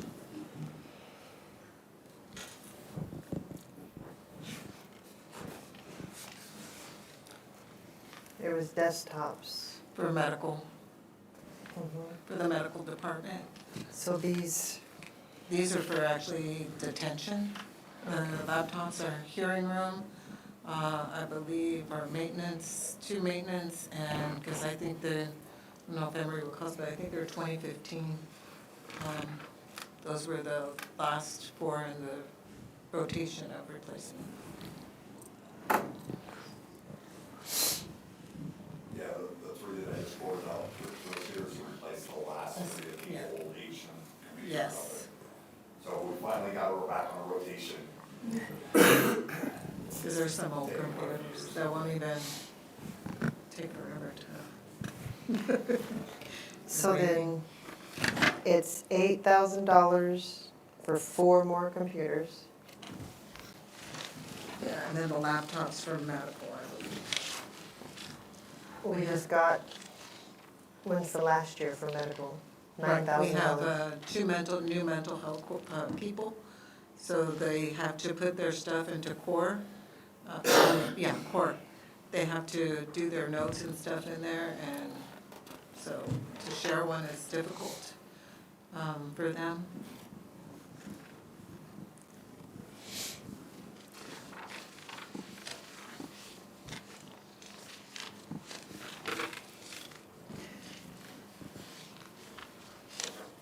And new LED monitors?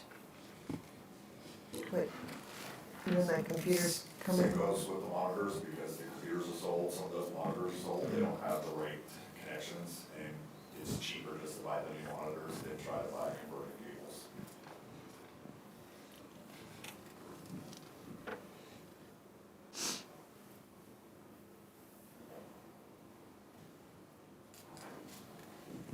Expert book?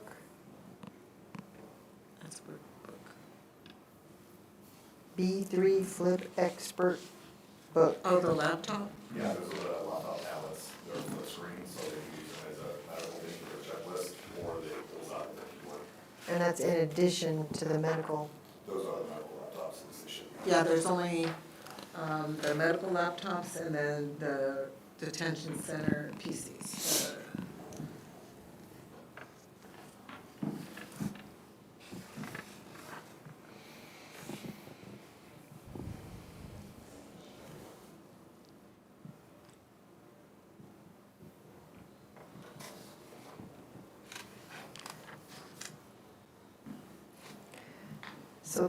So on this page right here, this one. Right. Is the same request as this one right here in the book, right? The medical and the medical. The flip, the expert book flip is for medical. Yeah, the 2 laptops are for medical. Okay, and that's this medical equipment. So one says 226860 and the other one says 6700.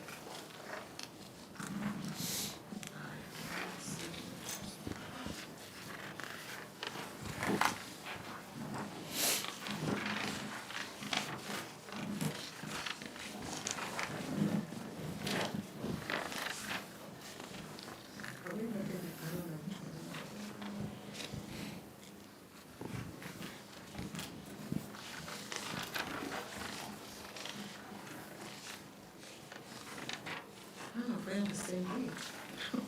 Hope we do. This one's in our books. Oh, I didn't print that. Are you looking at my memo? Yes. Okay. So where it says medical equipment? Okay, that's separate. Medical equipment is their vitals machine. Okay, vital Yeah, monitors. the 2 mobile vital signs monitor, ours are, the 2 that we have are old, like, won't hold a charge because we move it to booking or we have an emergency response, they take it on site to wherever the detainee is, and the 2 we have are hanging on a thread. I think one is actually down. Did you fix that one? He was trying to fix them, but they're pretty old. Okay. Yeah, so it does the vitals and the O2 and the blood pressure and heart rate. I was like, I'm sorry. I was looking, I was like, am I reading something? It's cold in here, so. Okay, so above that, on the memo, it says laptops for medical for new additional mental health. Right. And it, over here, on this page, the quote confirmation, they're 226860 for 2. I didn't have the quote yet.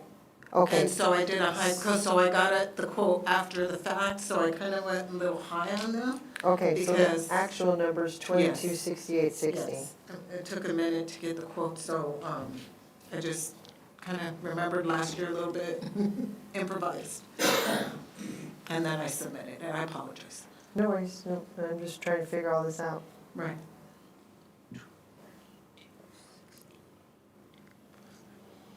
And then the 4 mini PC Core Ultra is what? The desktops? That is on this page. Those are the desktops. Because it comes with them. So that number, 4 of them, 4680 needs to go over here on your memo where it says $8,000. Okay. It's actually 4680. Well, I didn't have the quote. Well, I know, I'm just making my numbers. Okay. All right, making sure I'm writing this all in the right spot. Okay. Okay. Answer your notes for each device, you have to add 34784 For the license. for Those. the license. And I'm assuming the mounts, it's the monitor mounts? Well, it's $10,453. I don't think I have some of this stuff. It I don't have any of that. was, I got it's this. slightly less than 11,000, 3,453 between the 2, but yeah, there's the license fees, there's monitors. That's Tom's. I don't have any, that's why I'm like, what are you guys talking Yeah. about? Yeah, you're missing the sheet. She got this quote after she put these prices in, so they're a little different. Cheryl, do you want mine? Well, I can get a copy off of hers if, Okay, think I got that figured out. Now what is this? That's the actual module for the licensing and everything for the health monitors for the facility for the bracelets. Okay, We have them up and running and extras, yes, and I think booking. that was included initially in your request, right? I don't The think, ADC. I must have got that late. I think I got, it may not have been. Because this, you sent this one later. Yeah, I It got wasn't everything in her late. memo, and so it's. Let me it's cheat off your not book. on One the more try. other sheet, so maybe you should Change this on the for 2268. the bracelets, for this. so we have Some in 20 now, 20 wristbands now, and We this have is 10 10, and this is gonna be 20 additional. to get all the medical and restricted housing. Anyone that's not in general population, this gives the people that, and it does skin temperature, heart rate, blood pressure, does movement. Did away with that? It alarms, like we have them operational. Right now, we have the new cameras from previous budget getting installed. They have difficulty getting parts and things, and the lines are being run now. And so they had to do drop lines for those two, I don't know what, it's a WAP type device that has to be put in the control rooms to monitor those two areas, because we have such poor signal back there. But that way and it alarms, like if you go to the website, anytime anything is off, ambient temperature, skin temperature, like if their heart rate, anything, stress levels, These two. it'll alarm. So the 10 that we have are all operational? Yes. Okay, so 30 licenses are for the 20 new ones and the 10 Yeah, new yeah. ones. Okay. And we need an additional charging dock to accommodate the extra 20. Yes, ma'am.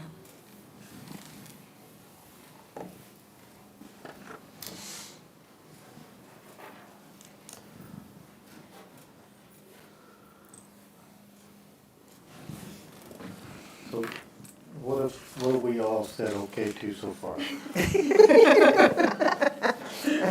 I'm just getting numbers straight, I would say. Yeah, I think we're just talking right now. Oh, okay. Yeah.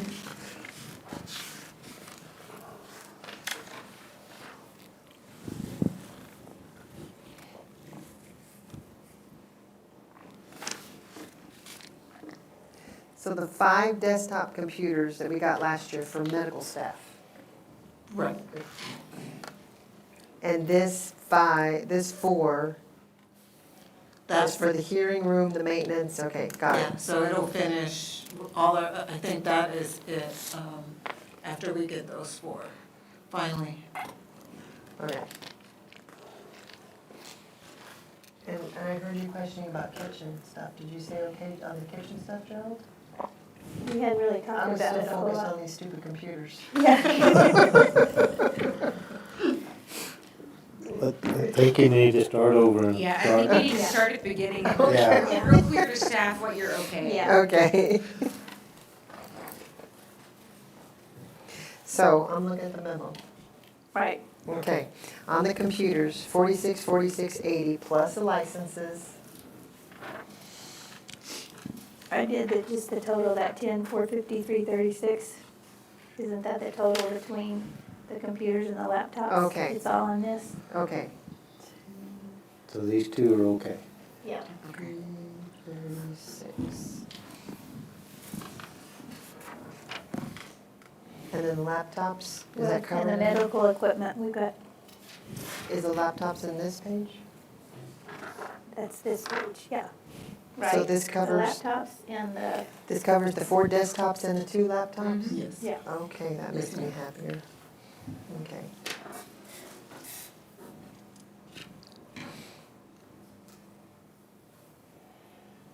And then the medical equipment, I mean, I don't know how we cannot do I that. agree, we have to do that.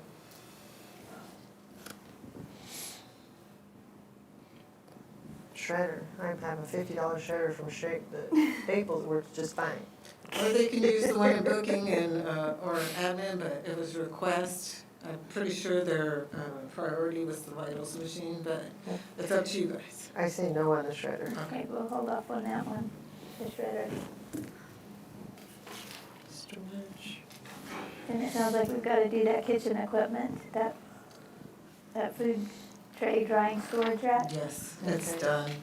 I think they've mended it so many times. It's just a- Beyond mending. Yeah.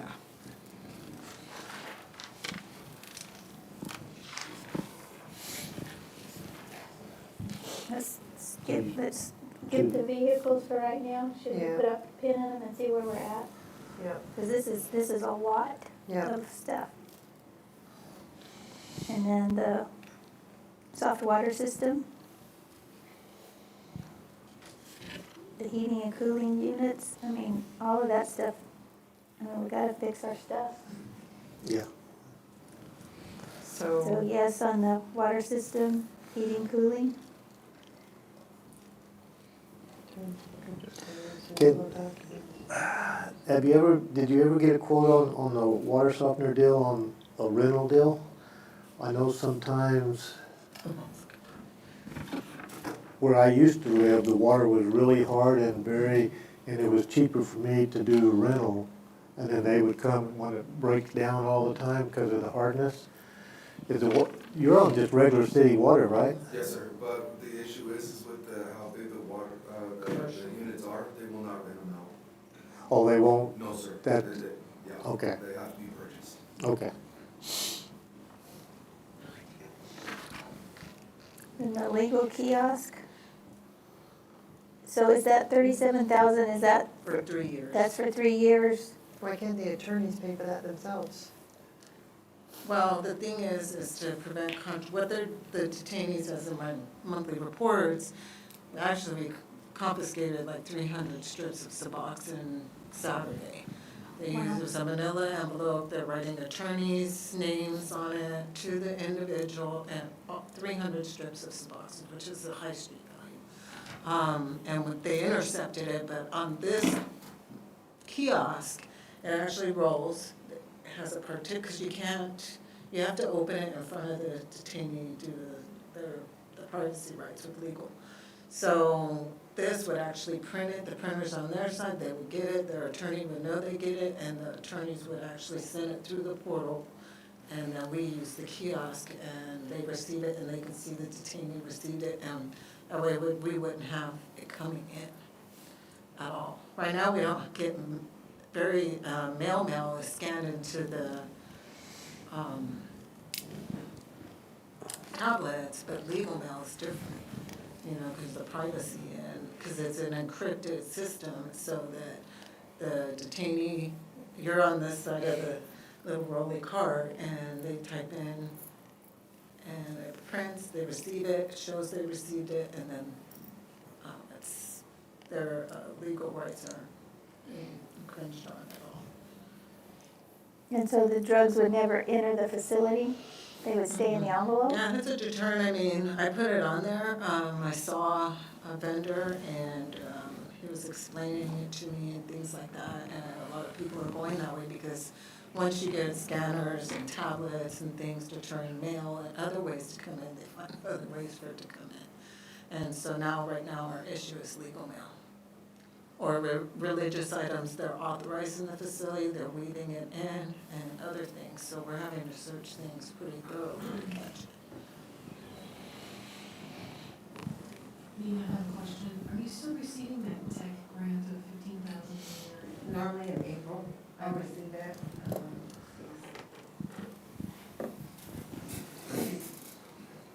So it's on the opposite, it's up, it'll be on this.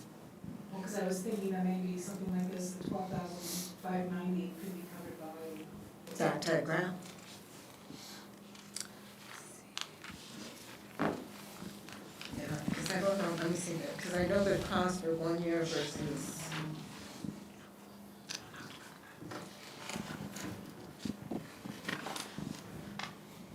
I have the quote. Have you already committed that grant to something else? No. No. Okay. No. And it can be for that because it would stop a lot, and that way officers that stand there and have to open it and go through page by page, and the individual will be safer. Too as well. What do you think? Do we want to are you checking to see if a grant will cover that? Is that what I you're have doing? a tech grant, yeah. Okay. That I get every year. So that should cover that, you Yes, think? we can So do we it can that mark way. this one off? Yes, ma'am. All right. Okay, so then kitchen equipment, the food slicer, electric, Food. yeah, the foot cutter. It's a food. It's a food, not a food. We don't want to cook. Well, I imagine you need that. I mean, you can't really have knives in there. Right now we do, and they're issued, it just eliminates anything. It's time, you know, with everything. We put it on cables and this and that, and they have to turn them in and out, and it just would save so much time on the kitchen. And safety issues, of course.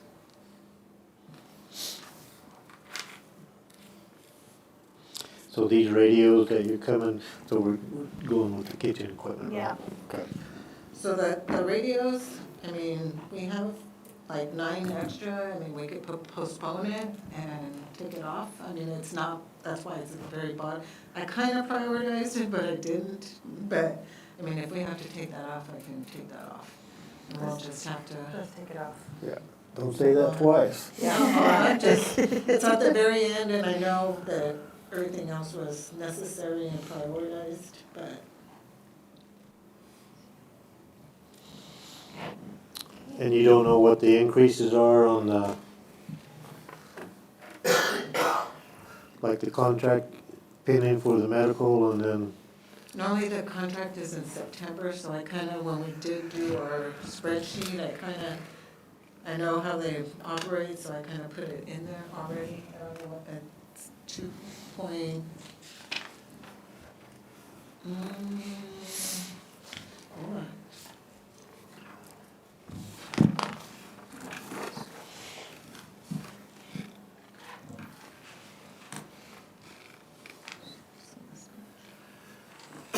I think it's gonna be close to 2.8, or, yeah, that's what I have, 2.8.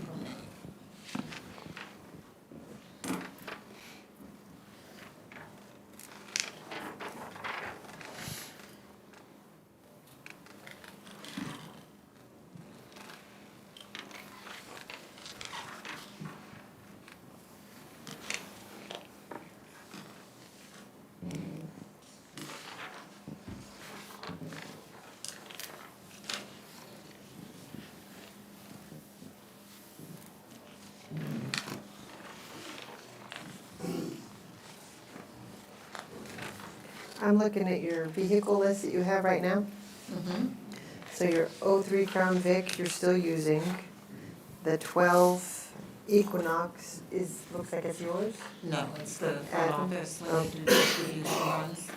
The 15 Explorer needs a water pump. Are we gonna fix that? Get to see where you're at. Service one. Oh, no, they, actually, it's more than that on that one. On that one, they just fixed the catalytic from converter. Now they're saying there's gonna be another additional cost. Like, it was almost, I think, almost 5,000 total. And so we've already put a lot of money into Unit A. And so we were gonna just do it for auction. So we're just putting too much money into it. I was the one I was assigned to, and it just caused a problem, so. And then the van just says change the oil. Oh, yeah, but that's just, this is our record for ours. Oh, okay. Yeah, and I just put information on there for, it's, our transport corporal puts that on there.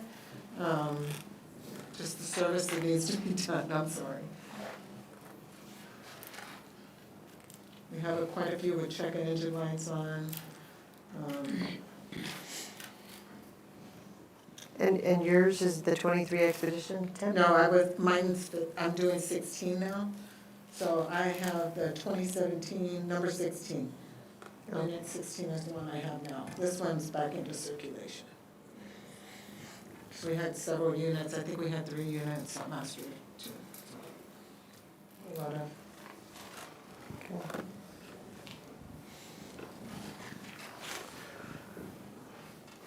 What do we say on these watches? Oh, we gotta do that. That goes with those monitor things. Okay. We already bought all that, so. Okay, so we said yes on these 20.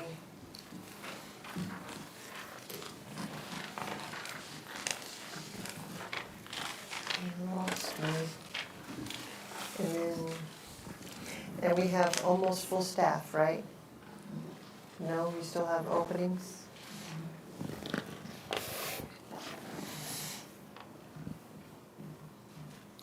You're closer than you were. No, I had 4 leave and hired 4, so I'm breaking even. No. And I have one, I think I have an interview upcoming. We did participate in the job fair, the 21st, and there's another one next, on the 15th, I believe.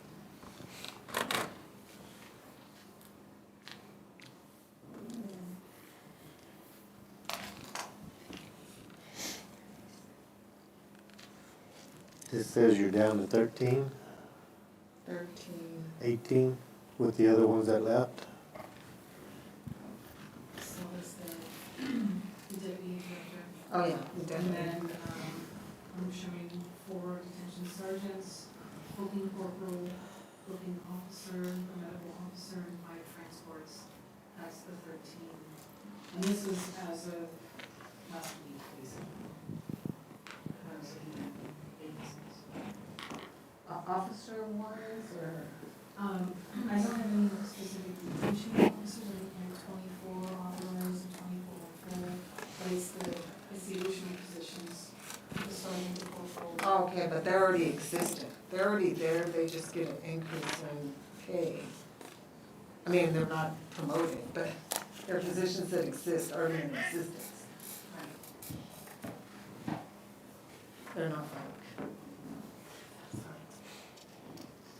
That's not vacancies? Well, it is, sort of, but it's just an increase to, like, if one of the detention officers were to move up, let's say, to a corporal position, let's say booking corporal, they get an additional $1.25 an hour. So that would be the increase to their pay, and at that point, it would leave an actual vacancy for detention officer, is that correct, Nina? Well, Because they're, your detention officers don't do double duty, right? Right. Yeah, so then it would leave a vacancy for the detention officers. But I right now did not budget for any vacancies for detention officers because they're currently filled. So. well, not all. So, I mean, essentially, a lot of it would be the 24 positions, for the most part, would be filled by just regular attrition and turnover. But if someone's actually promoted, then you would have, it would be an increase of, anywhere from 50 cents to $2 an hour to their salary, but then you would have an actual vacancy and you have to hire a How many detention officer. correction officer vacancies do you have right now? 2, 4, 8. And that's aside from these management positions? No, they're already, the would be already in there. Okay, okay. So they're from what was, is already existing. Okay. They would just be promoted to a sergeant, but they would still be on a shift and working the front line. Does that make sense? Nope. It is. Gerald's getting hangry. Oh, okay, no, It's like an organizational chart. Yes. That can hold that to you, so you can see all the positions and how many FTEs So should it's be. 123. Yeah, it's like a roster, and it'll show how many individuals on each shift, should be a sergeant and corporal on each shift, but they're embedded with that shift. You know what I mean? They're all detention officers, but it just depends on the rank. You know what I mean? Does that make sense?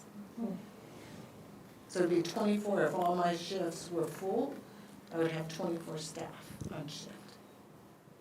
I mean, not on shift, but 2 on days and 2. In your expense line items, you don't have this in front of you. It says dist return to state. Okay, so what that was is, they have the corrections equipment grant, and last year, meaning FY '25, we didn't expend all of it, and so we had to send money back to the state, so it was like, let's see, where's it? $82,000 is what we Yeah. sent back to them? So that is why that line item is there.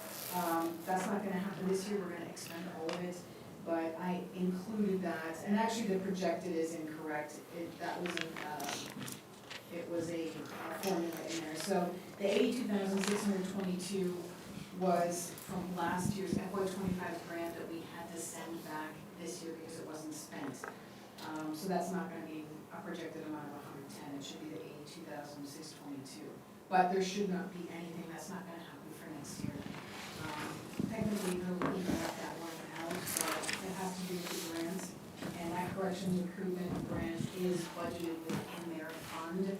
So, you'll see that they have two line items, one for salary and one for benefits, which is essentially the FICA, social security expenses.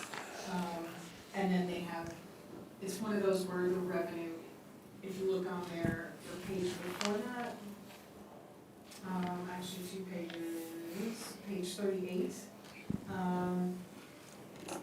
There's a corrections recruitment grant, $225,000 is what we received this year. Now, next year, I'm not even sure if we heard anything No. from them.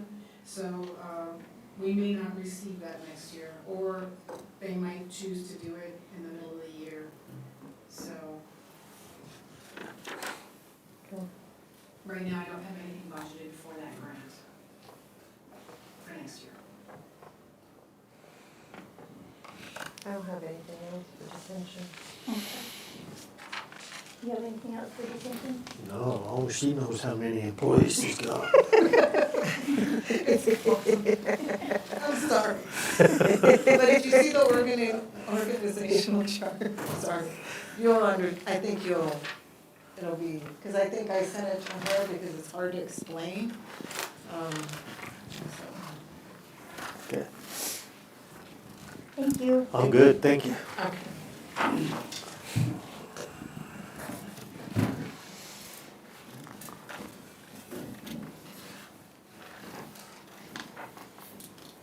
What are we gonna do with you?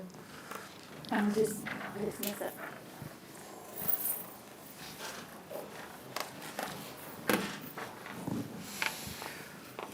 So you do have one prioritized. I know. I got it right I here. know.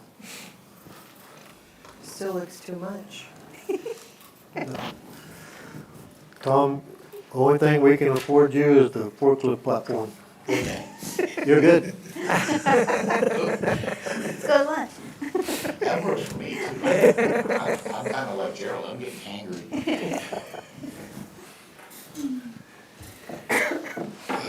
Do you wanna start on the capital outlay, or do you wanna start on the basic budget?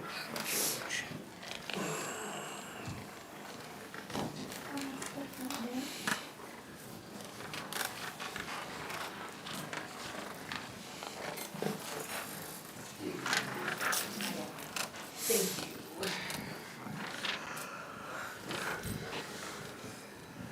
Well, you didn't put the most expensive thing at the top of the deal. Well, and actually, I can knock off the most expensive one that's on that list. The dump truck? Well, I did this before, ICWIP came out and found out the state's Capital outlay came out, capital yeah. outlay is actually gonna supply another truck this year, so I can knock that one right off of there. Which one is that one? That would be number 7. Number 7. And that's all of that 326, 138, 464? Yep. Oh, yay. That's a chunk. So, right at $500,000 right there. Well, we'll let you buy 2 platforms then. So, the roller is almost a necessity right now. Our case roller that was 15 years old, somebody stole the battery out of it between Christmas and New Year's and shorted out the entire computer system on it. Oh my goodness. Yeah, so to restore that thing back to where it's usable is more than the machine's worth. So right now, we're down to a 1975 Heister double drum roller that I bought from Dermo. For chip seal. Okay, so the 2026 roller. Yep. I don't even see, oh, they got it as number 1. Got it.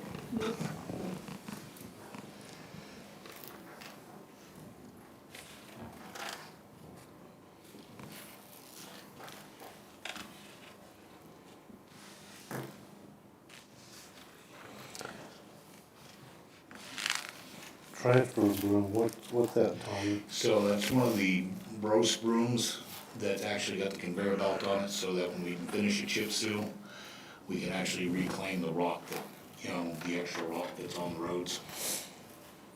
Didn't we buy all new chip seal stuff a couple of years ago? We bought a broom to replace one of the old Gross brooms. Now, we've got two Gross brooms, neither one of them have a conveyor on it. The other one is about 12, 15 years old, and we're having overheat problems and oil pressure problems with it now. So if I was gonna replace one, I'd get it with a conveyor on it.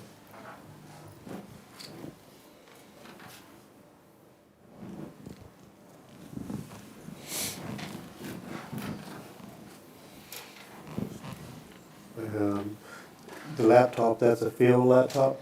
So, along with this, one of the Starlink units to do internet up there in the Pinion shop to try and drag them into the 21st century. I'm gonna get them a laptop computer that they can actually, with a scanner and everything else, start scanning timesheets in and doing them electronically like we get to. So with the Starlink deal, do we have to pay for a prescription, a yearly prescription on There's that a too? monthly subscription, I'm not Didn't- exactly sure. That comes out of like, We've been telephone line? Yeah, we've been doing it on phones. Doesn't PVT have wireless up there now? No. They're still working on that. Cause that Starlink's, mine's $290 a month. So the one I've got on my truck's $150 for the Mini. And it has been a godsend out there on the mesa and up in the woods. To get fiber optic into that shop, they're quoting me close to 10 grand. So the laptop and the I just Starlink, last week, I'm working on the broadband. I'm trying to get Nina some fiber by the end of this year. so the laptop and the two Starlink deals go together? Yeah, the one laptop, the one Starlink would be for the shop, the other one would be for the superintendent, the foreman's truck up there in Pinion, so that when he's out in that field. Right now, we're relying on these sat phones, which that's an ungodly dollar figure for those. Those are actually more expensive than Starlink ever would be. Looks like the Starlink subscription's about $50 a month. Yeah. Mine ain't. You got the wrong one. You got the one for the RV and the house? The salvage yard is $290 a month. Yeah. Ouch. I wasn't paying that much. I wasn't paying I've got like 50 cameras. Oh, that's.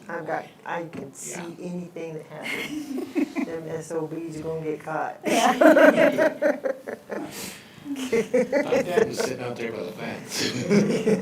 So we're doing the laptop and the Starlink deal? Yes.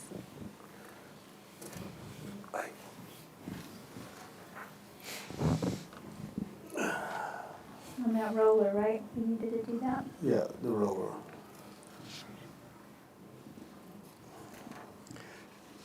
I'm presuming the pickup is your replacement? So I've actually have two pickups on here. One of them is for the foreman's truck up there in Pinion, and I can take his truck and give it to the foreman I have now down in Chaparral and give him a newer truck. And give Lonnie a new truck for up there for covering that area. That's the first one, number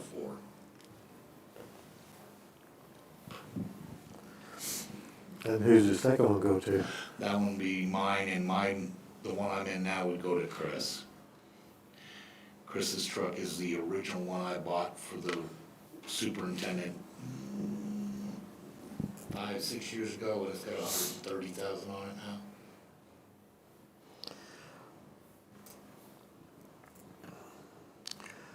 I am for right now just saying the 3/4 ton. The 4-door? Yep. Yeah, for Lonnie, and then hold on yours so Yeah. we can get one more year out of it. Yeah. You guys? Yeah. Agree. Did you say yes on the broom? No. We No. hadn't said anything Yeah, we yet. had- Okay.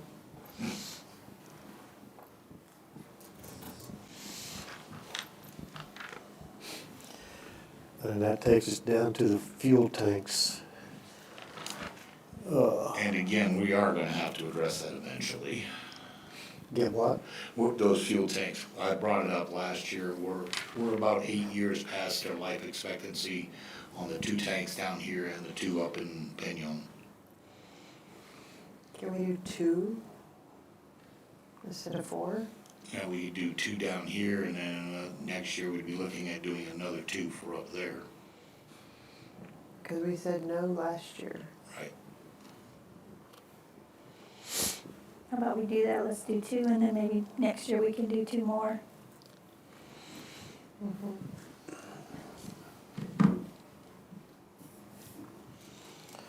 And the mop tanks, are that the Mold, containment? that's the mold them, that's to get the new ones in and the old ones out. Okay, so we can cut that to 2? Yep.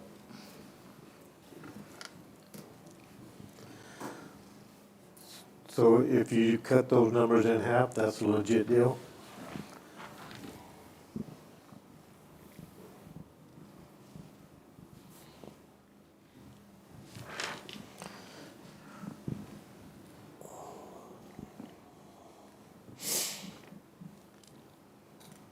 And I see that you remove the radios?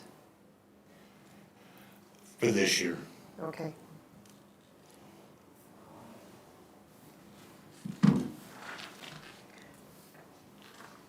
And you remove, no, it's still there, the truck dump bed snow package?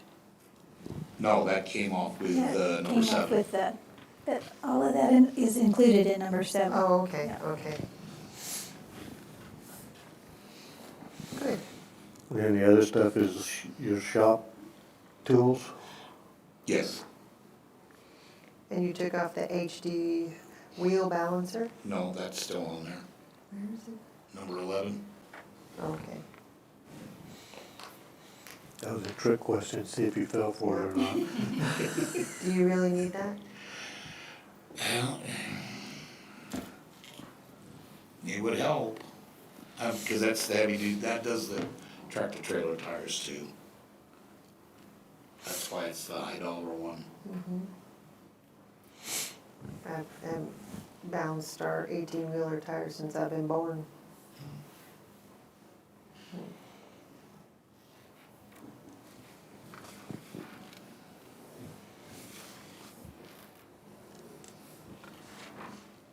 And what is a forklift platform?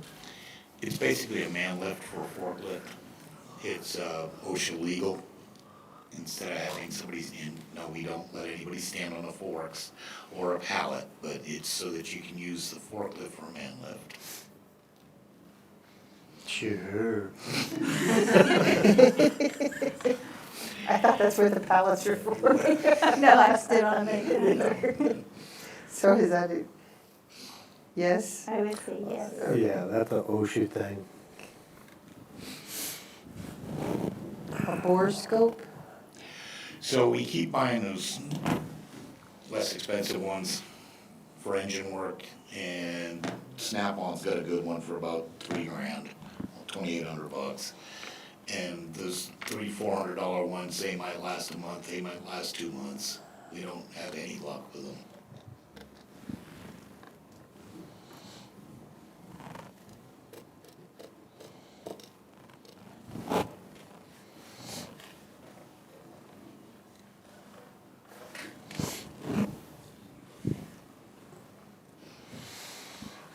Okay, we're down, you guys say the scope, and we're down to the broom. Are we gonna do the HD wheel balancer? I marked it no. I can hold off on that, that's, Okay. Then yes on the scope. Okay. I don't know about Snap-on. That's top of the line. And what do we see on the broom? So the other ones that you have with the conveyor, is it just the conveyor quit working? no, they don't have conveyors on them. Oh, you don't have conveyors on Yeah, them, okay. As you saw down there in Oro Vista this year when we chip sealed down, last year when we chip sealed down there, normally all that rock would have got blown off into the side of the road and wasted. Last year I actually had, one of the construction companies in town has 2 of those brooms with the conveyors on there. We reclaimed all that rock, we were able to clean it and use it on another project. But they were charging us $5,000 to come down there with their brooms to do it. And with the neighborhoods down there, I didn't want to be blowing rocks off in the lawns. I'm sure you would have appreciated that one. And how many times did you use them? We could use them on every chip seal project we do. Last year we used them on 12 miles of road. So that was half of what we chip sealed last year. We were able to reclaim the rock. And we paid somebody $5,000 I paid somebody $5,000 to come in and do it. Yeah. Let's see where we're at on that, because we might have to pay somebody for the next couple of years. 10,000 is a lot cheaper than 204,000. Yeah. Let's just see where we're at. Yeah, no. Did y'all approve the radios? Did I miss that? No. I pulled the radios off. Okay, I missed that. Thank you.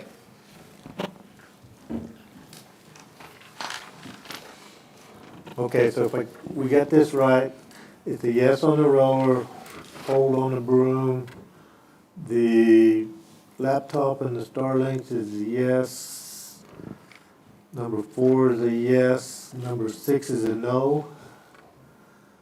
Number 8 is 2 fuel tanks instead of 4, and 2 of the other mob tanks instead of 4, right? Yeah, that's moving in and out, yep. And then it's okay on the borescope, okay on the forklift, and a no on the balancer. Yep. Okay.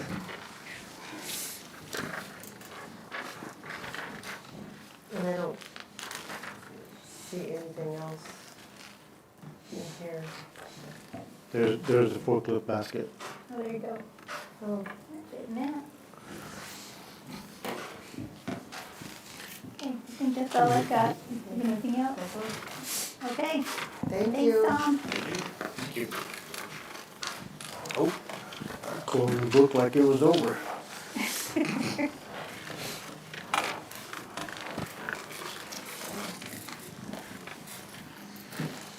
Who's next, Ralph?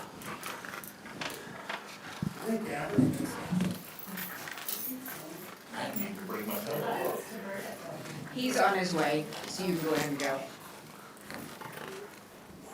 Okay, so Bert is on their way, so What page is?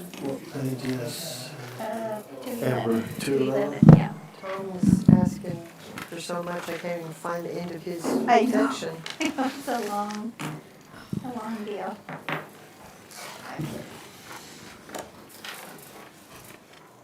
Okay, finally.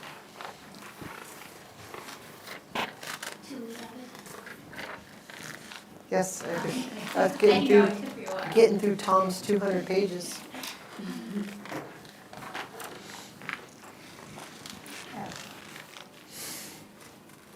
This is all state paid, right?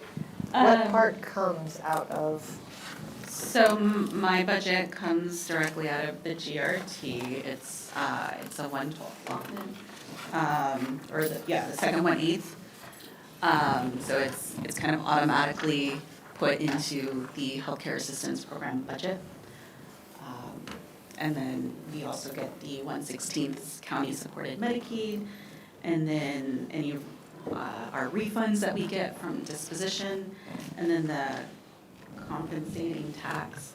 And so that, it all goes directly into the healthcare services budget. So, but you'll see, for the most part, the only changes that I have in all the line items really just reflect the change from the part-time staff to the full-time staff. So my full-time salaries increased, my part-time salaries are now zeroed out.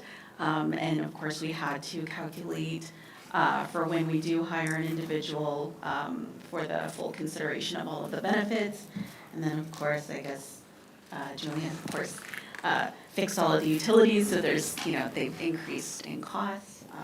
But that's pretty much it. I will say our disposition program, we are seeing an increase in utilization in that program, especially from people being referred from the nursing homes. So we are seeing that increase.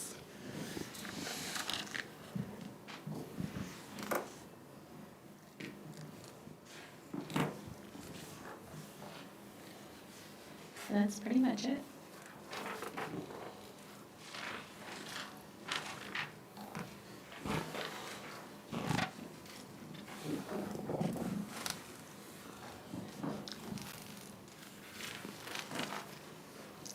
We expense out $67,000 of GRT admin fees. That goes back to the state? Yes. That's what they charge us, you know, each of I the funds that receive those receipts tax, we have to expense the admin fees. So I have to book the gross amount of the revenue, and then I also book the admin fees, and so that's the net then, is what we actually receive. But yeah, you'll see every fund that receives general fund, detention, solid waste department, Amherst Healthcare Services, the fire protection tax, they all have to pay those admin fees. For the general fund, those are paid out of the general operating, the 1.0023, and it's about $100,000, when it's a 0.25%.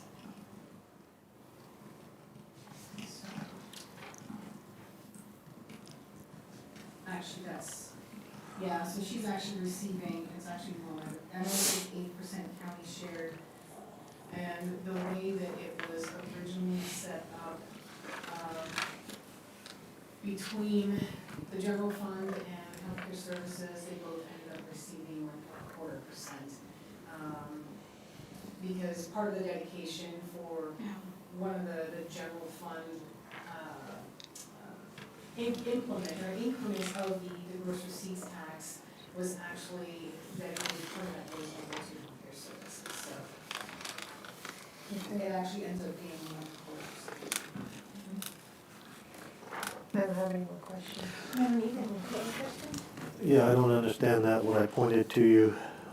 I know we're not talking about salaries and stuff, but while we're on this breakdown on the full-time salaries, and then it comes out and then your request is 95,000. Julianne, you'll have to explain that one to me. It went from the original budget, 59,000, revised to 58,000, and now it's 95,000? Yeah, so there was, when I did the original budget in the system, all the department heads yesterday, last year were approved by the Commonwealth to receive a 5% increase, and I neglected to actually put that in for Amber's budget. So it really should be, the original budget should be close to like the 61,000 that she has, showing here the 61,588. The revised budget, let me see. Yeah, that is still on it. But also, I now have, I will be getting a full-time staff person. Right, and so. So that's why it's going up that so is dramatically. part of the increase there. That's the full-time salaries is you and? And another person. Oh, okay. Yeah. I thought you gave yourself a $30,000 raise, and I'm like. If you want to approve it, I won't complain. The reason that the revised budget is a little bit less is because I had moved out a little bit to cover the holiday pay. We were a little bit under budget in the holiday pay, and so I moved a little bit out of full-time salaries to cover the holiday pay. But really, it should have been the original budget, 61,588 is what it should have been. And you'll still have a part-time? I will not have a part-timer. Need to, we can cover that. Okay, so that's taken out, the part-time is taken out. That's Okay. correct. Anything else? No. Okay. Thanks, Pam. Thank you. Now we'll go back to Taberta.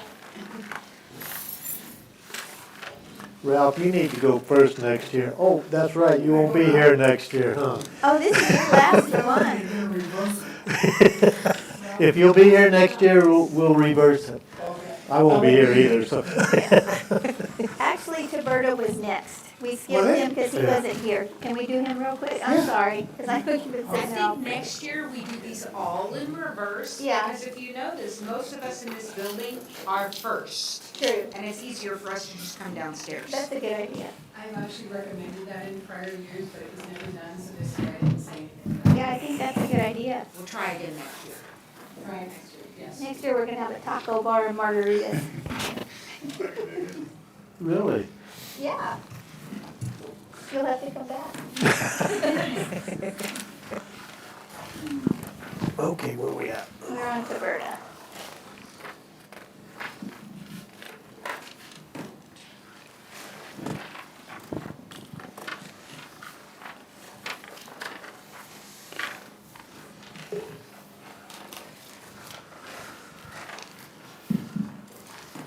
And I think your cover sheet's just mainly for raises, and we're not doing those right now.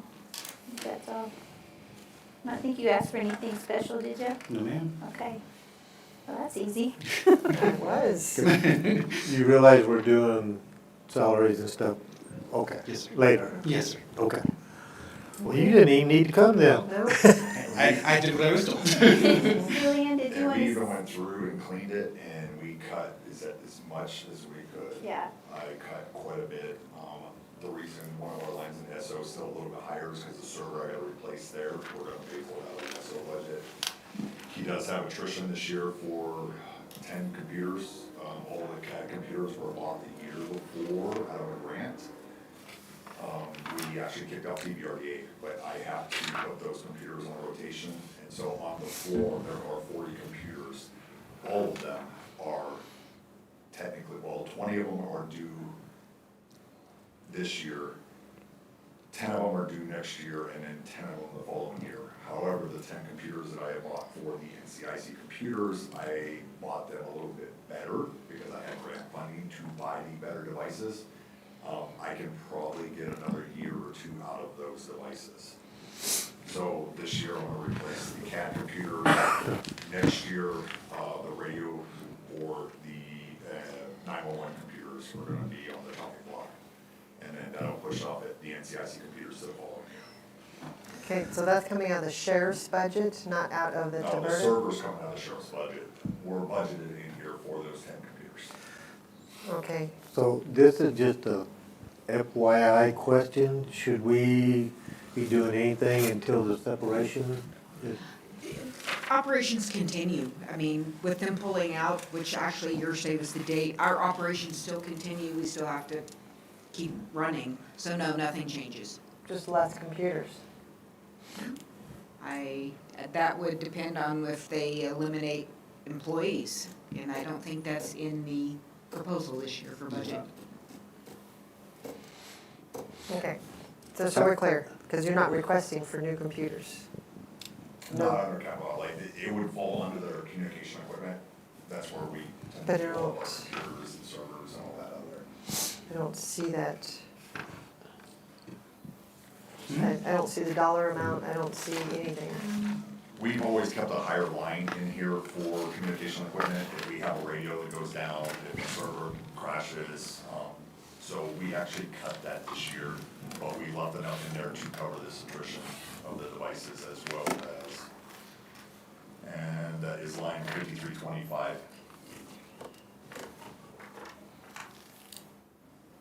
That's line one? 5320. Oh, 53, okay.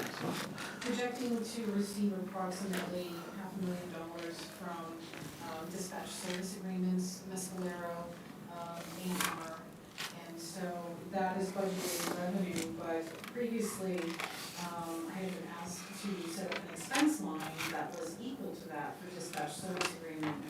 And this year, I think for FY '26, there was only 52,000 so far that had been budgeted in that, but for next year, there's $500,000 that sort of offsets the revenue that I'm thinking we probably don't even need that there. I mean, I don't know what that would be used for, if you already have everything budgeted under communication repair. You know, I don't know that that was to be actually used for anything. You know what I mean? I mean, that's just additional revenue that you're taking in now that you're doing dispatch for Mescalero and also AMR. take that line out. Which I know one? that the board has approved the budget, but. Yes. That is Dispatch service agreement? 5379 is what you're talking about? That would be. 5379. 5379, yeah. Okay, Does that make sense to you guys? yes. Because that was one of my questions.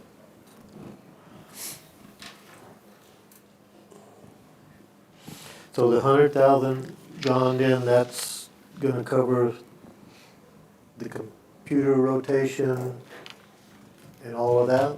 And yeah, and that keeps us money in there in case we have a regular flow. Okay, so that computer rotation, that's the whole big, that's a big unit thing, or is that just a laptop like you got? No, they're desktop, so the computers that we have to replace this year are the main CAD computers, and it has the 4 monitors on there, so they're a little bit more costly.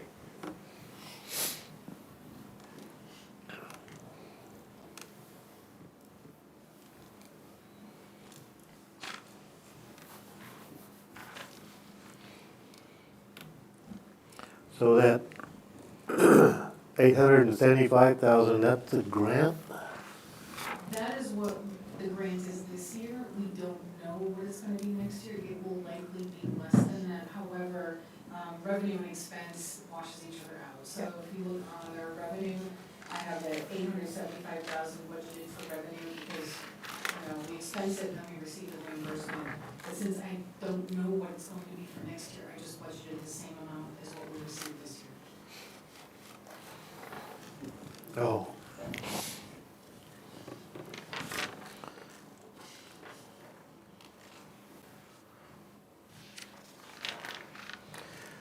RB was telling me something about to keep the grant this year, there was something,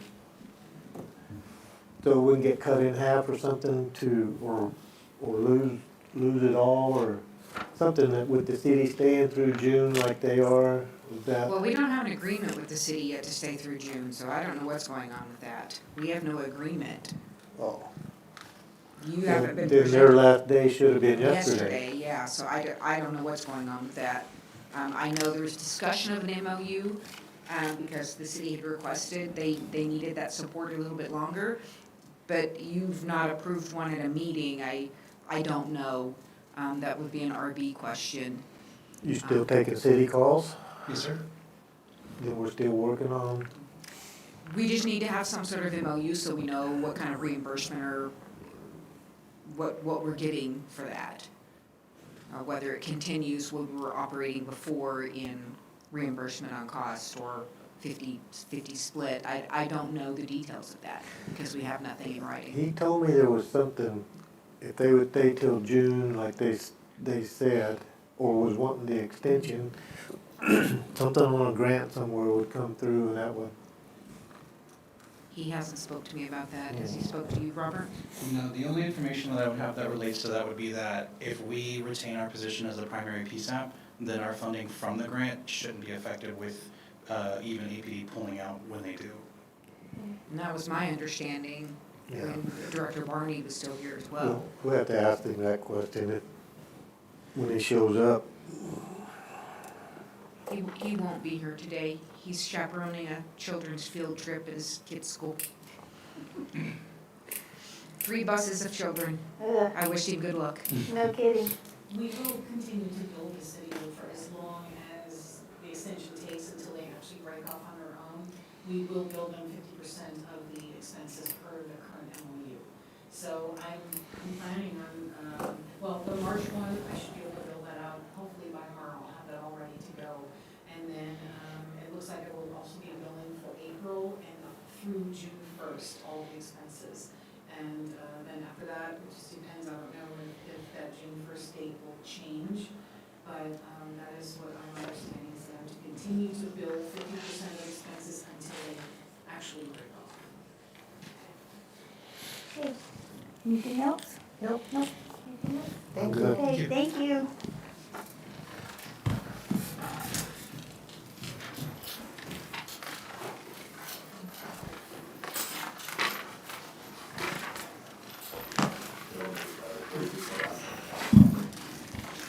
I think this is the last time you have to do this. I know.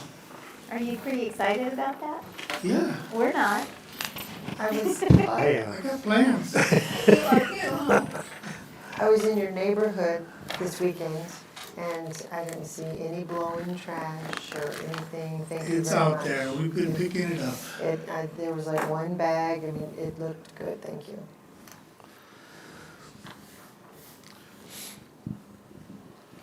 So where would you like to begin? Do you have a priority first? On the capital outlay, I did have it laid out priority-wise.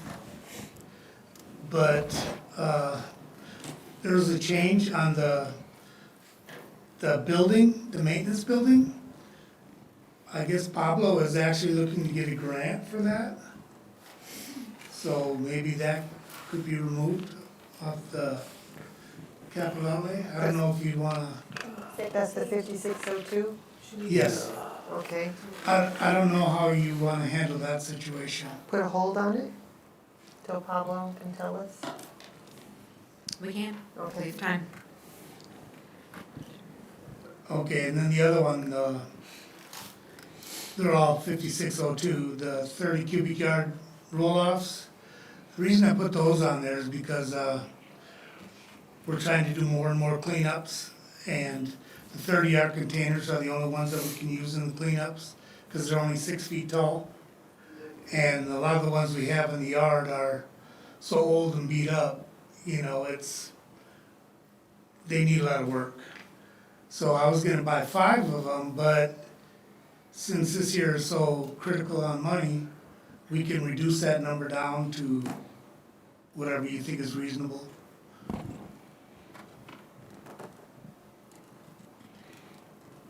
These are the ones that you use every day, right? Yes, they're the ones that we use for like the Tularosa cleanups or the Alamogordo cleanups, and since now they have that Keep Otero Beautiful Yeah. people, 7,200. they wanna have more and more cleanups, so they're gonna require more and more, roll-offs throughout certain areas, or they wanna clean up a certain community, like, Bend or something like that. We could put them out there and do a cleanup. How about if we do 3? That'd be 21,600. Okay. That should be a good start for that. Yeah, that would get us by, and I can try to fix up some of the old ones. And the other one was that land that we acquired through Eco Ranch. The reason we wanna put a fence around it is because of the illegal dumping. And that's always been a problem out there. There's always tracks and people getting into 4-wheelers and now pickups can go back in there. So we were gonna try to fence that area off and build the shop back there. But It is county property, and if we're gonna have a shop out there, we need to have it fenced. And in the agreement with the land donation, they did stipulate they wanted a fence built around it. $203,000 fence? It's It's a a large large area. fence. It's a big piece of property. Barbed wire fence.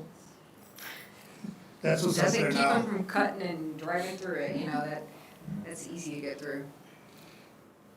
Plus it would also help on, we have people that go out there and steal gas and stuff like that. It'd give us a place to park our vehicles, because they're talking about an 8-foot fence. It'd be very hard for them to get in there, and, They cut them. well, you're never gonna keep the hard-working criminals out. Where is this land at? It's right next to our maintenance shop. Oh, It's okay. right there on the corner. On the part of the Arroyo. It goes right up to the Arroyo, and then it goes down to the 70. Well, it's part of the agreement that we got the land. I feel like we need to do it. Okay. So yes on that one.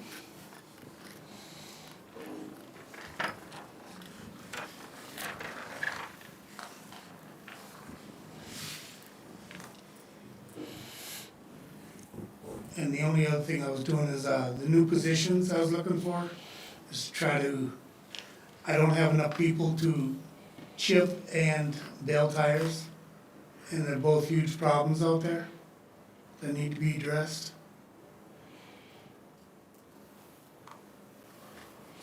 Are you the only one around here that does tires? Yes. And you take And those that for is the free? problem. And another problem is, we charge $1 a tire. So that doesn't matter what size tire. From motorcycle tire to a huge loader tire, it's $1. Oh, I got some loader tires for you. And there's nobody that wants them, and I'm only allowed to keep so many on site. And I'm over the number of tires that I can keep on site, so I have to start landfilling them. And right now on the cell we're on now, we're at the top of the cell, so they don't like me to bring tires to them on the top of the cell, because they work their way up. So I can't bring them to the landfill anymore, so I found a sand and gravel place that's doing land reclamation in Chaparral. They'll take them, and I've been sending them there, but it's $98 a ton. So that's, They're charging But you they're- $98 a ton? yes, What are they doing with them? land reclamation. In other words, they're digging out the big hole for the sand and gravel, and then they put the tires down in there, and then build it back up to where it was to begin with. So they're charging us $98 To to fill their bury hole. the tires, to fill their hole. What a deal. Well, there's nothing, you can't do anything else with them. Yeah, It's one of those things that we're not in an area that's gonna grind them or try to repurpose them in any other way, so Do we still bail them? we bail them. And do we give those bales away, or do we sell them? No, that's another Santa Fe deal where to use tire bales in a project, you have to submit a drawing and everything to the state, and there's so many provisions that nobody wants to deal with it. Even to give it to a landowner? You to can't give make a anything fence? away because anti-donation. What about that $200,000 fence? Can you do tire bales? Right. You only can go too high, and that doesn't keep the criminals out. We leave the barbs sticking out of the bales. Yeah. Dang it. There's no good answer with tires. It's gonna cost us money to get rid of them. I quarter mine. And I don't bale them anymore, I quarter Mhm. mine and And then you can throw them away as solid waste. Yeah, But I don't have the people to cut up tires. And the amount of tires I have is astronomical. That's why I even increased my tipping fees one this year, so I could have extra room in there to bring tires to that sand and gravel in Chaparral.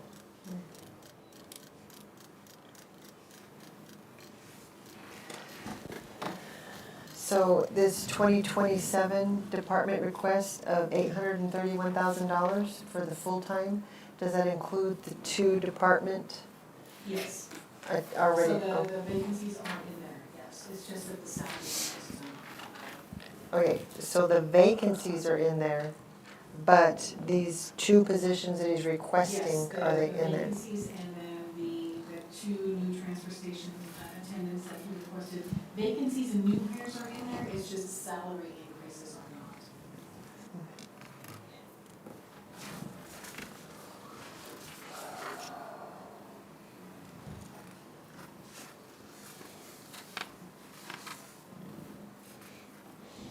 Okay, so we okayed the two positions, right? yes. Yeah. Okay. We made a big jump. We're still doing the vehicle maintenance repair? Mhm. We're leaving that as is, right? 48,000. Yes. Registration fees? That's pretty much Yeah, good deal. your tool expense? Yeah, what happened last year was, my mechanics had their own tools, and you all approved me to have $10,000 to buy a tool set and get specialty tools, and then I would drop it back down to 2,500 this year. Back on the vehicle maintenance repair, you're at 150,000 right now in expenses, and you're only asking for 48,000? Yes, the 150 you had, we had to replace a motor, so I encumbered that money from last year into this year. And we've had that motor replaced, and now we're back in operation with it, so it's good. Okay.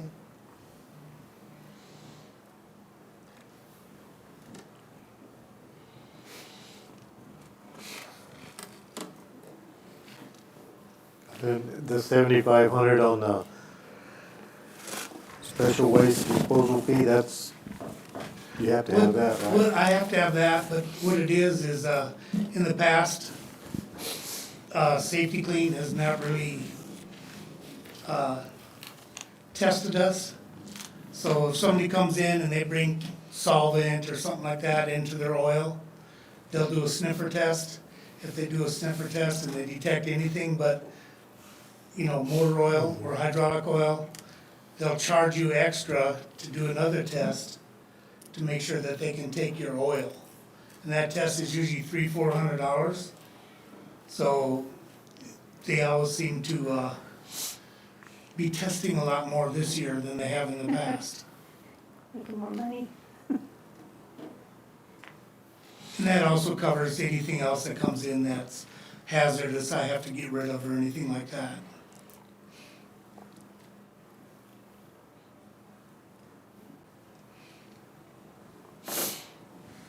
So is there anything that can be done with them tires to, besides being a nuisance, is there anything that could you do with them to make money? I mean, No, and if you grind them up, do they, anything that they use? yeah, they can make crumb rubber and stuff like that out of them, but the grinders are anywhere from $500,000 to $1 million. The machine itself, because it has to pull all the metal and stuff out of the crumb rubber for it to be used for tracks or road repair or things like that. And we're just not in the right location for that to happen, to be honest with you. Maybe we could find something to recycle tires and those freaking windmills I hate so bad. Make some money. We should start charging the $98 a ton. There you Well, go. see, and that's another thing, we charge $1 a tire. And Then people that will might dump be them. something That's that the can bad be, thing, yeah. So why does like Alamo Tire and stuff charge me like 5 something to, and then they bring them to us for $1. The reason that's never been raised is if we charge anything or more, they're gonna dump them in the desert. Right. And That's why we've kept it that low. well, I know Chaparral has a big issue with, they got, I don't know, they were saying 10 or 15,000 tires that, they're coming out of El Paso, they're dumping them, but on one piece, they're all in a big pile out there. And how they just keep getting away with it, I have no idea. It's on the Don Hannah side, but Yeah, but you figure I take in anywhere from 9 to 11,000 a year. Good grief. And we just did a code enforcement of a property. It's probably got another 10,000 on it. It's bad right now. Wow. So what I wanna do is I wanna try to get as many tires out of there before I retire. So it's just not a problem for the next person.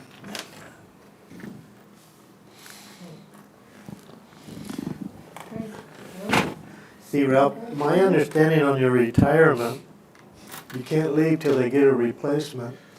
I can leave because they will get a replacement on January 1, so. It better be a good one. So Better. didn't you didn't hear that? She didn't She explain never that told to me you? that. I think,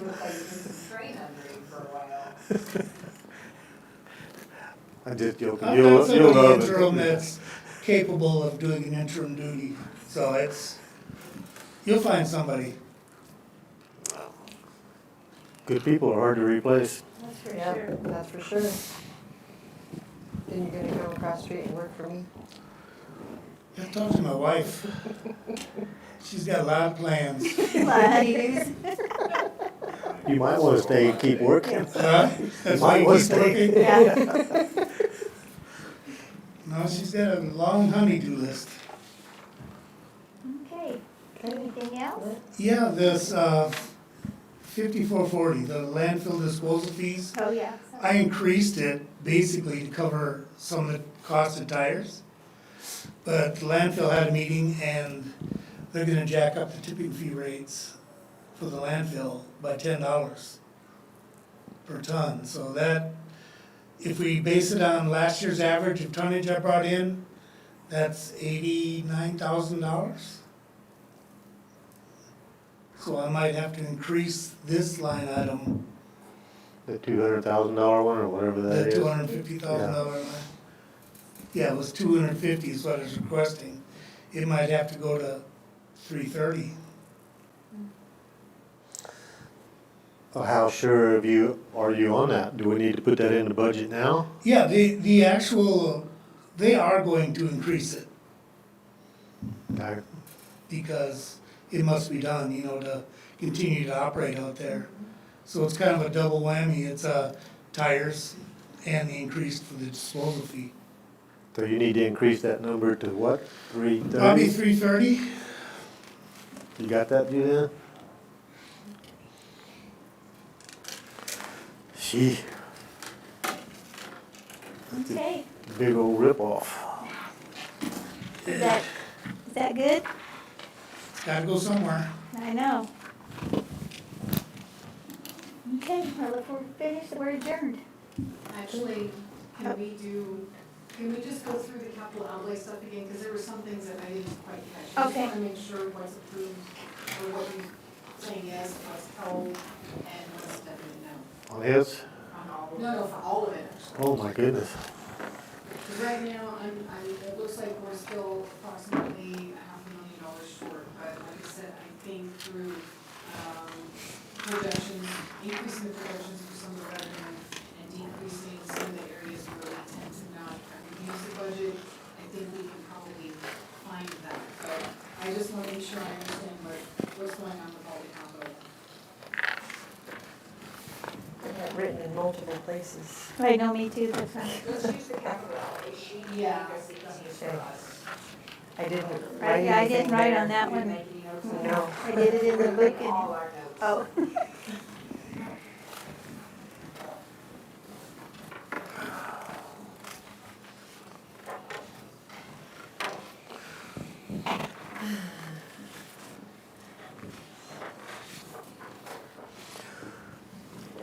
Well, we approved the flasher thing.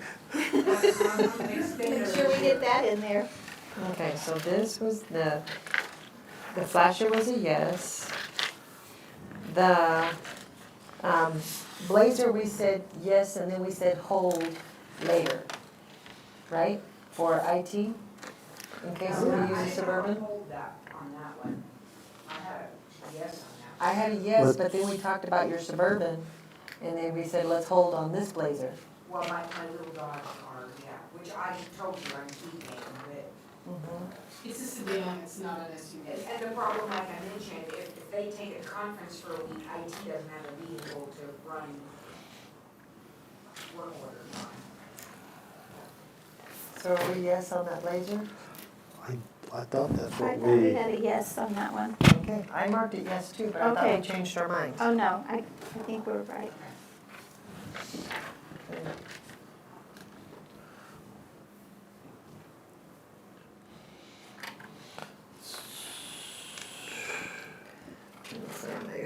Pages. and then the upgrade hardware we said yes to, correct? Yeah, Yeah. so both of those are Yeah, yeses. yeah, we said yes.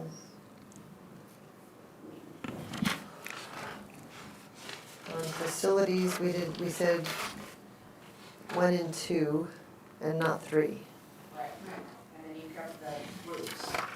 Right. Where it's at. So.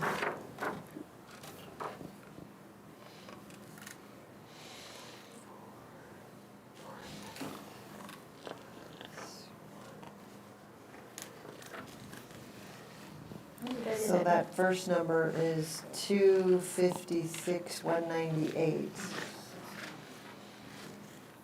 And then we said yes on the Flick and yes on La Luz. Right. Okay. And then the loading batteries, we said yes.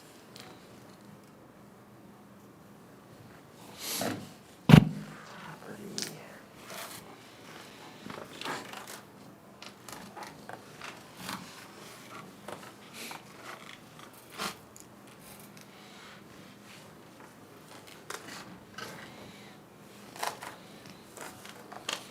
On the property computers, on the assessors. I can't remember. I had a yes.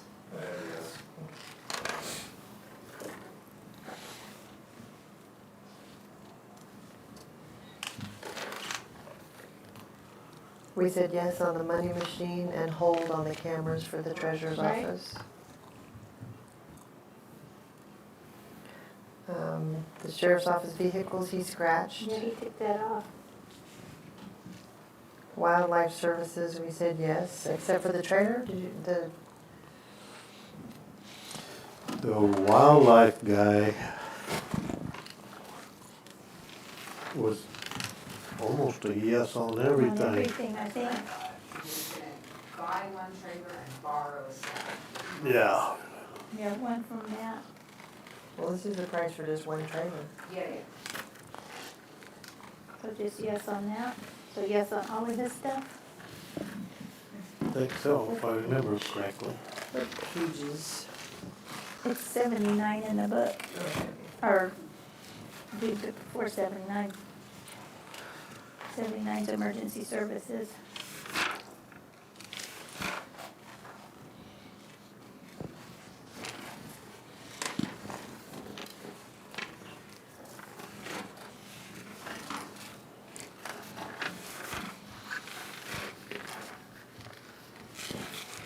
And we did one of that mobile thing. The Did it skid 22? steer deal, what you talking about on mats, we only did one of them. right, Yeah, So that would be cut in half. yeah, 13,290. yeah.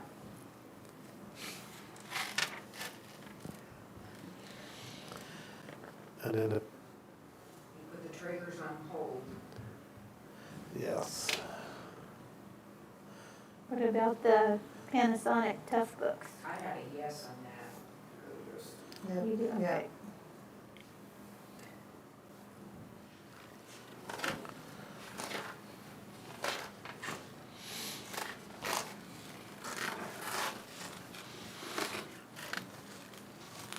Okay, then on the rifle range, the vehicle maintenance was a yes.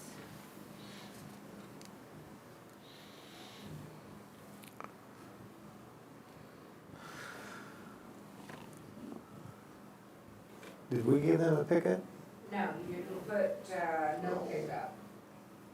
And this is what I have. You gave him a printer, alarm systems on hold, no pickup, no tractor, the 25,000 grant on the hold, you gave him the 50 for the grant, and you put the spray insulation on hold. That's,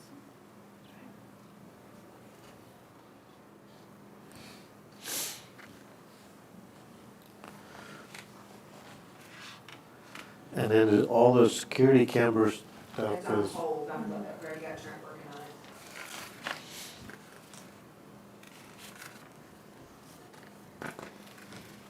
and then the computer and finance.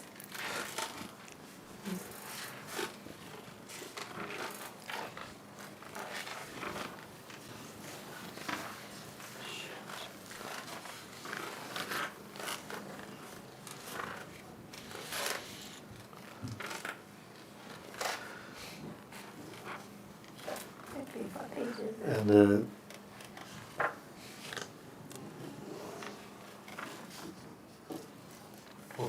Are you what the on property value was. valuation? Yeah, what's that one? That Was that the was- treasurer's office? Assessor's office, Yeah. Did we say yes on the finance? yes. Okay. Yes. And we said yes on the computer and the cameras for, okay. And then the detention center was yes on the desktop, yes on the medical laptops, yes on the vital, no on the shredder, yes on the food tray. We said hold on the 4 vehicles. I thought we went, You put them on hold until we see what the budget looks like. oh, okay. Which one did we cut in half? That was road department, wasn't it? Yeah, Yeah, we gave him one. Yeah. for Matt. Yeah. The water softener was a yes. Heating, cooling, yes. Yes. The kiosk was a yes. Kitchen, yes. Radios were, I know. yeah, She said she could make do one year. yeah. Okay, Okay, road department was a yes. Yes, on the platform. Starlink, yes. Yes and yes. Dale, yes. We got the cheap truck was a yes and the other one was a no. Yep. The roller was a yes. And the broom is a no. No on the wheel balancer, right? Yep, No on, yes, no on you the, took those off. yep, and the fuel tanks was half. Half, And then the mob tanks was half. right. And the mobile radios is a no. He removed those.